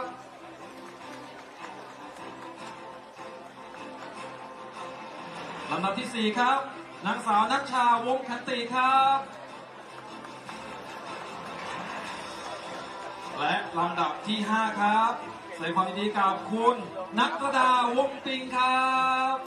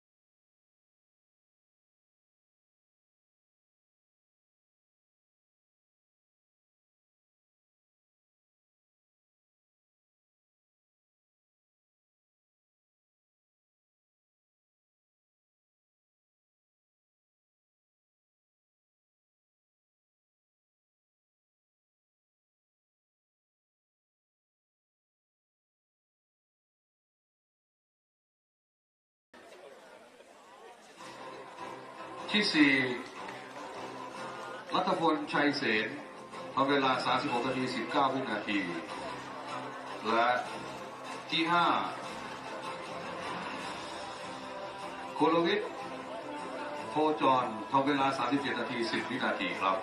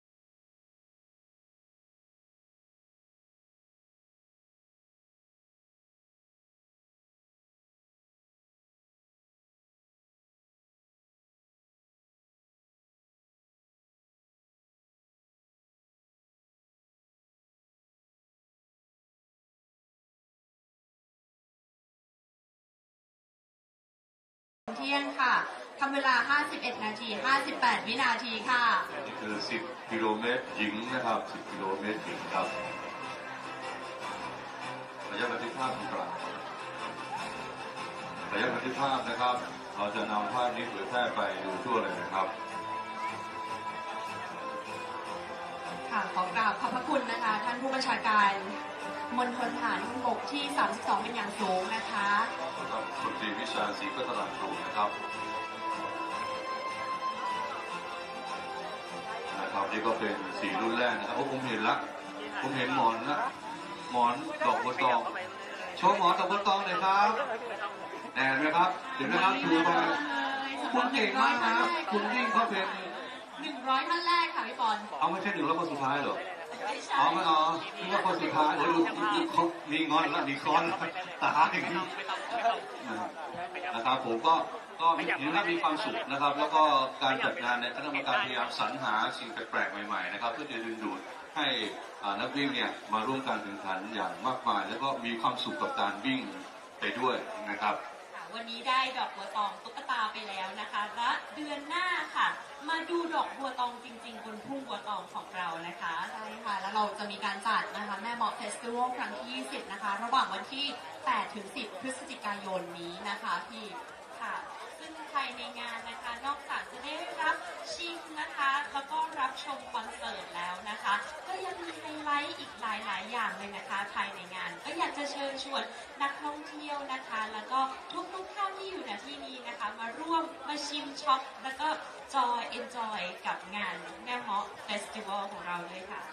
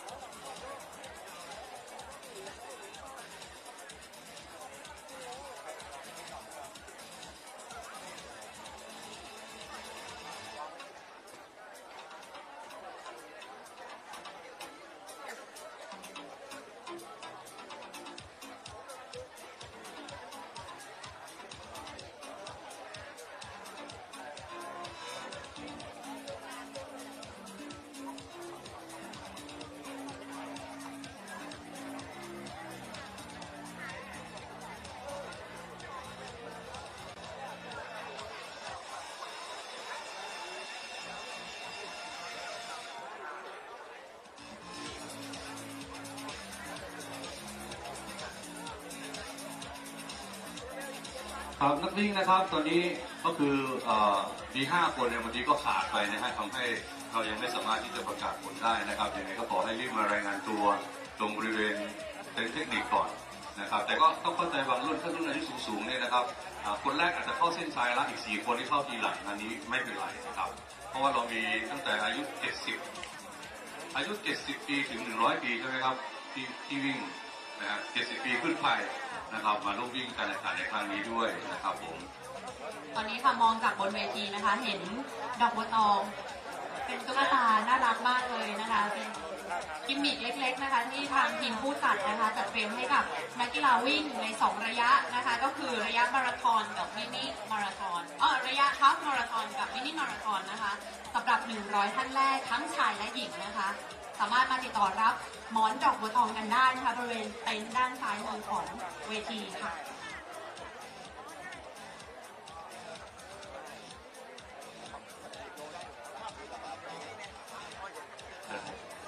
ครับเดี๋ยวมองไกลๆเห็นพระถังซัมจั๋งมาแล้วนะครับตอนนี้กำลังสนทนาธรรมกับนักวิ่งอยู่นะครับเดี๋ยวท่านอาจจะมาสนทนาธรรมกับเราด้านบนนะครับเพราะว่าที่วันท่านน่าจะได้รางวัลแฟนซีแน่นอนนะครับอยู่ตรงนี้ยังเห็นเลยนะคะครับเรียกว่าเด่นมากเลยนะครับก็สงสัยว่าตอนเขาวิ่งเนี่ย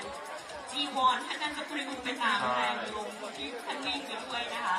พูดถึงถ้าวิ่งเนี่ยพอวิ่งเสร็จแล้วเนี่ยอยากไปเที่ยวเนี่ยเราจะแนะนำที่ไหนครับไปเที่ยวเนาะเริ่มจากแม่ม้อก่อนเลยแม่ม้อก่อนครับครับแนะนำให้ไปวัดผากล้วยใช่ไหมครับไฮไลท์ของวัดนี้มีอะไรคะพี่เคไฮไลท์ของวัดถ้ำผากล้วยวัดถ้ำผากล้วยใช่ไหมท่านก็สำหรับผมนะท่านจะเห็นวิวของโรงไฟฟ้าแม่ม้อและเหมืองแม่ม้อไปพร้อมๆกัน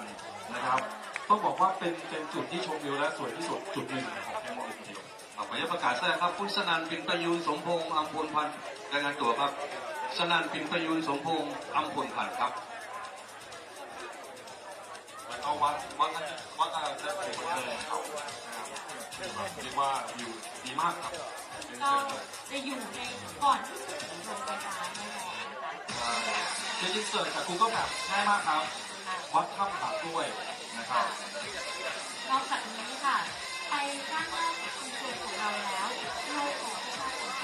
ที่เที่ยวในที่พื้นที่ปตท.แม่ม้อของเราหน่อยนะคะขายของหน่อยนะคะนี่อะไรบ้างครับไปตรงทุกบัวตองตอนนี้อาจจะยังไม่เห็นบัวตองดอกบัวตองนะครับจะมาประมาณต้นเดือนใช่ค่ะเดี๋ยวจะบานสะพรั่งในช่วงพฤศจิกาเนาะค่ะ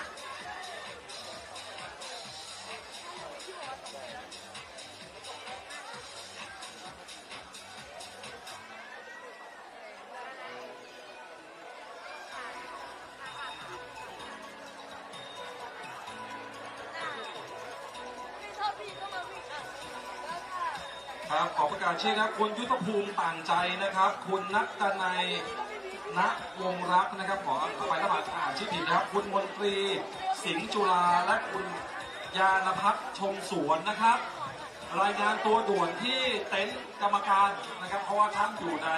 รายชื่อผู้ได้รับรางวัลนะครับคุณยุทธภูมิต่างใจคุณนัทดนัยณวงรักคุณมนตรีสิงห์จุฬาและคุณยานพัฒน์ชมสวนครับ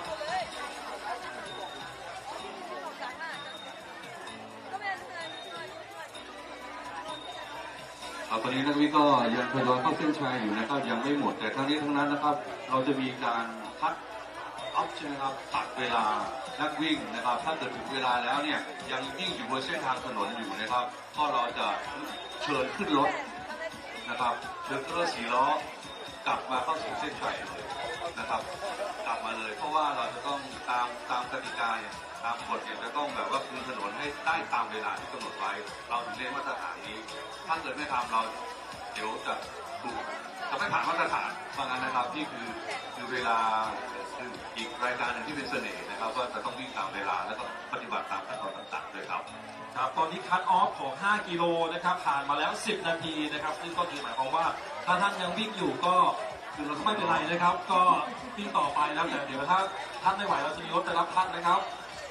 ส่วนคัทออฟของ10 กิโลก็ยังไม่ถึงเนาะยังค่ะแต่ใกล้มากแล้วค่ะเหลืออีกแค่5 นาทีนะคะเพราะว่า เวลาคัทออฟของระยะมินินะคะ10 กิโลจะอยู่ที่ 7:45 นาทีค่ะครับตอนนี้ก็บันทึกภาพและความประทับใจไปพลางๆก่อนนะครับตอนนี้อากาศเป็นใจมากนะครับสำหรับวันนี้นะครับไม่ร้อนนะครับบอกว่าเมื่อคืนที่ฝนตกมาหนักๆก็ตุ้มๆต่อมๆเนาะแต่ว่าฟ้าเปิดเช้านี้ฟ้าเปิดอากาศดีเลยนะคะเหมือนเทวดาเป็นใจให้แบบว่าลงหนักเมื่อคืนนี้ให้เรียบร้อยและเช้านี้ก็มาสดชื่นสดใสในการล้างชำระล้างถนนให้ใช่แต่ถ้าไม่เจอฝนช่วงนี้นะครับก่อนหน้านี้จะเป็นหมอกใช่ครับเพราะว่าเริ่มเข้าฤดูหนาวแล้วนะครับถ้าฝนไม่ตกนี่เดาได้เลยว่าเช้านี้หมอกมาแน่นอนนะครับก็ไม่แน่ใจว่าตอนที่ช่วงระยะ 21.1 กิโลวิ่งไปเนี่ยจะเห็นทะเลหมอกอาจจะมีโอกาสนะครับโอเคครับเดี๋ยวเรารอความพร้อมของนักกีฬาให้ครบทุกรุ่นนะครับทุกคนก่อนนะครับเราจะพยายามให้ครบนะครับทั้ง5ท่านนะครับสำหรับการจัดโซนนะคะในงานวันนี้นะคะก็แบ่งเป็น3โซนด้วยกันนะคะโซน A โซนด้านล่างตรงบริเวณหน้าคันประชาสัมพันธ์ค่ะก็จะมีเสื้อผ้ากีฬาแล้วก็อุปกรณ์คุณภาพดีๆนะคะมาจำหน่ายให้กับนักวิ่งแล้วก็พี่น้องนะคะที่มาร่วมส่งนักวิ่งกันนะคะก็สามารถไปหาซื้อได้ตรงโซนนั้นนะคะค่ะแล้วโซนที่2นะคะก็เป็นร้านค้าโอท็อปนะคะเลือกซื้อผลิตภัณฑ์ชุมชนที่มีทั้งของกินเพื่อสุขภาพนะคะของใช้กระเป๋าสารหมวกนะคะต่างๆนะคะนักวิ่งนอกจากจะได้มาวิ่งแล้วก็มาชิมช็อปชิลกันได้เลยนะคะครับขออนุญาตประกาศนะครับคุณวันเพ็ญพรหมเพชรนะครับท่านอยู่ในลิสต์รายชื่อผู้ได้รับรางวัลบนเวทีนะครับรายงานตัวที่เต็นท์กรรมการสีขาวขวามือของเวทีนะครับคุณวันเพ็ญพรหมเพชรครับค่ะและสำหรับนักวิ่งทุกท่านนะคะถ้าอยากจะมาร่วมในการสร้างประวัติศาสตร์ในการวิ่งครั้งต่อไปนะคะก็ขออนุญาตประชาสัมพันธ์นะคะงานเดินวิ่งเขื่อนศิริกิติ์ค่ะมินิมาราธอนนะคะณเขื่อนศิริกิติ์ค่ะอำเภอท่าปลาจังหวัดอุตรดิตถ์ค่ะในวันอาทิตย์ที่ 17 พฤศจิกายนค่ะ 2567 ค่ะรายละเอียดนะคะสามารถติดตามได้ที่ Facebook แฟนเพจนะคะเดินวิ่งเขื่อนศิริกิติ์มินิมาราธอนค่ะเขาเรียกว่าไปวันกระทงที่เขื่อนศิริกิติ์วันที่ 15 แล้วก็ต่อด้วยวิ่งวันที่ 17 เลยนะครับน่าจะได้บรรยากาศที่ดีใช่ครับแบ่งระยะวิ่งเป็น3ระยะนะคะมี12 กิโลเมตร 6 กิโลเมตรแล้วก็มีนี่ค่ะ3 กิโลเมตรค่ะเป็นสำหรับเดินด้วยนะคะอันนี้เป็นกินลมชมวิวเขื่อนนะคะตอนนี้ยังไม่ปิดรับสมัครเนาะใช่ไหมครับสามารถไปติดตามข้อมูลต่างๆเพิ่มเติมได้นะคะในเพจ Facebook นะคะเดินวิ่งเขื่อนศิริกิติ์มินิมาราธอนค่ะพิมพ์เป็นภาษาไทยได้เลยนะคะก็จะเป็นอีกพื้นที่หนึ่งที่มีวิวสวยงามอีกเช่นกันนะครับในพื้นที่ของการไฟฟ้าผลิตของเรานะครับก็พื้นที่เขื่อนกันและเขื่อนนะครับก็จะจัดงานเดินวิ่งกันเป็นประจำนะครับทุกเขื่อนนะครับนอกจากนี้นะคะก็จะมีโครงการเดินวิ่งนะคะเอาบุญเพื่อทดแทนคุณค่ะ2024 ค่ะบุญยวาส Alumni Walk Run 2024 ค่ะในวันอาทิตย์ที่ 24 พฤศจิกายนนะคะและเริ่มปล่อยตัวเวลา 6 นาฬิกานะคะณสนามโรงเรียนบุญยวาสวิทยาลัยก็ขอเชิญชวนนักวิ่งนะคะและผู้สนใจทุกท่านค่ะเข้าร่วมในอีก2รายการนี้นะคะ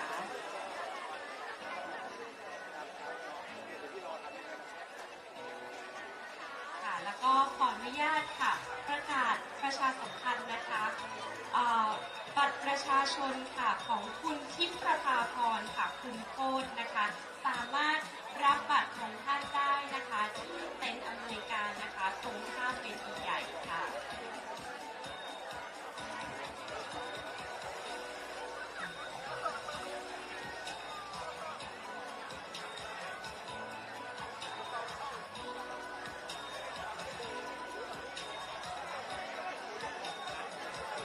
นักวิ่งฮาล์ฟชายนะครับเดี๋ยวขอมาพบข้างเวทีนะครับเพื่อที่จะได้บรีฟนะครับเกี่ยวกับขั้นตอนต่างๆที่ข้างเวทีนะครับคุณอนุชาปาดา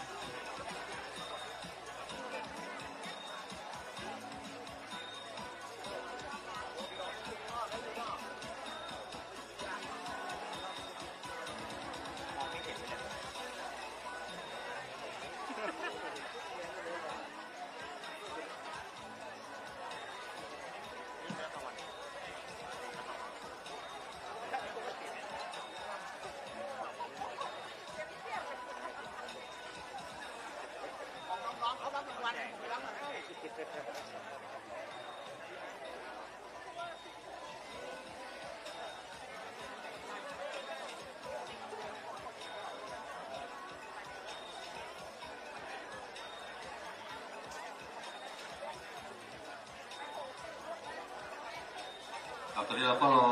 ผลการแข่งขันนะครับจากฝ่ายเทคนิคอยู่นะครับเพื่อที่จะได้มาเซฟจัดนะครับ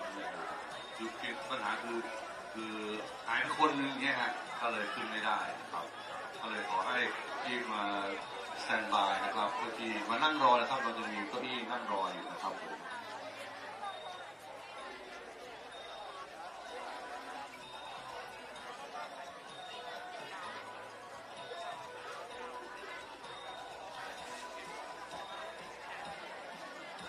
นักวิ่งเราก็คุ้นหน้าคุ้นตาดีนะครับแต่ที่อยากจะเจอเนี่ยอยากจะเจอนักวิ่งที่เคยวิ่งตั้งแต่ครั้งที่1จนถึงครั้งที่31เนี่ยมาทุกปีเนี่ยน่าจะมีอยู่นะแต่ว่าที่ผมเห็นวิ่งเนี่ยบางทีก็เป็นกรรมการด้วยก็เลยไม่ได้วิ่งนะครับที่ผมรู้จักนี่นะมาทุกปีจะเป็นกรรมการนะครับเลยวิ่งไม่ครบนะครับจะเห็นได้ว่าการวิ่งงานเราเนี่ยนะครับมีมาอย่างยาวนานทีเดียวนะครับแล้วก็เป็นที่ยอมรับแล้วก็ขึ้นชื่อในเรื่องของสนามนะครับก่อนนี้ดังมากบอกว่าเป็นยังไงบ้างวิ่งโหดเลยนะโหดเพราะวิ่งขึ้นเนินลงเนินวิ่งเนินลงเนินเป็นเซิร์ฟอย่างนี้เลยนะครับนี่คือปัญหาทำให้เขาทำเวลาได้ไม่ดีนะครับจนกระทั่งเอามาตรฐานต่างๆมาจับนะครับมาจับปั๊บลดฟังก์ชันไปไม่เกิน 2% นะครับทำให้สถิติต่างๆดีขึ้นนะครับเป็นตามมาตรฐานสากลมาตรฐานโลกนะครับของ IAAF นะครับ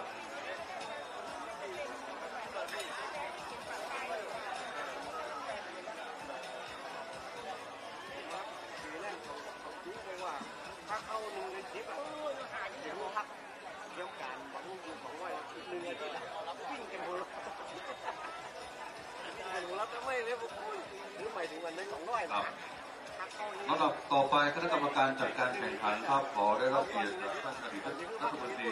ช่วยว่าการกระทรวงมหาดไทยและสมาชิกสภาผู้แทนราษฎรบัญชีรายชื่อนะครับท่านเป็นโรจน์ วสุนทรครับได้เกียรติเป็นผู้มอบช่วยรางวัลนะครับสำหรับโอเวอร์ออลหญิงระยะทาง 21.1 กิโลเมตรครับ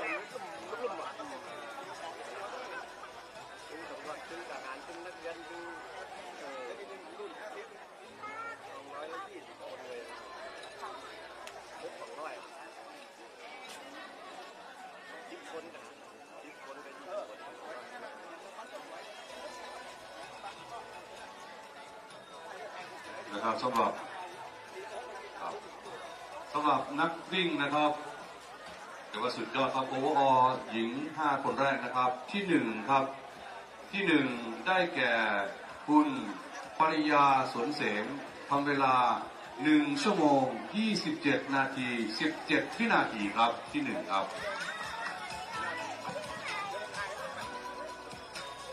ที่2คุณธนาพรพัฒโนไทยทำเวลา1 ชั่วโมง 31 นาที 7 วินาที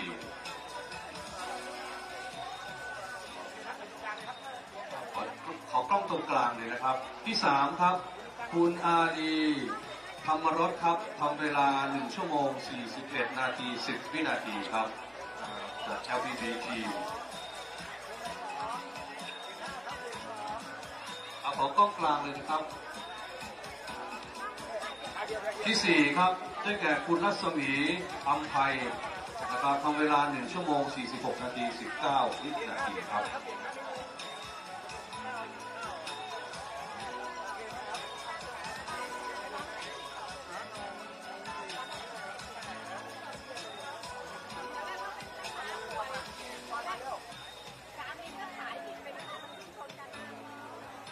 เห็นนะครับครับเราจะได้ส่งภาพนี้นะครับออกไปเผยแพร่นะครับที่แน่ๆไทยรัฐมีแน่นอนนะครับครับขอกราบขอบพระคุณครับท่านเป็นโรจน์ วสุนทรครับของรัฐมนตรีช่วยว่าการกระทรวงมหาดไทยและสมาชิกสภาผู้แทนราษฎรบัญชีรายชื่อเป็นอย่างสูงครับขออภัยครับขอเรียนเชิญท่านอีกรุ่นเลยนะครับอีกรุ่นหนึ่งนะครับขอเรียนเชิญคุณนายกมอบรางวัลอีกรุ่นเลยนะครับเป็นรุ่นอายุเป็นรุ่น10 กิโลนะครับรุ่นอายุ70 ปีนะครับชายนะครับขอเรียนเชิญนักกีฬาทุกท่านเลยครับในรุ่นนี้นะครับเรียนเชิญครับก็รุ่นนี้นะครับเป็นรุ่นที่อายุเยอะที่สุดนะครับครับคุณตวงพัฒนาวานิชัยมาแล้วใช่ไหมครับมาแล้วที่1ครับที่1ครับเรียนเชิญนักกีฬาทั้ง5ท่านเลยครับเรียนเชิญขึ้นบนแท่นเลยครับ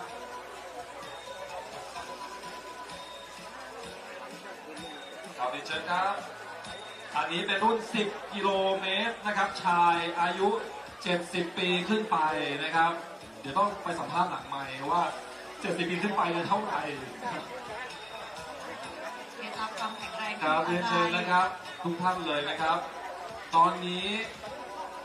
ครับมีระดับ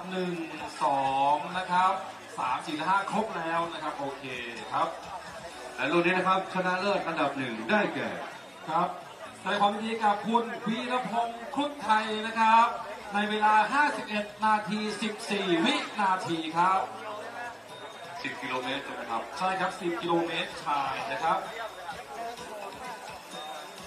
ครับแสดงความยินดีกับลำดับ2นะครับคุณตวงพัฒนวานิชชัยนะครับในเวลา1 ชั่วโมง 2 นาที 33 วินาทีครับลำดับ3นะครับแสดงความยินดีกับคุณ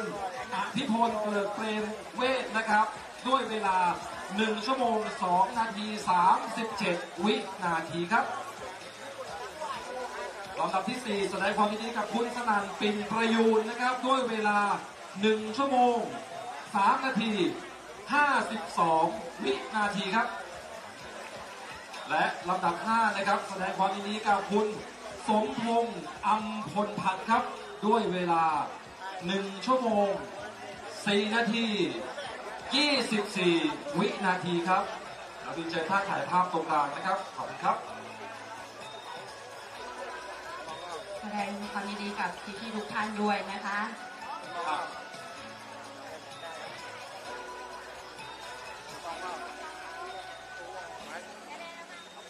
ได้นะครับโอเคครับครับขอบคุณท่านไฮโรโรสุธรนะครับอดีตรัฐมนตรีช่วยว่าการกระทรวงมหาดไทยนะครับและก็เป็นสมาชิกสภาผู้แทนราษฎรบัญชีรายชื่อนะครับจังหวัดลำปางนะครับขอบคุณครับขอแสดงความยินดีกับนักวิ่งทุกท่านด้วยนะครับค่ะและในโอกาสต่อไปนะคะจะเป็นการประกาศรางวัลนะคะท็อป 5 ค่ะรุ่น 10 กิโลเมตรนะคะหญิงนะคะ55 ถึง 59 ปีค่ะโอกาสนี้ขออนุญาตเรียนเชิญท่านผู้แทนนายกสมาคมกีฬาแห่งประเทศไทยในพระบรมราชูปถัมภ์ผู้ช่วยรัฐมนตรีกระทรวงมหาดไทยคุณประสานหวังรัตนปราณีขออนุญาตกราบเรียนครับ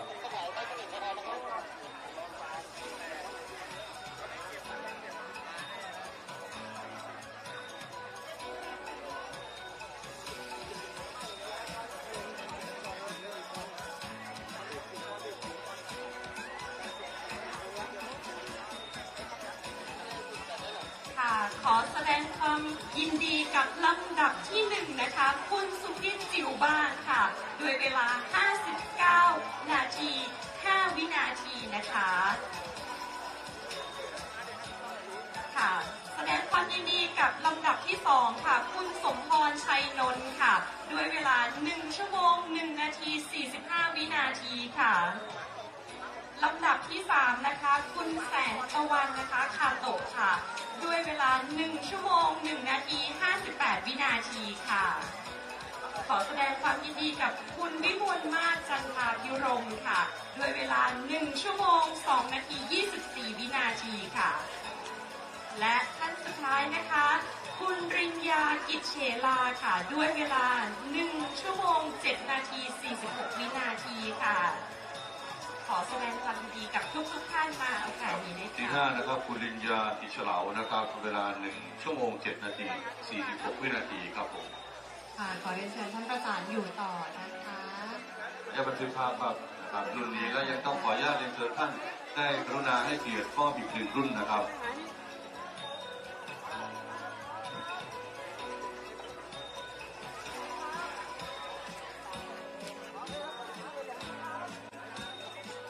ครับขอแสดงความยินดีกับนักวิ่งทุกท่านเลยนะครับ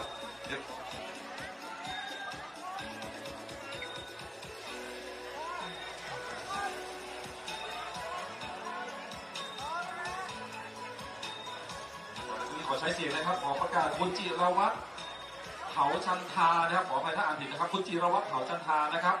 รายงานตัวที่เต็นท์กรรมการนะครับท่านอยู่ในลิสต์รายชื่อผู้รับรางวัลนะครับ ค่ะสำหรับรางวัลต่อไปนะคะเป็นรางวัลสำหรับนักวิ่งระยะ 10 กิโลเมตรชายนะคะรุ่นอายุ 65 ถึง 69 ปีนะคะจำนวน 5 คนด้วยกันนะคะวันนี้เป็นรุ่นอายุ 65 ถึง 69 ปีขึ้นไปครับใช่ค่ะค่ะที่1นะคะคุณทรัสยาประพฤติญานนท์ค่ะทำเวลาที่ 47 นาที 40 วินาทีค่ะโอ้โหแข็งแรงมากนะครับที่2ครับค่ะที่2นะคะคุณมงคลนาฏคงคำค่ะทำเวลาอยู่ที่ 47 นาที 59 วินาทีค่ะที่3นะคะคุณอุดมศรีติ๊บค่ะทำเวลา 48 นาที 25 วินาทีค่ะและที่4นะคะคุณอรุณเจริญแสงเพชรค่ะทำเวลา 49 นาที 12 วินาทีค่ะค่ะและที่5นะคะคุณสวิงชัยมงคลค่ะทำเวลา 49 นาที 40 วินาทีค่ะนักวิ่งตัวทิพย์นะครับยินดีด้วยกับนักวิ่งทุกท่านนะคะ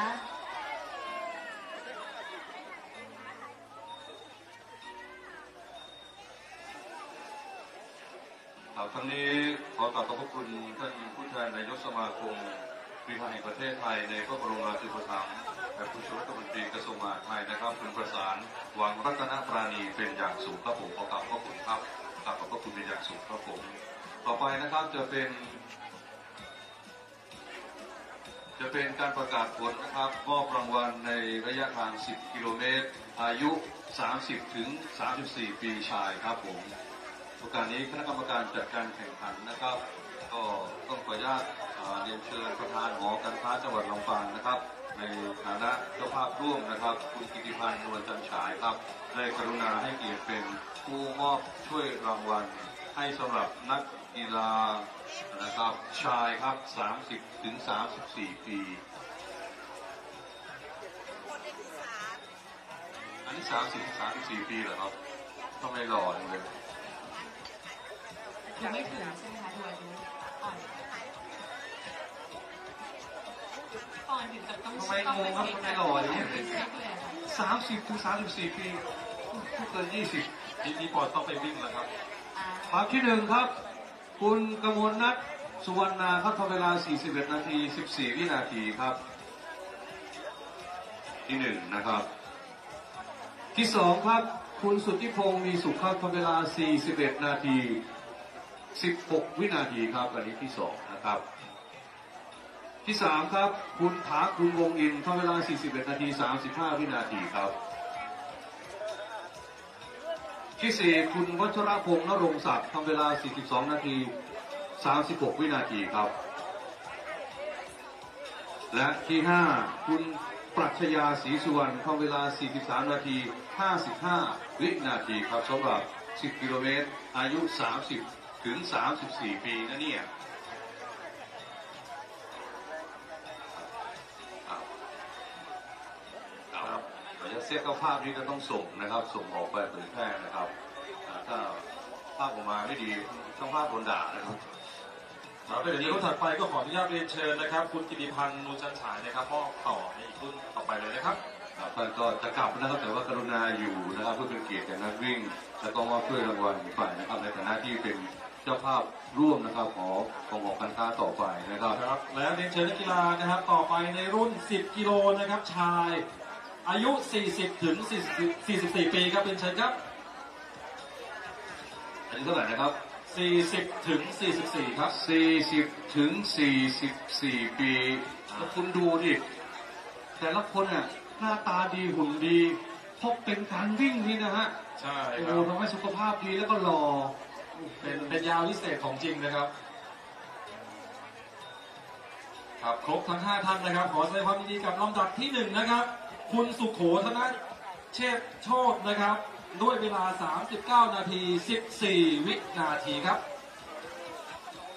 ลำดับที่2นะครับคุณสหัสนัยควันนะครับด้วยเวลา 39 นาที 33 วินาทีครับลำดับที่3นะครับแสดงความยินดีกับคุณสุชาติสุจริตครับด้วยเวลา 42 นาที 12 วินาทีครับลำดับที่ 4 ครับคุณวิทยาแรงจริงครับด้วยเวลา 42 นาที 48 วินาทีครับแสดงความยินดีกับลำดับที่ 5 นะครับคุณชนภัทรวงเมืองครับด้วยเวลา 44 นาที 33 วินาทีครับแล้วก็เชิญบันทึกภาพร่วมกันครับมองกล้องครับมองกล้องกลางตรงนี้ครับวันนี้เป็นกล้องกลางของงานเลยนะครับใส่เสื้อแบบนี้เป็นกล้องกลางเลยนะครับก็มีกล้องที่จะต้องทางเกตต่อไปนะครับขออนุญาตขอบพระคุณครับขอบคุณประธานหอการค้าจังหวัดลำปางนะครับคุณกิติพันธ์นวลจันทร์ฉายนะครับที่ได้ให้เกียรติมามอบรางวัลครับขอบคุณครับท่านวิ่งด้วยนะครับแล้วปั่นจักรยานด้วยนะครับร่างกายแข็งแรงนะครับท่านประธานหอการค้าจังหวัดลำปางเราครับผมนะครับแล้วก็ประเภทต่อไปครับก็จะเป็นประเภทนะคะ10 กิโลเมตรชายค่ะรุ่นอายุ 17 ถึง 19 ปีนะคะงานนี้ขอได้รับเกียรติจากท่านนายอำเภอแม่ม้อครับคุณพนมพรตุ้ยกาดครับได้กรุณาเป็นผู้มอบรางวัลนะครับแล้วก็ท่านก็ได้เกียรติวิ่งเข้าร่วมการแข่งขันในครั้งนี้ด้วยครับท่านนายอำเภอครับ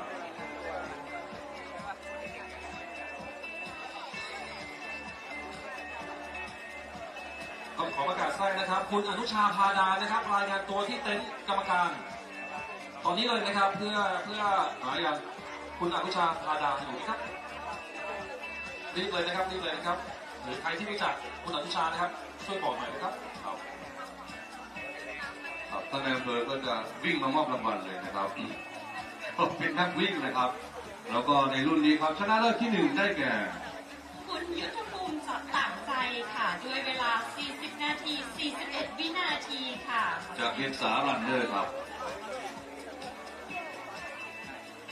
และรางวัลที่2นะคะคุณจิรวัฒน์เขาจันตาค่ะด้วยเวลา41 นาทีนะคะ16 วินาทีค่ะจากอันเอชค่ะลำดับที่3นะคะคุณนัทดนัย ณ วงรักค่ะด้วยเวลา41 นาที 35 วินาทีค่ะจาก RBC Running ค่ะ PRC พิสรอยพิสรอยนะครับโอ้เจอสีขาวพิสรอยแล้วครับค่ะและลำดับที่4ค่ะคุณมนตรีสิงห์จุฬานะคะด้วยเวลา43 นาที 53 วินาทีค่ะจากทัพไอยราค่ะทัพไอยราที่ส่งมาเยอะนะครับพะเยาด้วยใช่ค่ะหอยทากอีกโอ้และลำดับที่5ค่ะคุณยานพัฒน์ชมสวนค่ะด้วยเวลา49 นาที 29 วินาทีค่ะจาก The White Hotel ค่ะอยู่ตรงไหนครับ The White Hotel ขออนุญาตบันทึกภาพครับขออนุญาตขึ้นข้างหน้าอีกนิด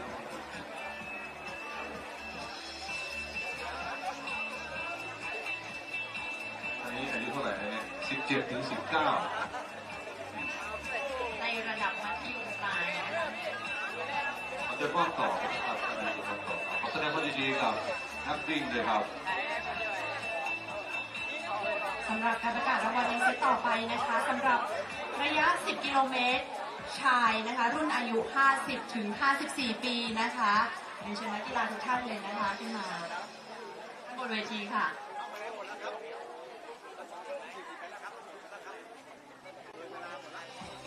วิ่งระยะ 10 กิโลเมตรชายนะคะรุ่นอายุ 50 ถึง 54 ปีนะคะ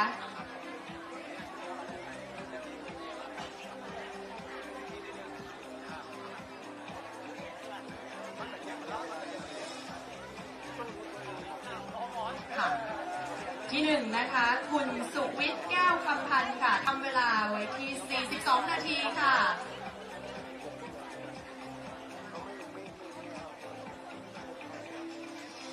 ที่2นะคะคุณรักศกอภิวงศ์คำค่ะทำเวลาที่ 42 นาที 32 วินาทีค่ะที่3นะคะคุณปิยวัฒน์พันธลือค่ะ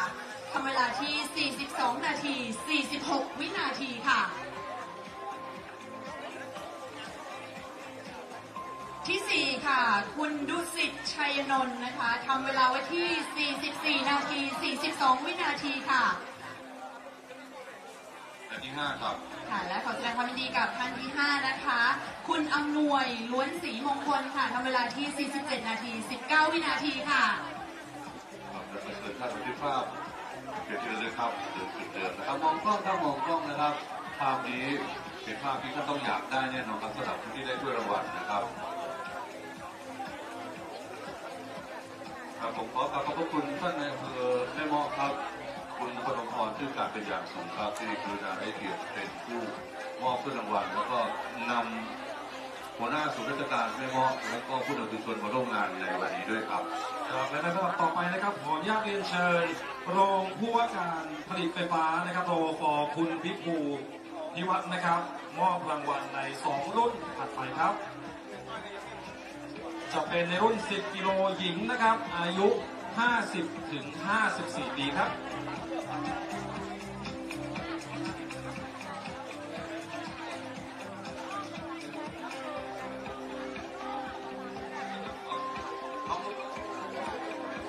ครับ10กิโลเมตรนะครับรุ่นหญิง45 ถึง 49 ปีครับขอไปครับ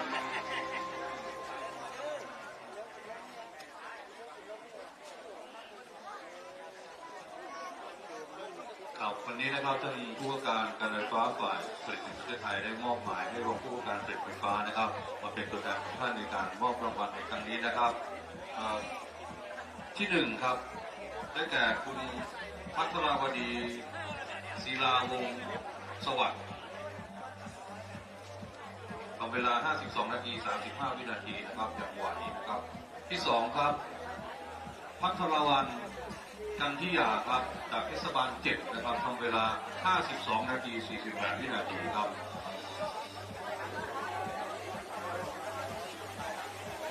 ที่3คุณพระรัชอร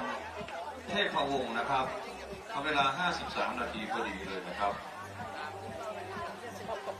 ที่4ครับคุณรัตนาสุภาลีครับทำเวลา54นาที45วินาทีครับ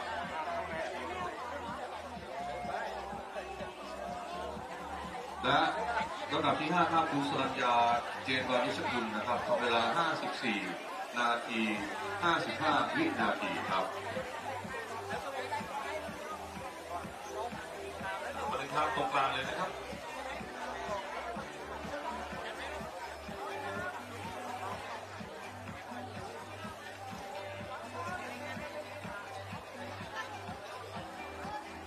อยากขอเชิญท่านต่ออีก1รุ่นนะครับได้เกียรติมอบอีก1รุ่นครับครับในรุ่นถัดไปนะครับเป็น10กิโลเมตรหญิงนะครับรุ่นอายุ50 ถึง 54 ปีนะครับเป็นเชิญนักกีฬาครับ10กิโลนะครับเมตรหญิงนะครับมินิมาราธอนนะครับหญิง50 ถึง 54 ปีครับก็คุณดูดี50ดูดิคุณจะจังอยู่เลยอ่ะเห็นไหม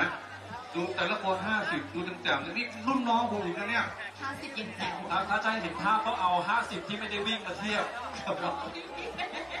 ตอนนี้อาจจะไม่เห็นภาพเท่าไหร่นะครับครับแสดงความยินดีกับนักกีฬาทุกท่านนะครับลำดับที่1นะครับแสดงความยินดีกับคุณณภาพรสงวนพฤกษ์นะครับด้วยเวลา54นาที11วินาทีนะครับจากริมวันรันเนอร์ครับทั้ง5ท่านนี้เป็นนางสาวทั้งหมดเลยนะครับลำดับ2นะครับคุณพระวีวันมีลาภนะครับด้วยเวลา57นาที23วินาทีครับลำดับที่3นะครับแสดงความยินดีกับคุณขวัญท่าไทยกันคำนันทานะครับหรือนันตาขออภัยถ้าอ่านผิดนะครับด้วยเวลา57นาที47วินาทีครับลำดับที่4นะครับคุณแสงจันทร์มาลัยวันครับด้วยเวลา1ชั่วโมง23วินาทีครับจากขุนยวมรันนิ่งนะครับและลำดับที่5แสดงความยินดีกับคุณพลอยกมลเตมีศักดิ์ครับด้วยเวลา1ชั่วโมง2นาที51วินาทีครับเรียนเชิญท่านถ่ายภาพตรงกลางนะครับขอบคุณครับครับก็ต้องขอบพระคุณนะครับท่านผู้บริหารระดับสูงนะครับที่ยังห่วงใยแล้วก็ให้การดูแลสนับสนุนการแข่งขันมาโดยตลอดนะครับทั้งคนและงบประมาณครับก็ต้องขอกราบขอบพระคุณนะครับท่านผู้แทนของผู้ว่าการไฟฟ้าฝ่ายผลิตแห่งประเทศไทยรองผู้ว่าการผลิตไฟฟ้าครับคุณวิภูพิวัฒน์เป็นอย่างสูงครับขอบพระคุณครับ ประเภทต่อไปครับนะครับเพื่อความรวดเร็วนะครับกีฬาพร้อมทุกอย่างพร้อม4 รุ่นแล้วจบ4 รุ่นนี้จะเป็นการมอบถ้วยพระราชทานครับค่ะลำดับต่อไปนะคะจะเป็นการมอบรางวัลค่ะ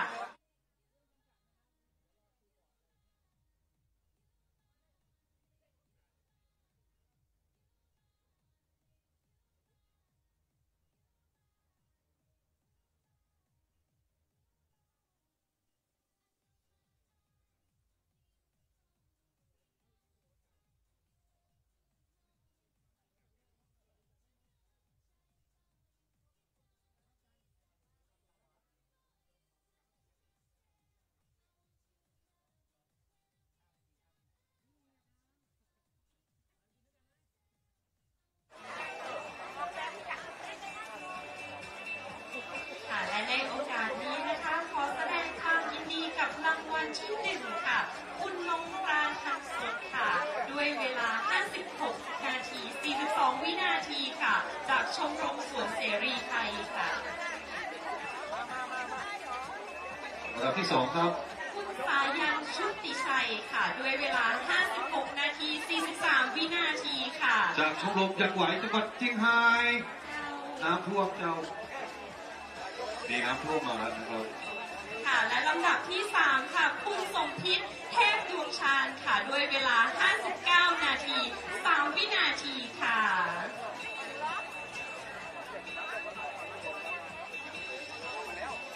ค่ะขอแสดงความยินดีกับลำดับที่4ค่ะคุณกนกทิพย์มาสุวรรณค่ะด้วยเวลา1 ชั่วโมง 3 นาที 42 วินาทีค่ะและลำดับที่5ค่ะคุณจำลองสุภาพันธ์ค่ะด้วยเวลา1 ชั่วโมง 6 นาที 15 วินาทีค่ะขอแสดงความยินดีกับผู้ชนะทั้ง5 ท่านด้วยนะคะ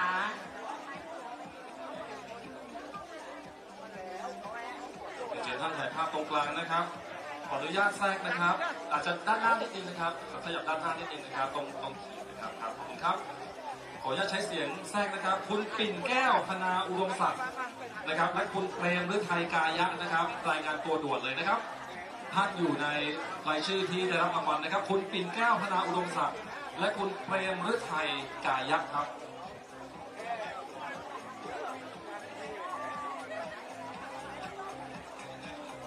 ยินดีกับนักวิ่งทุกท่านนะคะและเรียนเชิญท่านผู้กำกับสถานีตำรวจมอบรางวัลต่ออีกรุ่น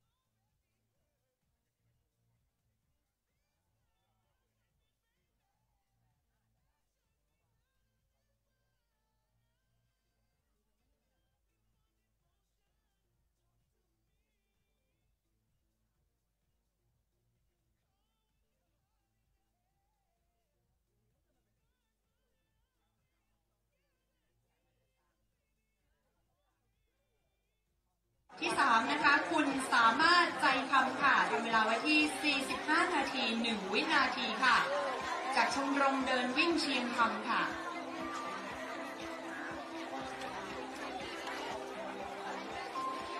ที่4นะคะคุณจำนงใจมิพักค่ะทำเวลาที่ 47 นาที 3 วินาทีค่ะจากกฟผ.แม่เมาะค่ะ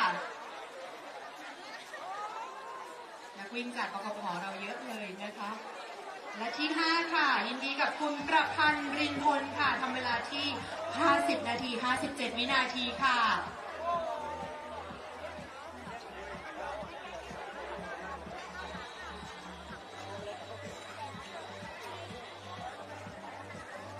เดี๋ยวเชิญท่านผู้กำกับถ่ายภาพนะคะ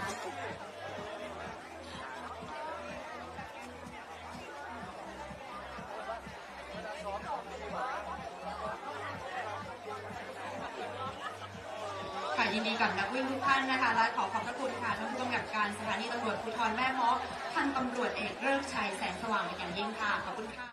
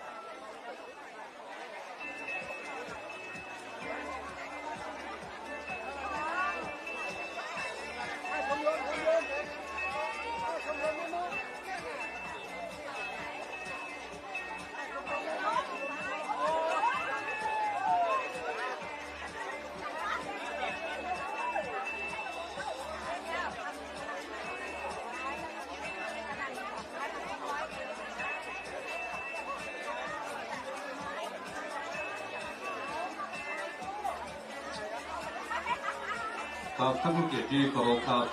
ลำดับต่อไปจะเป็นพิธีอันทรงเกียรติสำหรับสุดยอดนักวิ่งประเภทประชาชนชายและหญิงระยะทาง 21.1 กิโลเมตรในงานการแข่งขันวิ่งแม่เมาะฮาล์ฟมาราธอน 2024 ครั้งที่ 31 เพื่อเฉลิมพระเกียรติสมเด็จพระนางเจ้าสิริกิติ์พระบรมราชินีนาถพระบรมราชชนนีพันปีหลวงและได้รับถ้วยพระราชทานสมเด็จพระกนิษฐาธิราชเจ้ากรมสมเด็จพระเทพรัตนราชสุดาสยามบรมราชกุมารีซึ่งแม่เมาะฮาล์ฟมาราธอนของเราเป็นสนามแข่งขันวิ่งที่ได้รับการรับรองมาตรฐานจากWorld Athleticsระดับ World State Level ระยะฮาล์ฟมาราธอน 2.1 กิโลเมตรแห่งแรกของภาคเหนือผลปรากฏว่าชนะเลิศประเภทประชาชนชายได้แก่อนุชาพาดาและประเภทประชาชนหญิงได้แก่ปาริยาสมเสน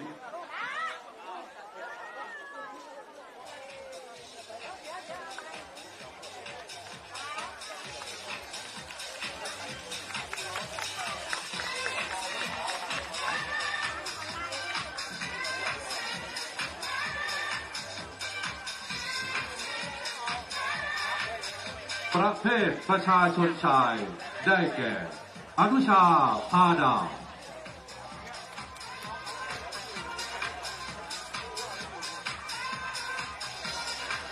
เวลา1 ชั่วโมง 14 นาทีประเภทประชาชนหญิงได้แก่ปริยาสมเสนเวลา1 ชั่วโมง 27 นาที 17 วินาที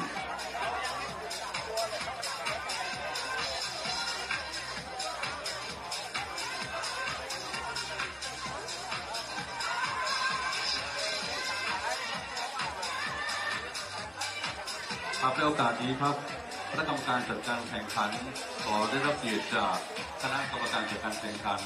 และท่านผู้เกียรติลำดับต่อไปนี้ได้กรุณาขึ้นบันทึกภาพกับนักกีฬา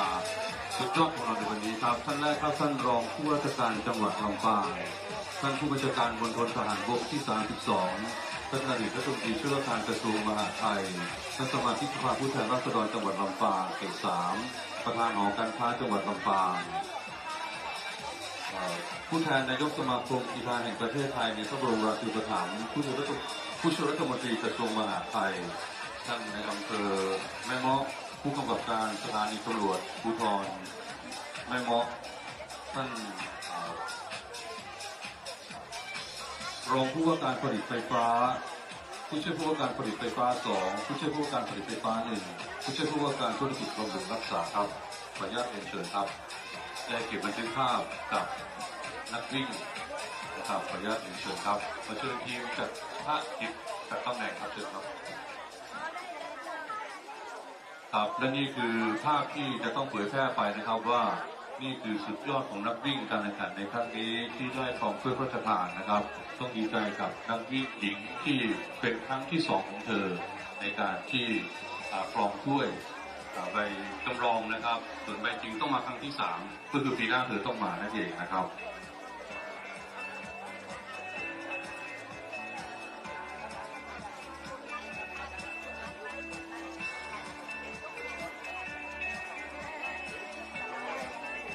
ขอได้โปรดได้เก็บบันทึกภาพกับนักวิ่งของเรานะครับว่ามีจำเป็นจะต้องเผยแพร่ออกไปนะครับเป็นที่ประจักษ์นะครับว่างานของเรานั้นนะครับจัดได้อย่างสมเกียรติครับนะครับแล้วขอเชิญ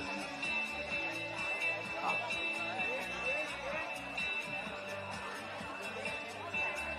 ขอเชิญครับ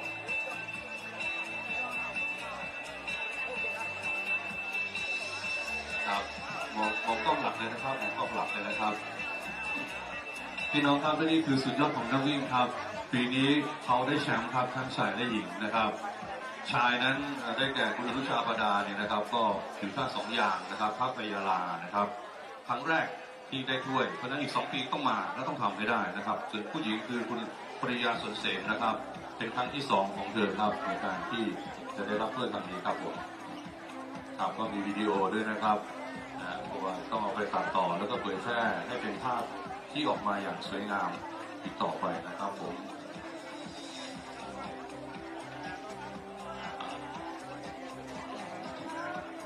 ครับเพื่อให้ได้ฟีลลิ่งของการภาพนะครับขออนุญาตได้ชูมือนะครับเพื่อเป็นกำลังใจให้กับนักวิ่งด้วยครับผมครับขออนุญาตขอเสียงปรบมือให้กับนักวิ่งและท่านผู้เกียรติของเราด้วยนะครับขอบพระคุณครับขอกราบขอบพระคุณทุกท่านเป็นอย่างสูงครับและขอแสดงความยินดีกับนักวิ่งด้วยนะครับเดี๋ยวนักวิ่งอยู่ก่อนนะครับนักวิ่ง2 คนอยู่ก่อนนะครับ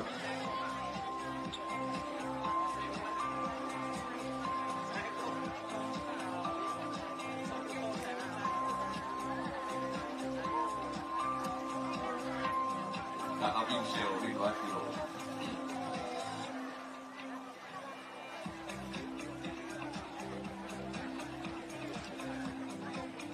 ครับขออนุญาตสัมภาษณ์นะครับขออนุญาตถ่ายภาพก่อนนะครับเดี๋ยวต้องมาฟังความในใจของคุณอนุชาปดานะครับเพราะว่าถ้วยนี้หนักมากนะครับหนักครับ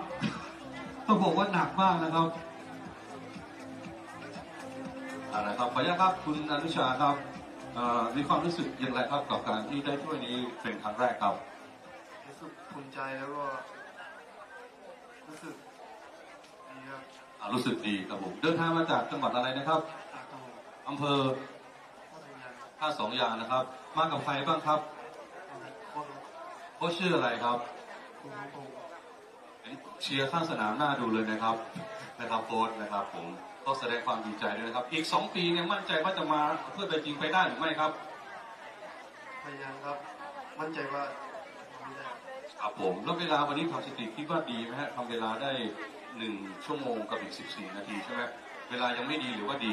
ไม่ค่อยดีเลยไม่ค่อยดีนะครับนี่เลยเคยทำดีที่สุดได้เท่าไหร่ครับ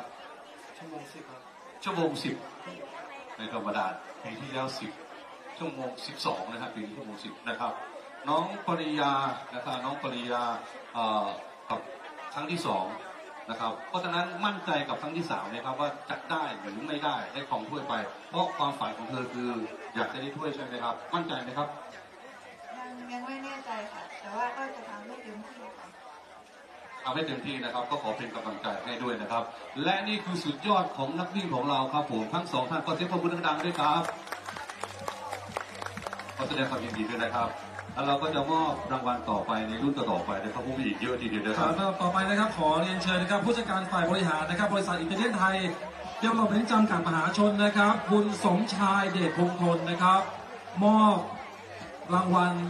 3รุ่นเลยนะครับ3รุ่นเลยนะครับเดี๋ยวนี้เลยครับครับเรียนเชิญนักกีฬาในรุ่น10กิโลเมตรนะครับชาย45ถึง49ปีนะครับครับเรียนเชิญบนแท่นเลยนะครับ10กิโลเมตรชาย45ถึง49ปีนะครับเราจะทำให้เร็วที่สุดเลยนะครับเพราะนักวิ่งเยอะมากนะครับมาตอนนี้พร้อมกันเชิญครับครับแสดงความยินดีกับลำดับที่1นะครับคุณธีรพงษ์ธนชัยขันธ์นะครับด้วยเวลา43นาที9วินาทีครับ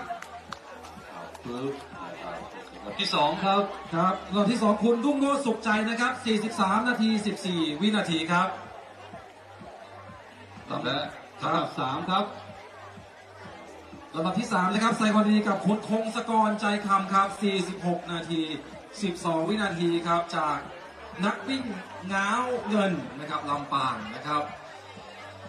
ลำดับที่4แสดงความดีกับคุณไพรัตน์วานิชศรีครับด้วยเวลา47นาที2วินาทีครับจากหจก.วรการครับและลำดับ5แสดงความดีกับคุณณรงค์ฤทธิ์ธนุโอหารครับ50นาที56วินาทีครับครับเชิญปฏิภาพตรงกลางนะครับเชิญพี่สมชายครับ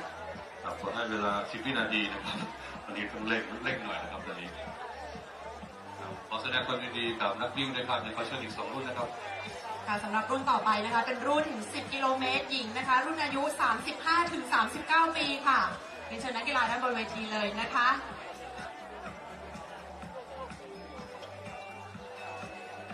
ระยะ10กิโลเมตรหญิงค่ะรุ่นอายุ35ถึง39ปีค่ะ5ท่านนะคะ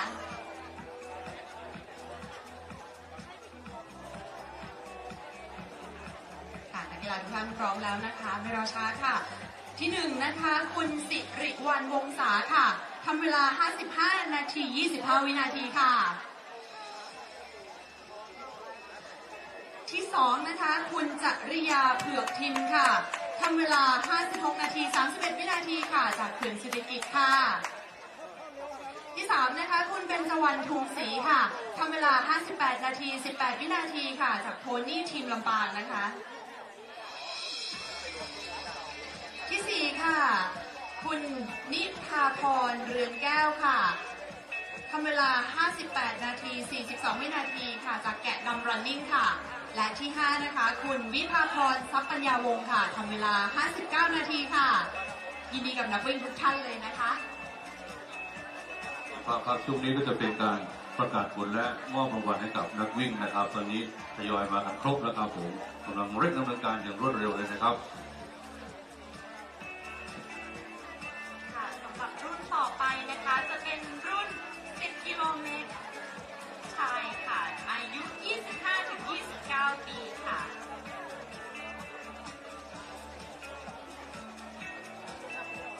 เชิญด้านบนท่านเลยนะคะ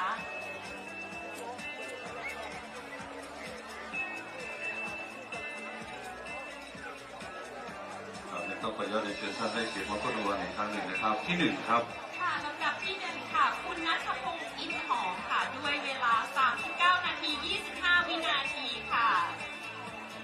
ลำดับที่2ครับลำดับที่2คุณณัฐพัฒน์ค่ะจงวัฒนาไพศาลค่ะด้วยเวลา41นาที14วินาทีค่ะ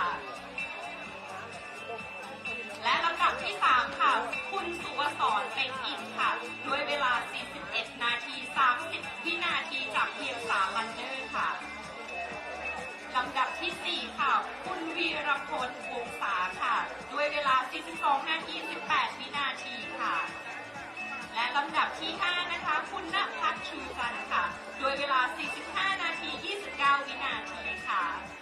ขอแสดงความยินดีด้วยนะคะและขอรับถ่ายรูปร่วมกันเป็นที่ระลึกค่ะครับตอนนี้เราเริ่มทยอยมอบรางวัลนะครับของนักกีฬาแต่ละรุ่นนะครับรับเสร็จแล้วนะครับขอเชิญไปเลือกซื้อของแล้วก็อย่าลืมไปเที่ยวเลยนะครับครับขอบคุณนะครับคุณสมชายเดชมงคลนะครับที่ได้ให้เกียรติมอบรางวัลนะครับลำดับต่อไปนะครับขอเรียนเชิญนะครับผู้ช่วยผู้ว่าการธุรกิจบำรุงรักษานะครับคุณชัดชัยมาวงนะครับมอบรางวัล3รุ่นเลยนะครับ3รุ่นเลยเริ่มจากรุ่น10กิโลเมตรนะครับหญิง65 ถึง 69 ปีเรียนเชิญนักกีฬาครับ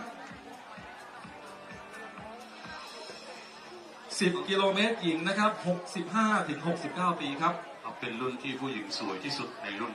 จะอยู่รุ่นนี้เลยนะครับจะอยู่รุ่นนี้เลยแต่ผมว่ารุ่นอื่นจะน้อยใจนะครับเราเรียกว่าสวยเท่ากันดีกว่าครับแสดงความยินดีกับลำดับที่1นะครับคุณสุดที่รักชัยลังกาครับด้วยเวลา1ชั่วโมง2นาที58วินาทีนะครับจากกิวลมชมละครครับครับลำดับที่2นะครับแสดงความยินดีกับคุณศิลาพัชรพงศกุลนะครับด้วยเวลา1ชั่วโมง7นาที2วินาทีครับลำดับที่3แสดงความยินดีกับคุณสุวรรณาการจนศิลป์นะครับ1ชั่วโมง13นาที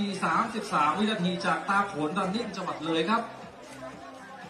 ครับและลำดับที่4นะครับแสดงความยินดีกับคุณสมฤทธิ์วงสืบนะครับด้วยเวลา1ชั่วโมง14นาที36วินาทีครับแสดงความยินดีกับทุกท่านเลยนะครับเชิญถ่ายภาพตรงกลางนะครับ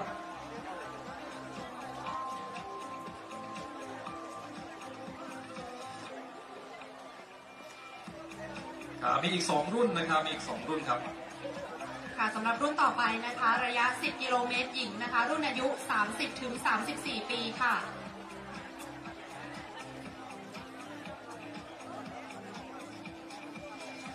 ก็ยังคงเป็นชททนะคะคุณชัดชัยมาวงค่ะผู้ช่วยผู้ว่าการธุรกิจบำรุงรักษานะคะที่จะเป็นผู้มอบรางวัลให้กับเซตต่อไปนะคะสำหรับระยะ10กิโลเมตรหญิงค่ะรุ่นอายุ30 ถึง 34 ปีค่ะ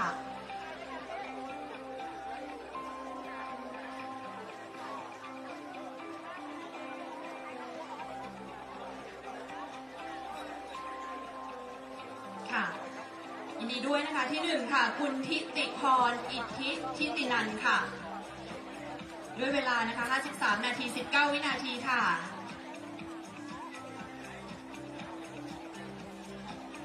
ค่ะที่2นะคะ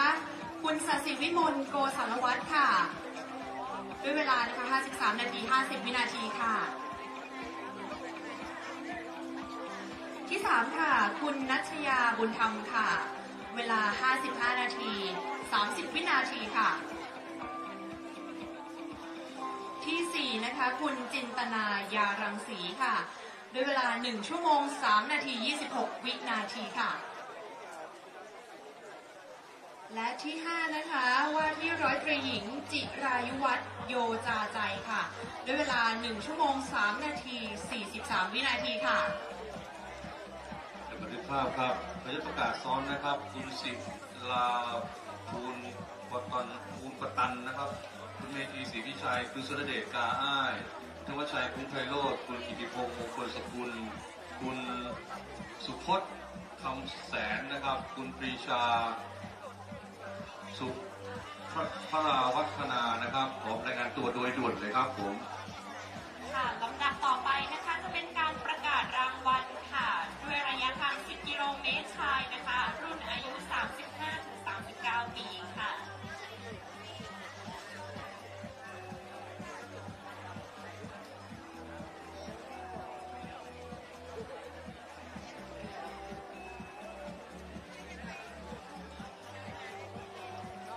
ลำดับที่1นะคะคุณมงคลลายิปาค่ะด้วยเวลา38นาทีค่ะ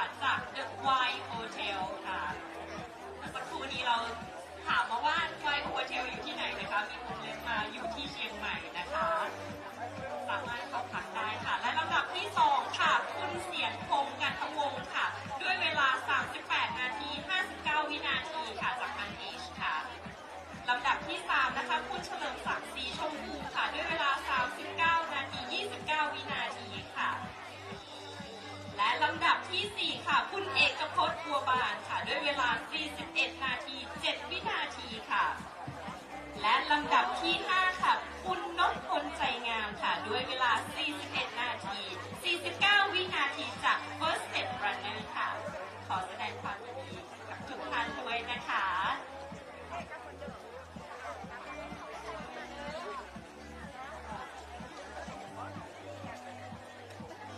ค่ะในโอกาสนี้นะคะขอบพระคุณค่ะผู้ช่วยผู้ว่าการธุรกิจบำรุงรักษานะคะคุณชัดชัยมาวงมาณโอกาสนี้ด้วยนะคะครับลำดับต่อไปขออนุญาตเรียนเชิญนะครับผู้ช่วยผู้ว่าการผลิตไฟฟ้า2นะครับคุณสุทธิพงษ์เฉลิมเกียรตินะครับมอบ3รุ่นเลยนะครับเรียนเชิญบนเวทีครับครับนักกีฬาเตรียมตัวนะครับในรุ่น10กิโลเมตรชายนะครับอายุ20ถึง24ปีนะครับเรียนเชิญเลยนะครับ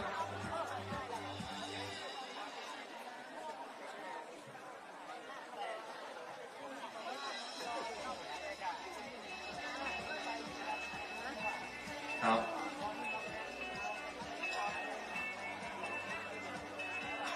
ครับลำดับที่1นะครับแสดงความยินดีกับคุณวรกรบ้านกระโทกนะครับด้วยเวลา 39 นาที 55 วินาทีนะครับจากบ้านสำเร็จครับ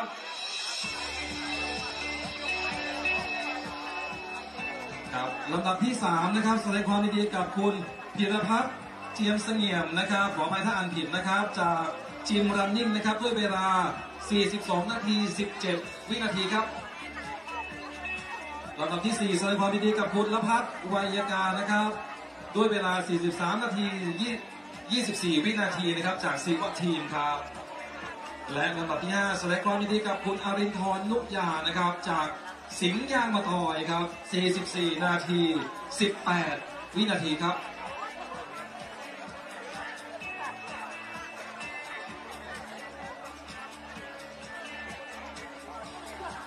ครับบันทึกภาพตรงกลางเลยนะครับ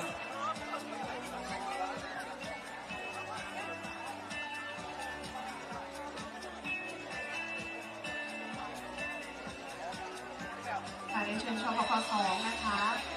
ให้เกียรติมอบรางวัลเซตต่อไปนะคะสำหรับเซตต่อไปค่ะระยะ 10 กิโลเมตรหญิงค่ะรุ่นอายุ 25 ถึง 29 ปีค่ะเรียนเชิญนักกีฬาด้านบนเวทีเลยนะคะ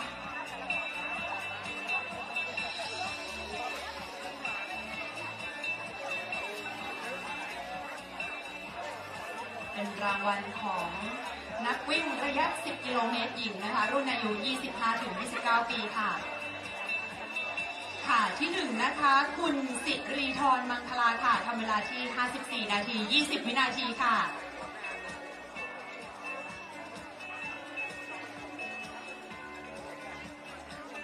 ที่2นะคะคุณกฤตนัทนะคะสลีวงศ์ค่ะทำเวลา 55 นาที 38 วินาทีค่ะ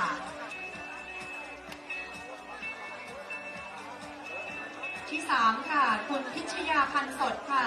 ทำเวลา 57 นาที 7 วินาทีค่ะจากชมรมสวนเสรีไทยค่ะที่4นะคะคุณเปรมฤทัยกายะค่ะทำเวลาที่1 ชั่วโมง 1 นาที 20 วินาทีค่ะจากขจก.บัวตาลกรุ๊ปค่ะและที่5นะคะคุณนันทิชานันทวาฒค่ะทำเวลา1 ชั่วโมง 1 นาที 50 วินาทีค่ะเชิญบันทึกภาพเป็นที่ระลึกด้วยนะครับนี่คือบรรยากาศของการมอบถ้วยรางวัลสำหรับนักวิ่งนะครับที่ชนะเลิศระดับ1 ถึง 5ของแต่ละประเภทอายุครับสุดยอดมากเลยค่ะทุกท่านยินดีด้วยนะคะขอแสดงความยินดีกับนักวิ่งทุกท่านด้วยครับขอบพระคุณครับผมต่อไปจะเป็นประเภทชายนะครับอายุ 65 ถึง 69 ปีชายระยะทาง 21.1 กิโลเมตรครับ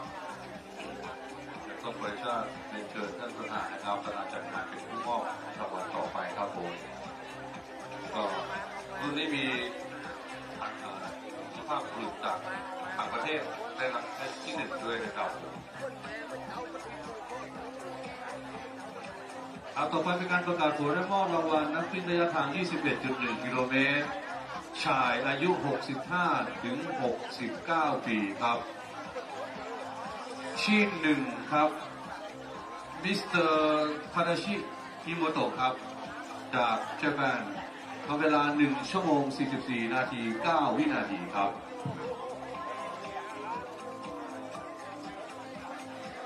ที่2คุณสมชายซึ้งจิตศิริโรจน์ครับทำเวลา1 ชั่วโมง 52 นาที 2 วินาที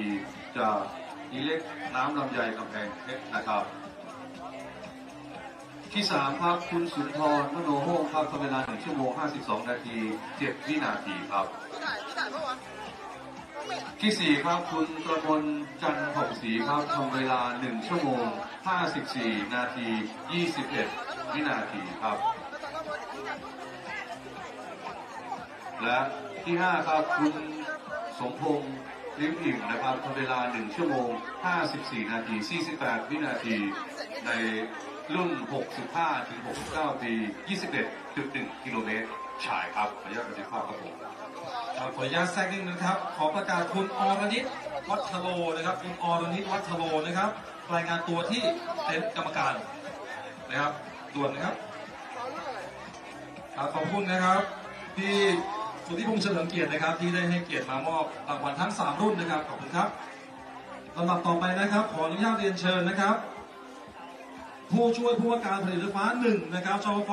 1คุณนพพลพันเงินครับมอบรางวัล3รุ่นเลยนะครับครับต่อไปนะครับ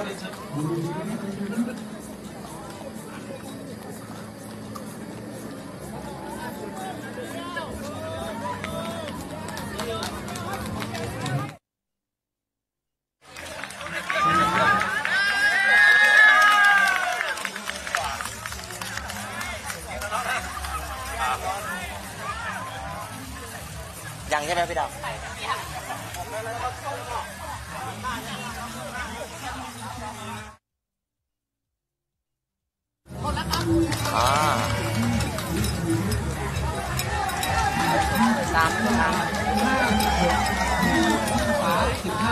วินาทีครับที่3นะครับแสดงความยินดีกับคุณอนุชาโมกวิภาพครับจากขุนยวงรันนิ่งนะครับด้วยเวลา57 นาที 1 วินาทีครับลำดับ4นะครับแสดงความยินดีกับคุณปณิสราชาวเขลางนะครับด้วยเวลา58 นาที 44 วินาทีครับจากสิงห์ยางมะตอยนะครับและลำดับที่5แสดงความยินดีกับคุณสุพรรณษาพาจักน้อยนะครับขออภัยทหารชื่อผิดนะครับด้วยเวลา1 ชั่วโมง 1 นาที 21 วินาทีครับ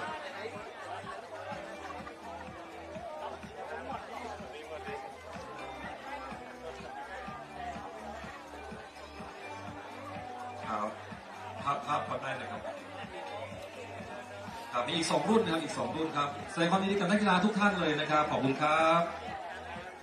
ค่ะสำหรับเซตต่อไปนะคะนักกีฬาระยะ10 กิโลเมตรชายค่ะรุ่นอายุ 55 ถึง 59 ปีค่ะเชิญนักกีฬาด้านบนเวทีนะคะในการนี้ก็ยังคงเรียนเชิญทางผู้ช่วยผู้ว่าการผลิตไฟฟ้า1นะคะคุณนพพลพันเงินนะคะเป็นผู้มอบรางวัลให้กับนักกีฬาเซตต่อไปนะคะระยะ10 กิโลเมตรชายค่ะรุ่นอายุ 55 ถึง 59 ปีค่ะ5 ท่านนะคะพร้อมค่ะที่1นะคะคุณสุภาพสิริค่ะทำเวลาที่45 นาที 13 วินาทีค่ะแสดงความยินดีด้วยนะครับที่2ค่ะคุณณวพลเทสะปุรณะค่ะทำเวลาที่49 นาที 40 วินาทีค่ะ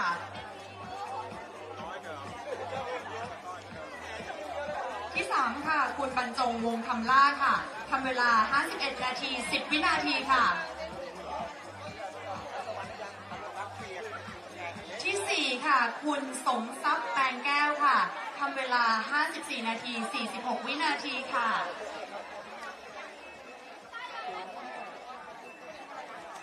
และที่5นะคะคุณเมธากิตินวรัตน์ค่ะทำเวลาที่55 นาที 28 วินาทีค่ะแสดงความยินดีกับทุกท่านนะครับแล้วก็เรียนเชิญถ่ายภาพตรงกลางครั้งหนึ่งนะครับบางท่านแบบเวลาห่างกันแค่เสี้ยววินะคะอย่างนั้นเลยใช่ไหมครับก็มี1 นาทีบ้างมีแบบเสี้ยววิบ้างนะคะ ครับมีอีกรุ่นหนึ่งใช่ไหมครับโอเคครับขออนุญาตแทรกนะครับขอประกาศคุณอาทิตย์คุณสิรินะครับขออภัยนะครับถ้าอ่านชื่อผิดนะครับคุณอาทิตย์คุณสิริครับในรุ่นชาย 50-54 ปีนะครับ 21.1 กิโลนะครับรายงานตัวที่เต็นท์กรรมการด่วนครับลำดับต่อไปนะคะจะเป็นการประกาศรางวัลค่ะสำหรับระยะทาง 21.1 กิโลเมตรชายนะคะรุ่นอายุ 70 ปีขึ้นไปค่ะแข็งแรงมากเลยนะคะพี่ๆทุกท่านนะคะ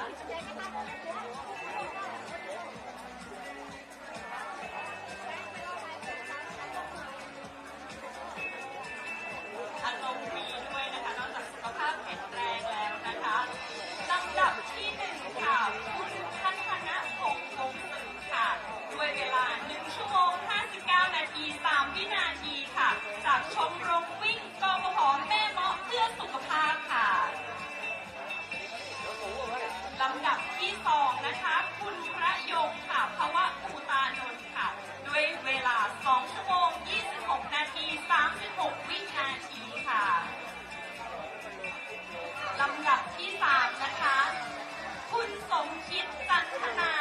รัตน์ค่ะจากด้วยเวลา2 ชั่วโมง 42 นาที 29 วินาทีค่ะจากโค้ชแบงค์นะคะขอแสดงความยินดีกับผู้ชนะทั้ง3ท่านด้วยนะคะขอบพระคุณมากค่ะขอขอบพระคุณชกป.1เป็นอย่างสูงนะคะที่ให้เกียรติผู้ให้รางวัลนะคะ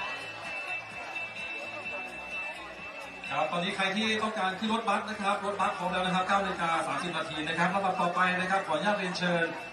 พี่ประจวบดอนคำมูลนะครับอดีตผู้ช่วยผู้ว่าการเหมืองแม่เมาะนะครับและก็นักวิ่งในรุ่นฮาล์ฟมาราธอนในปัจจุบันด้วยเมื่อเช้าสักครู่เห็นด้วยนะครับไม่ธรรมดาจริงๆใช่ครับมอบรางวัลใน4 รุ่นต่อไปนี้นะครับเรียนเชิญพี่ประจวบดอนคำมูลครับอดีตผู้ช่วยผู้ว่าการเหมืองแม่เมาะนะครับเป็นรุ่นชายนะครับ 25-29 ปีนะครับ 21.1 กิโลเมตรครับ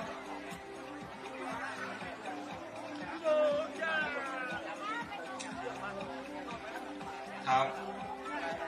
ในรุ่นชายนะครับ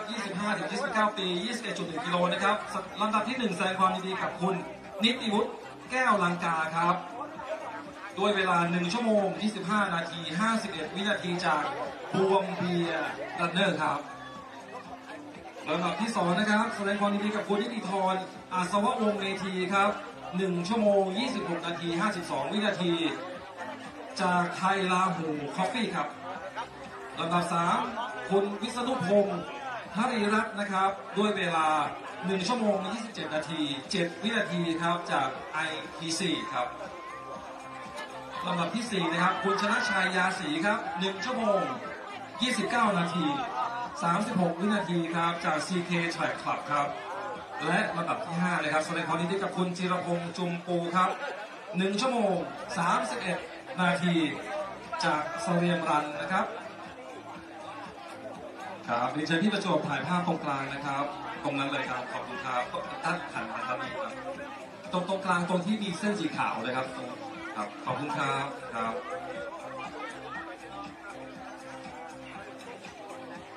จากแสดงความยินดีกับนักกีฬาในรุ่น 25-29 ปีนะครับครับยังมีอีก3 รุ่นนะครับพี่จวบครับค่ะสำหรับเซตต่อไปนะคะเป็นเซตสำหรับระยะทาง 21.1 กิโลเมตรชายนะคะอายุ 40-44 ปีค่ะ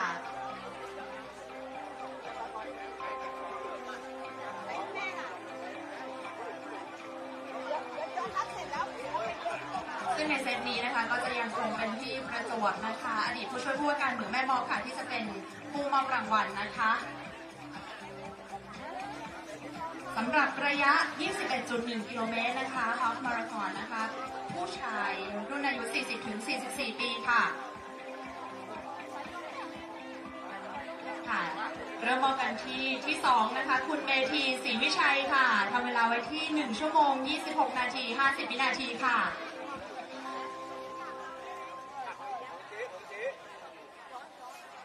ที่3ค่ะคุณสุรเดชกาอ้ายค่ะ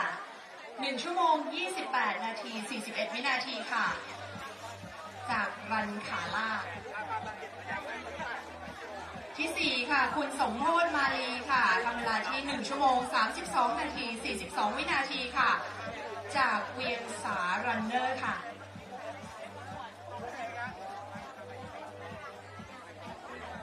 และที่5นะคะคุณธานิชฟอลเลจค่ะ1 ชั่วโมง 33 นาที 57 วินาทีค่ะจาก AVA Concert Speed ค่ะ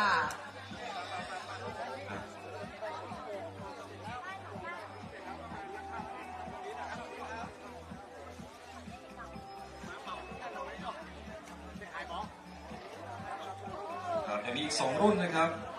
ค่ะและในลำดับต่อไปนะคะจะเป็นการประกาศผลนะคะในระยะทาง 21.1 กิโลเมตรชายค่ะรุ่นอายุ 55-59 ปีค่ะขอเรียนเชิญผู้ชนะนะคะทั้ง5 ท่านบนเวทีเลยนะคะเชิญครับ55-59ครับ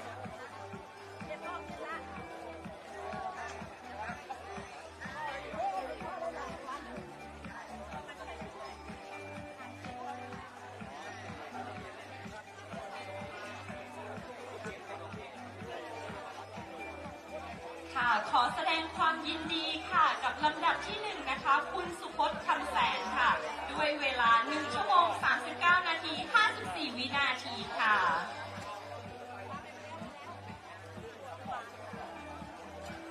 แสดงความยินดีกับลำดับที่2นะคะคุณชาตรีพงษ์วิชัยค่ะด้วยเวลา1 ชั่วโมง 43 วินาที 7 วินาทีค่ะจากกฟผ.บางกรวยค่ะ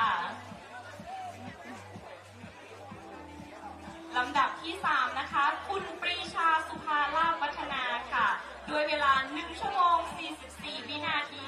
44 นาที 43 วินาทีค่ะจากเฮียรังท้ายนะคะ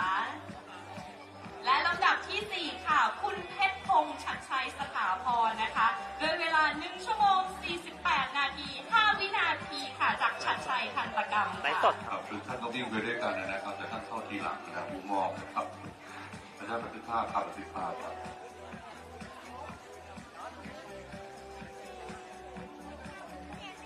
เดี๋ยวต้องขออนุญาตอีก1 รุ่นนะครับคุณผู้ชมครับขออีก1 รุ่นเลยนะครับท่านอุตส่าห์เดินทางมาไกลครับขออนุญาตใช้งานได้เต็มที่เลยนะครับผมแสดงความดีกับนักกีฬาในรุ่นนี้นะครับครับและรุ่นต่อไปก็คือจะเป็นรุ่นของพี่จวบนั่นเองนะครับเป็นรุ่น 60-64 ปีชายนะครับ21.1 กิโลเมตรนะครับอันนี้รุ่นเป็นรุ่นของพี่จริงๆนะครับเรียนเชิญนักกีฬาในรุ่นนี้เลยนะครับทั้ง5 ท่านนะครับแสดงความยินดีด้วยนะครับท่านบอกว่าถ้าถูกแซงมานะครับจริงท่านเป็นคนที่6นะครับพลาดไป1 ลำดับเลยก็มาอยู่เป็นผู้มอบแทนนะครับครับแสดงความยินดีกับท่านที่1นะครับลำดับที่1นะครับคุณยุทธพงษ์หงใหญ่ครับ1 ชั่วโมง 40 นาที 59 วินาทีครับลำดับที่2นะครับคุณอนุกูลทากุณานะครับทากุณะและขออภัยถ้าอ่านผิดนะครับ1 ชั่วโมง 44 นาที 21 วินาทีครับแสดงความยินดีกับลำดับที่3นะครับคุณธวัชชัยคุ้มไพโรจน์นะครับจากสวนเสรีไทยนะครับ1 ชั่วโมง 47 นาที 24 วินาทีครับ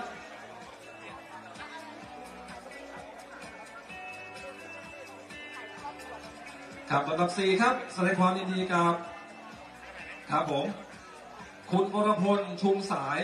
ณอยุธยานะครับ1 ชั่วโมง 49 นาที 10 วินาทีครับ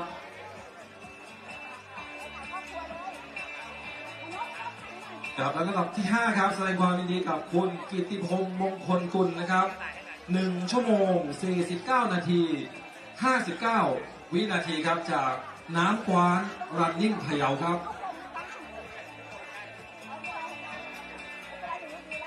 ครับเดี๋ยวเชิญถ่ายภาพนะครับแล้วก็ขอบพระคุณพี่จุกนะครับที่ได้ให้เกียรติมอบรางวัลทั้ง4 รุ่นเลยนะครับที่6ทำเวลา1 ชั่วโมง 45 นาทีครับประจวบดอนครับอันนี้เป็นเวลาอย่างไม่เป็นทางการใช่ไหมครับเพราะ ครับ ขอบคุณนะครับพี่ประจวบพรคำมูลนะครับอดีตผู้ช่วยผู้ว่าการหมู่แม่มอนนะครับและนักวิ่งในปีนี้ขอให้สุขภาพแข็งแรงได้มาร่วมวิ่งทุกปีนะครับเดี๋ยวปีหน้าเราเป็นฟูลมาราธอนเลยนะครับครับขอบคุณครับรุ่นต่อไปครับสำหรับรุ่นต่อไปนะคะจะเป็นระยะ 21.1 กิโลเมตรชายนะคะรุ่นอายุ 30-34 ปีค่ะเรียนเชิญค่ะผู้อำนวยการโรงไฟฟ้าวังน้อยค่ะคุณกิตติสุขแดงค่ะให้เกียรติมาเป็นผู้มอบรางวัลนะคะ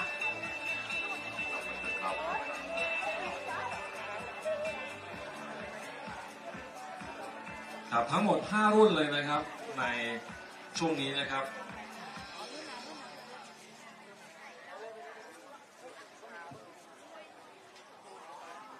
เชิญครับที่1ครับค่ะที่1ค่ะคุณพีนิธีกลิ่นทองค่ะทำเวลาที่1ชั่วโมง25นาที10วินาทีค่ะจาก On Edge Running Team ค่ะ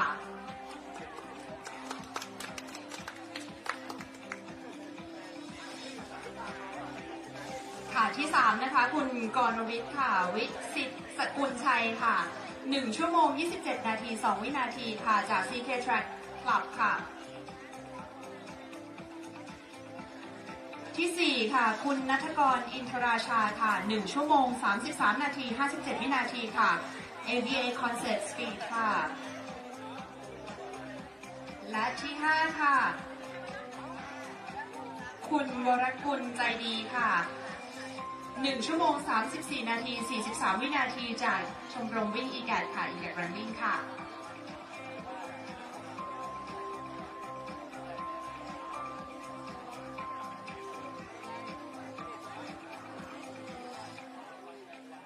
แสดงความยินดีกับนักกีฬาในรุ่นนี้ทุกท่านเลยนะครับยังมีอีก4รุ่นนะครับที่ท่านต้องมอบนะครับท่านก็เดินทางมาจากอยุธยานะครับเพิ่งมาจากเมื่อวานนะครับค่ะลำดับต่อไปนะคะจะเป็นการประกาศรางวัลค่ะของระยะทาง 21.1 กิโลเมตรนะคะ male 50 to 54Congratulations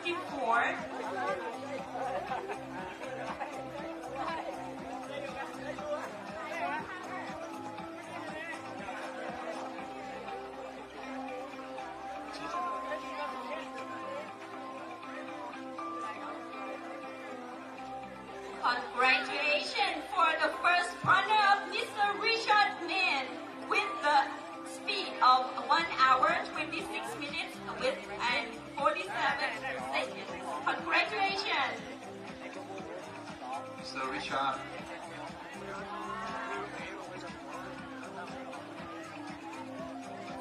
และขอแสดงความยินดีกับลำดับที่2นะคะคุณนิรันดร์ตาแก้วค่ะด้วยเวลา1ชั่วโมง28นาที51วินาทีนะคะจาก ITC ค่ะแสดงความยินดีกับลำดับที่3นะคะคุณพรพิสิทธิ์กันนาค่ะด้วยเวลา1ชั่วโมง32นาที50วินาทีกับชีวิตติดชาค่ะแสดงความยินดีกับลำดับที่4ค่ะคุณอาทิตย์กันสิริ1ชั่วโมง33นาที33วินาทีค่ะชมรมเดินวิ่งเพื่อนสิริกิจค่ะและแสดงความยินดีกับลำดับที่5นะคะคุณธีรเดชศรีวิภาค่ะ1ชั่วโมง34นาที28วินาทีจากพยาวรันเนอร์ขอแสดงความยินดีกับทุกท่านด้วยนะคะและขออนุญาตเก็บภาพที่ลงมาค่ะเดินตามเขาทำไมเรียกเขาดินักกีฬาในรุ่นถัดไปนะครับเตรียมตัวเลยนะครับ21กิโลเมตรชาย45ถึง49ปีนะครับจากเรียนเชิญนักกีฬาในรุ่นอายุ45ถึง49ปีชายนะครับ 21.1 กิโลเมตรครับเรียนเชิญครับ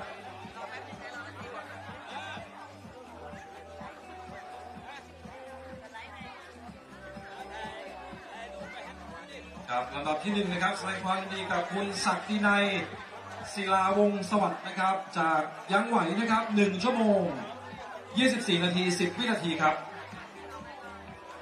ลำดับ2ครับคุณจักริดสมบัติแก้วครับจากเวียงสารันเนอร์น่านนะครับ1ชั่วโมง33นาที6วินาทีครับลำดับ3ครับคุณสาธิตถาบุญชูครับ1ชั่วโมง34นาที45วินาทีครับจาก จับไปปากนะครับ ถ้าใครไม่ใช่คนเหนือจะไม่รู้ว่าจับไปปากแปลว่าอะไร จับไปปาก แปลว่าอย่าพูดนะครับลำดับ4นะครับคุณณัฐชัยบุญทาทองนะครับ1 ชั่วโมง 40 นาที 1 วินาทีครับลำดับที่5นะครับแสดงความยินดีกับคุณยีมินเซียนะครับ1 ชั่วโมง 41 นาทีนะครับ56 วินาทีครับจาก LPD Team นะครับกับแสดงความยินดีกับทั้ง5ท่านนะครับ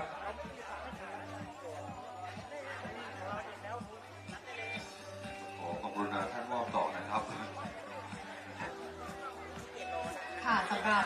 ระยะต่อไปนะคะระยะ 21.1 กิโลเมตรหญิงนะคะรุ่นอายุ 60-64 ปีค่ะ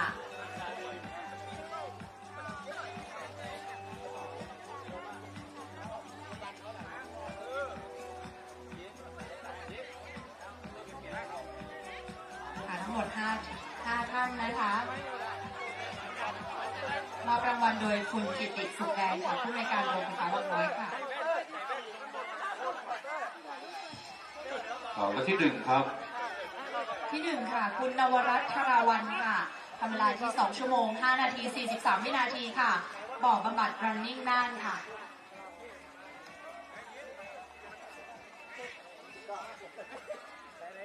ที่2ค่ะคุณนันทนิตสำราญใจค่ะใช้เวลาไป2 ชั่วโมง 13 นาที 57 วินาทีค่ะที่3ครับที่3ค่ะคุณปราณีกลัมพบุตรนะคะใช้เวลาไป2 ชั่วโมง 15 นาที 7 วินาทีค่ะจากผู้หางนาคเทรลสุพรรณบุรีเลยนะคะลำดับ4ค่ะที่4ค่ะคุณสิริรักษ์หวังรุ่งโรจน์ค่ะ2 ชั่วโมง 16 นาที 59 วินาทีค่ะและที่5ค่ะคุณสุนทรีทองเนียมค่ะ2 ชั่วโมง 46 นาที 10 วินาทีค่ะจากอินเตอร์รันเนอร์ค่ะ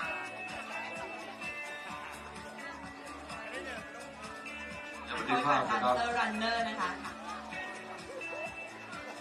เยี่ยมครับขอแสดงความยินดีด้วยนะครับนักวิ่งครับรุ่นต่อไปครับจะขออนุญาตท่านผู้มอบยังขอเชิญ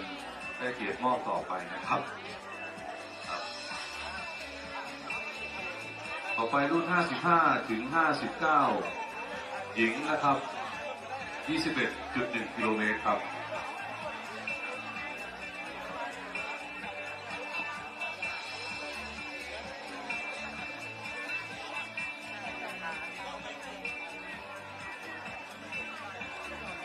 ต่อไปจะเป็นการประกาศผลและมอบรางวัลนะครับนักวิ่งระยะ 21.1 กิโลเมตรหญิงอายุ 55 ถึง 59 ปี ที่1ได้แก่คุณรัตดรุณยารักษ์ศรีมนัสทำเวลา1 ชั่วโมง 58 นาที 35 วินาทีนะครับจากดัมเบอร์รันเนอร์ใช่ไหมครับที่2คุณวชิรยาเจษดายุทธการกุลทำเวลา1 ชั่วโมง 58 นาที 47 วินาทีที่3คุณวรรณพรสุทธิพันธ์ทำเวลา2 ชั่วโมง 7 นาทีและ 57 วินาทีครับที่4คุณนิตาเต็มสิริเกียรติครับทำเวลา2 ชั่วโมง 16 นาที 20 วินาทีในลำดับ4ครับและระดับที่5ครับคุณจิรนันท์ตระกูลสว่างครับทำเวลา2 ชั่วโมง 17 นาที 6 วินาทีครับ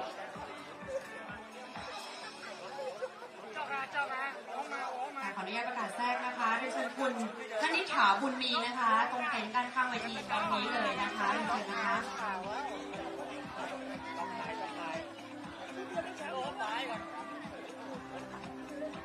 ขอกราบขอบพระคุณนะคะผู้อำนวยการโรงไฟฟ้าวังน้อยคุณกิติสุขแดงเป็นอย่างสูงนะคะขอบคุณค่ะลำดับต่อไปนะคะจะเป็นการมอบรางวัลนะคะระยะทาง 21.1 กิโลเมตรค่ะหญิง 30 ถึง 34 ปีนะคะขออภัยค่ะลำดับต่อไปนะคะกราบเรียนเชิญนะคะผู้อำนวยการฝ่ายการผลิตเหมืองแม่มดนะคะคุณสมนึกจรัสไกรสอนค่ะเป็นผู้มอบรางวัลค่ะขอกราบเรียนเชิญค่ะ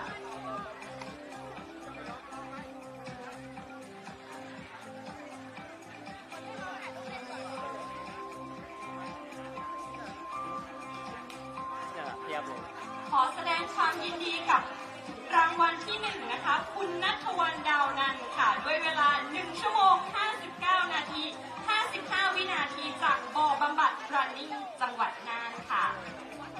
ลำดับที่2นะคะคุณพิมประภาคำเงินค่ะด้วยเวลา2 ชั่วโมง 21 วินาทีค่ะและลำดับที่3นะคะคุณปองการตรีวัฒนาวงศ์ค่ะด้วยเวลา2 ชั่วโมง 32 วินาทีค่ะ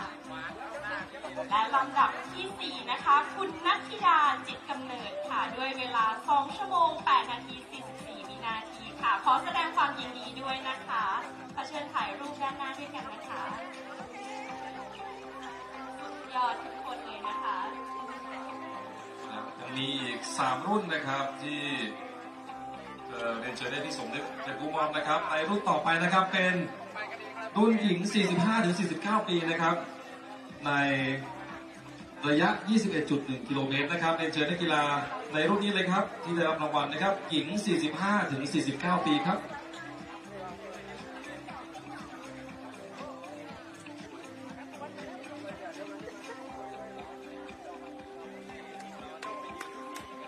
ครับเรียนเชิญบนท่านเลยนะครับ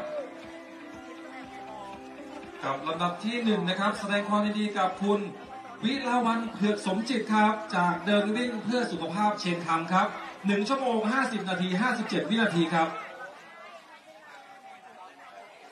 ลำดับที่2แสดงความยินดีกับคุณนายนาก้อนศักดิ์นะครับขออภัยถ้าอ่านชื่อผิดนะครับ1 ชั่วโมง 55 นาที 33 วินาทีนะครับจากกาแฟไทยลาหูจากที่ฝางเชียงใหม่นะครับท่านที่3นะครับลำดับที่3คุณสรัญญาชมสวนนะครับ2 ชั่วโมง 11 นาที 54 วินาทีครับทกสขาววิ่งซิ่งสนุกครับลำดับที่4นะครับคุณลักษณาวันสุกเกษมครับ2 ชั่วโมงครับ14 นาที 39 วินาทีครับเขื่อนศิริกิติ์นะครับและลำดับที่5นะครับคุณณัฐการกีวุฒิครับ2 ชั่วโมง 16 นาที 22 วินาทีครับบ่อบำบัดรันนิ่งจังหวัดน่านครับแสดงความยินดีกับทั้ง5ท่านครับ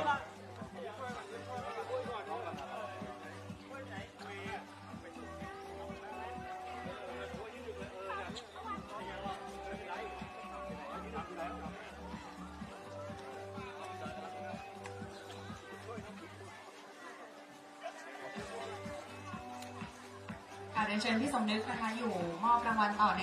ประเภทต่อไปนะคะสำหรับประเภทต่อไปนะคะระยะ 21.1 กิโลเมตรค่ะหญิงค่ะอายุ 35-39 ปีค่ะเชิญนักกีฬาด้านบนเวทีเลยนะคะ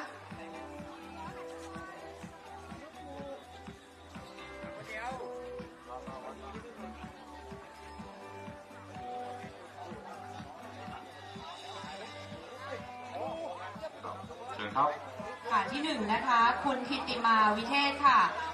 ใช้เวลาไป1 ชั่วโมง 52 นาที 2 วินาทีค่ะ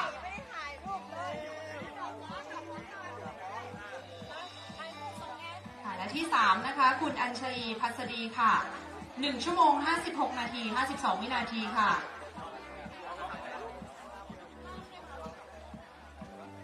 และที่4นะคะคุณสิริพรบุญประเสริฐค่ะทำเวลาไป1 ชั่วโมง 58 นาที 32 วินาทีค่ะ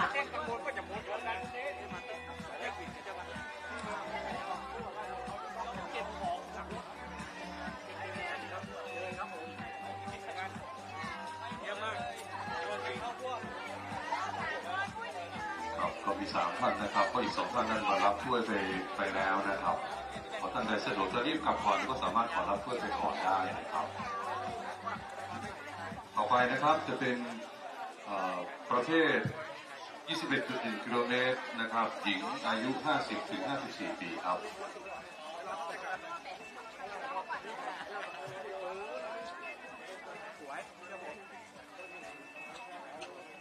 สำหรับระยะนี้นะครับที่1นั้นทำเวลาที่1 ชั่วโมง 52 นาที 12 วินาทีจากพะเยารันเนอร์คุณพวงพิษศรีวิภาคครับ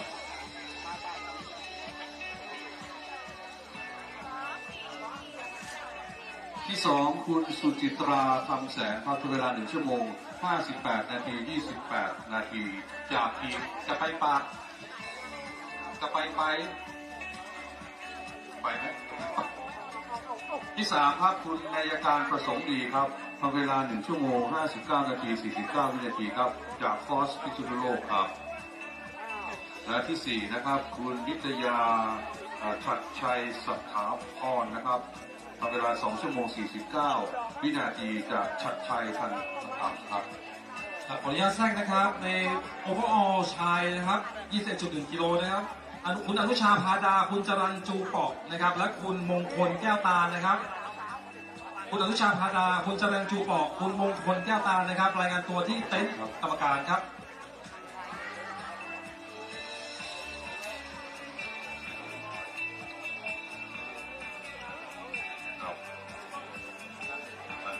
หญิงนะครับก็มาดิ้งด้วยนะครับถึงไปทำฟันต่อ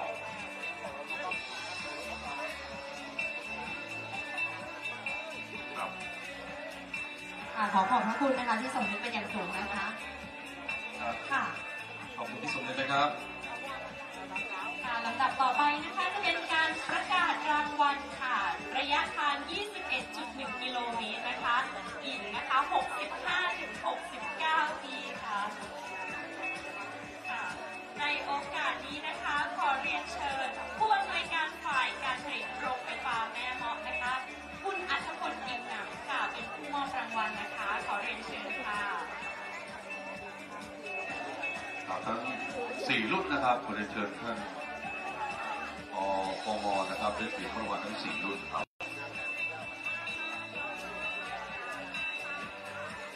ก็มี3 บ้าง 5 บ้างบางรุ่นนั้นก็รับได้แล้วนะครับผม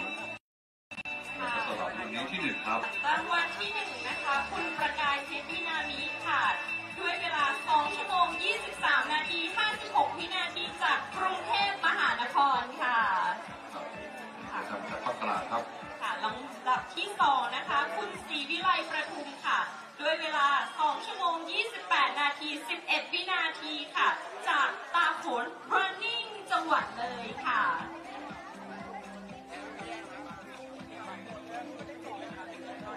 และลำดับ3ค่ะคุณจิตรารัตนบุรีค่ะด้วยเวลา2 ชั่วโมง 53 นาที 27 วินาทีจากพะเยา Runnerครับก็ขอบคุณทุกคอมเมนต์นะครับแล้วก็ทุกกำลังใจนะครับก็ที่แนะนำเรามานะครับเดี๋ยวปีหน้านะครับเราน่าจะมีช่วยรูปแบบใหม่เนาะนะครับถ้าเป็นไปได้นะครับสำหรับคำแนะนำดีๆจากพี่ๆนะครับนะครับแจกเงินรางวัลด้วยเนาะโอเคขอบคุณครับเดี๋ยวเราจะรับไว้นะครับไปปรับปรุงนะครับขอบคุณสำหรับคำแนะนำนะครับผมเราจะหมดโอ้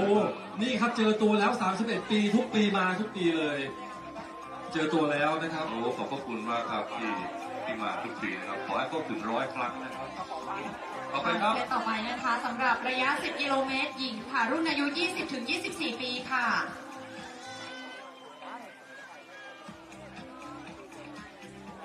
กีฬาทั้งหมด4 คนนะคะ4 ท่านนะคะ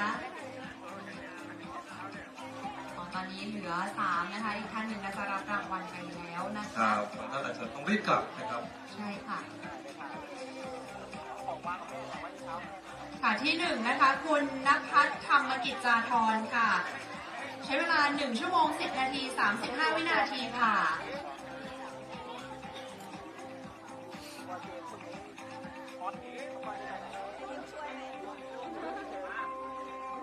ที่2ค่ะคุณนิจิราหงพาณิชย์ค่ะ1 ชั่วโมง 15 นาที 40 วินาทีค่ะ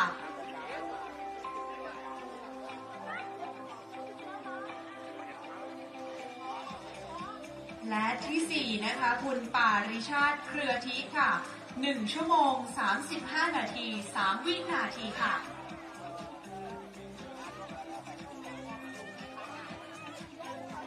จะถ่ายภาพตรงกลางนะครับจะมีอีก1 รุ่นนะครับที่จะขอเรียนเชิญคุณอัตพลอิ่มหนำนะครับมอบรางวัลนะครับ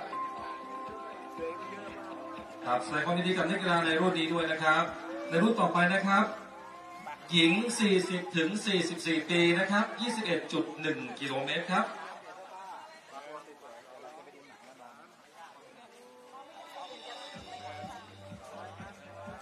คุณนงรักย่าแบนอยู่ไหนครับนงรักย่าแบน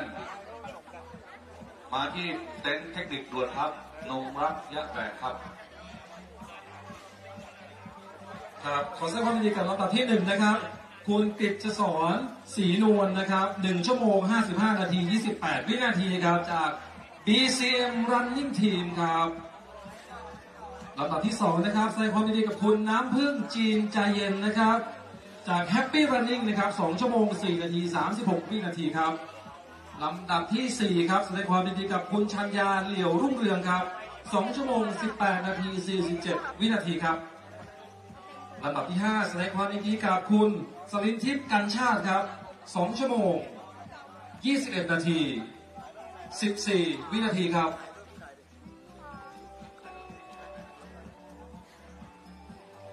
ขอบคุณบันทึกภาพครับครับขอบคุณคุณอัตพลอิ่มหนำนะครับที่ได้ให้เกียรติมามอบรางวัลนักกีฬาทั้ง3รุ่นครับขอบคุณครับขออภัยครับมีอีก1รุ่นนะครับขออภัยครับต่อไปก็เป็นเอทลุกนะครับ 18 ถึง 24 21.1 กิโลเมตรชายครับ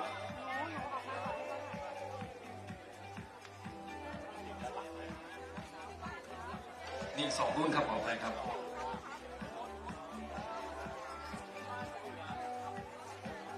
ที่1ครับได้แก่คุณพิคเนศมณีวงศ์ครับเวลา1 ชั่วโมง 28 นาที 27 วินาทีครับที่2ครับคุณกุลชาติกุลท้วมครับทำเวลา1 ชั่วโมง 32 นาที 28 วินาทีครับ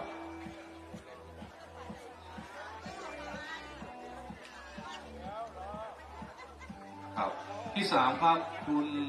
ชยุทธพงศ์นะครับตั้งคณะสิริกุลนะครับทำเวลา1 ชั่วโมง 47 58 วินาทีนะครับจากลุกเราเมาเดอร์นะครับและที่4นะครับคุณสลันทันเทียนนะครับทำเวลา2 ชั่วโมง 31 นาที 56 วินาทีครับครับขออนุญาตประกาศแทรกนะครับเดี๋ยวเชิญท่านถ่ายภาพตรงกลางนะครับถ่ายภาพตรงกลางครับขออนุญาตประกาศแทรกนะครับคุณแสงล่าเหือกคนทศนะครับขอไปถ้าอ่านชื่อผิดนะครับและคุณพิทักษ์มีไพบูลย์คุณแสงล่าเหือกคนทศนะครับและคุณพิทักษ์มีไพบูลย์นะครับติดต่อเต็นท์กรรมการครับเอาคุณแสงล่าอยู่ไหนหายไปไหนครับคุณแสงล่าคุณทศนะครับเอามาแล้วกลับเหรอกลับไปแล้วนะโอเคกลับเลยเชิญนักกีฬาในรุ่นต่อไปครับค่ะรุ่นต่อไปนะคะจะเป็นการประกาศรางวัล Overall Top 5 นะคะระยะทาง 21.1 นะคะชายค่ะ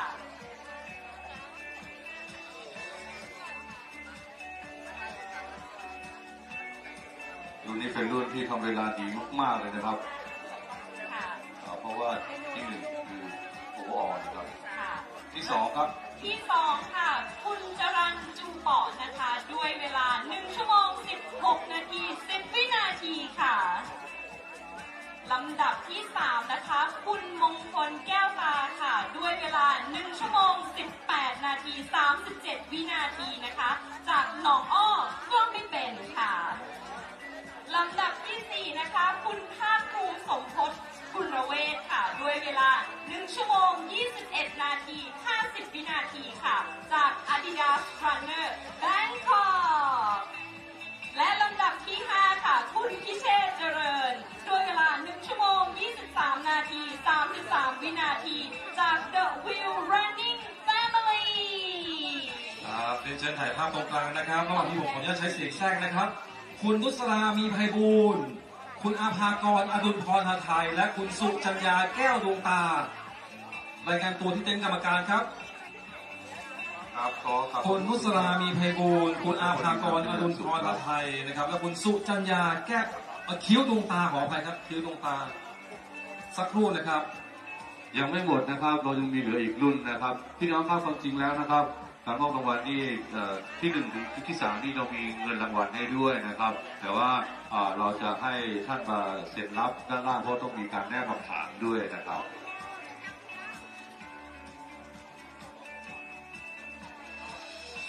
ภูมิ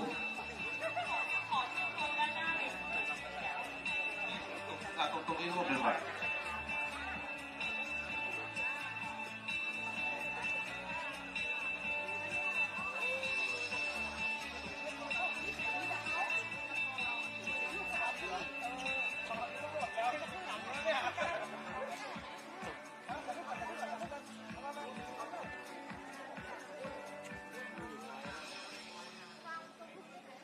และรุ่นสุดท้ายนะครับ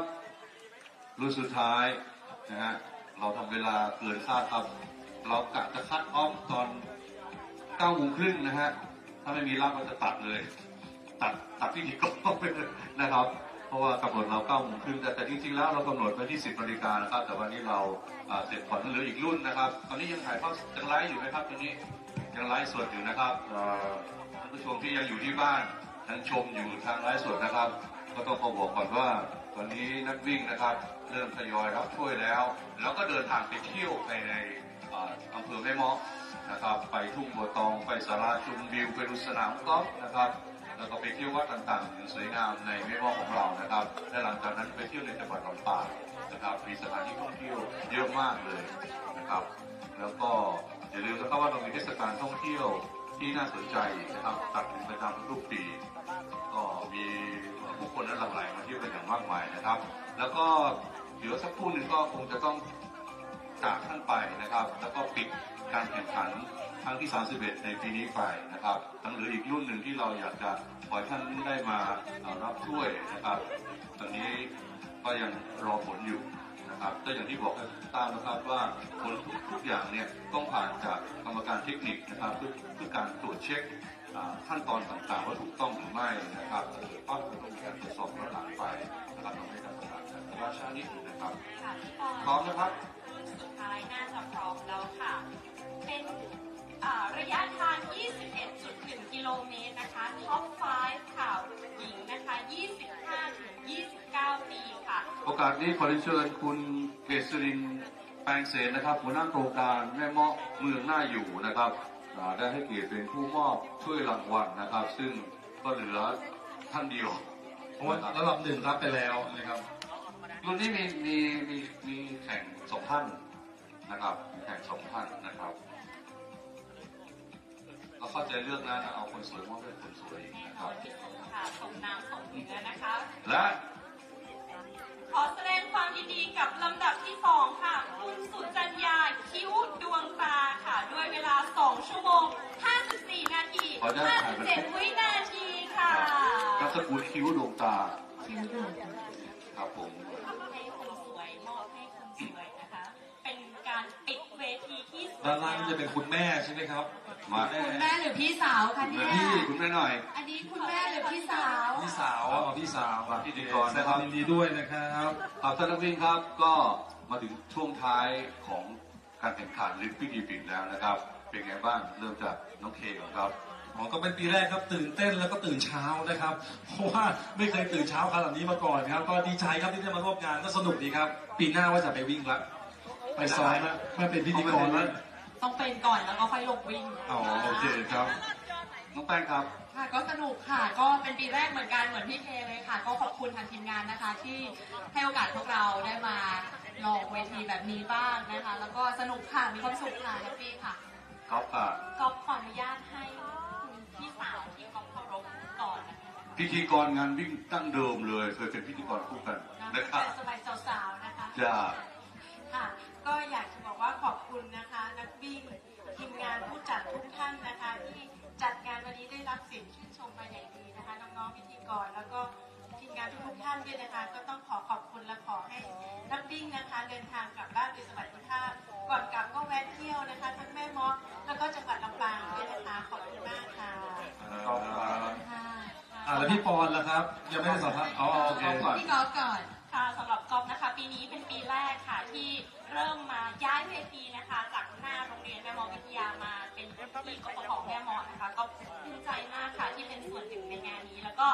ขอขอบคุณทุกท่านนะคะที่มาร่วมงานในวันนี้นะคะแล้วหวังเป็นอย่างยิ่งว่าปีหน้าก็จะมาร่วมกันอีกต่อไปค่ะพี่ปอนครับผมสำหรับผมนะครับก็ต้องขอบคุณนะครับที่ได้เชิญผมมาเป็นพิธีกรถึงแม้จะเกษียณไปแล้วนะครับว่าผมนี่มีความผูกพันกับงานวิ่งมากเป็นพิธีกรตั้งแต่ครั้งที่1แล้วไม่เคยเว้นเลยจนถึง28 ปีนะครับพอเกษียณแล้วก็เว้นไป2 ปีได้กลับมาอีกครั้งนึงรู้สึกดีใจมากๆกับบรรยากาศเดิมๆและก็ความเปลี่ยนแปลงที่ดีขึ้นเป็นลำดับ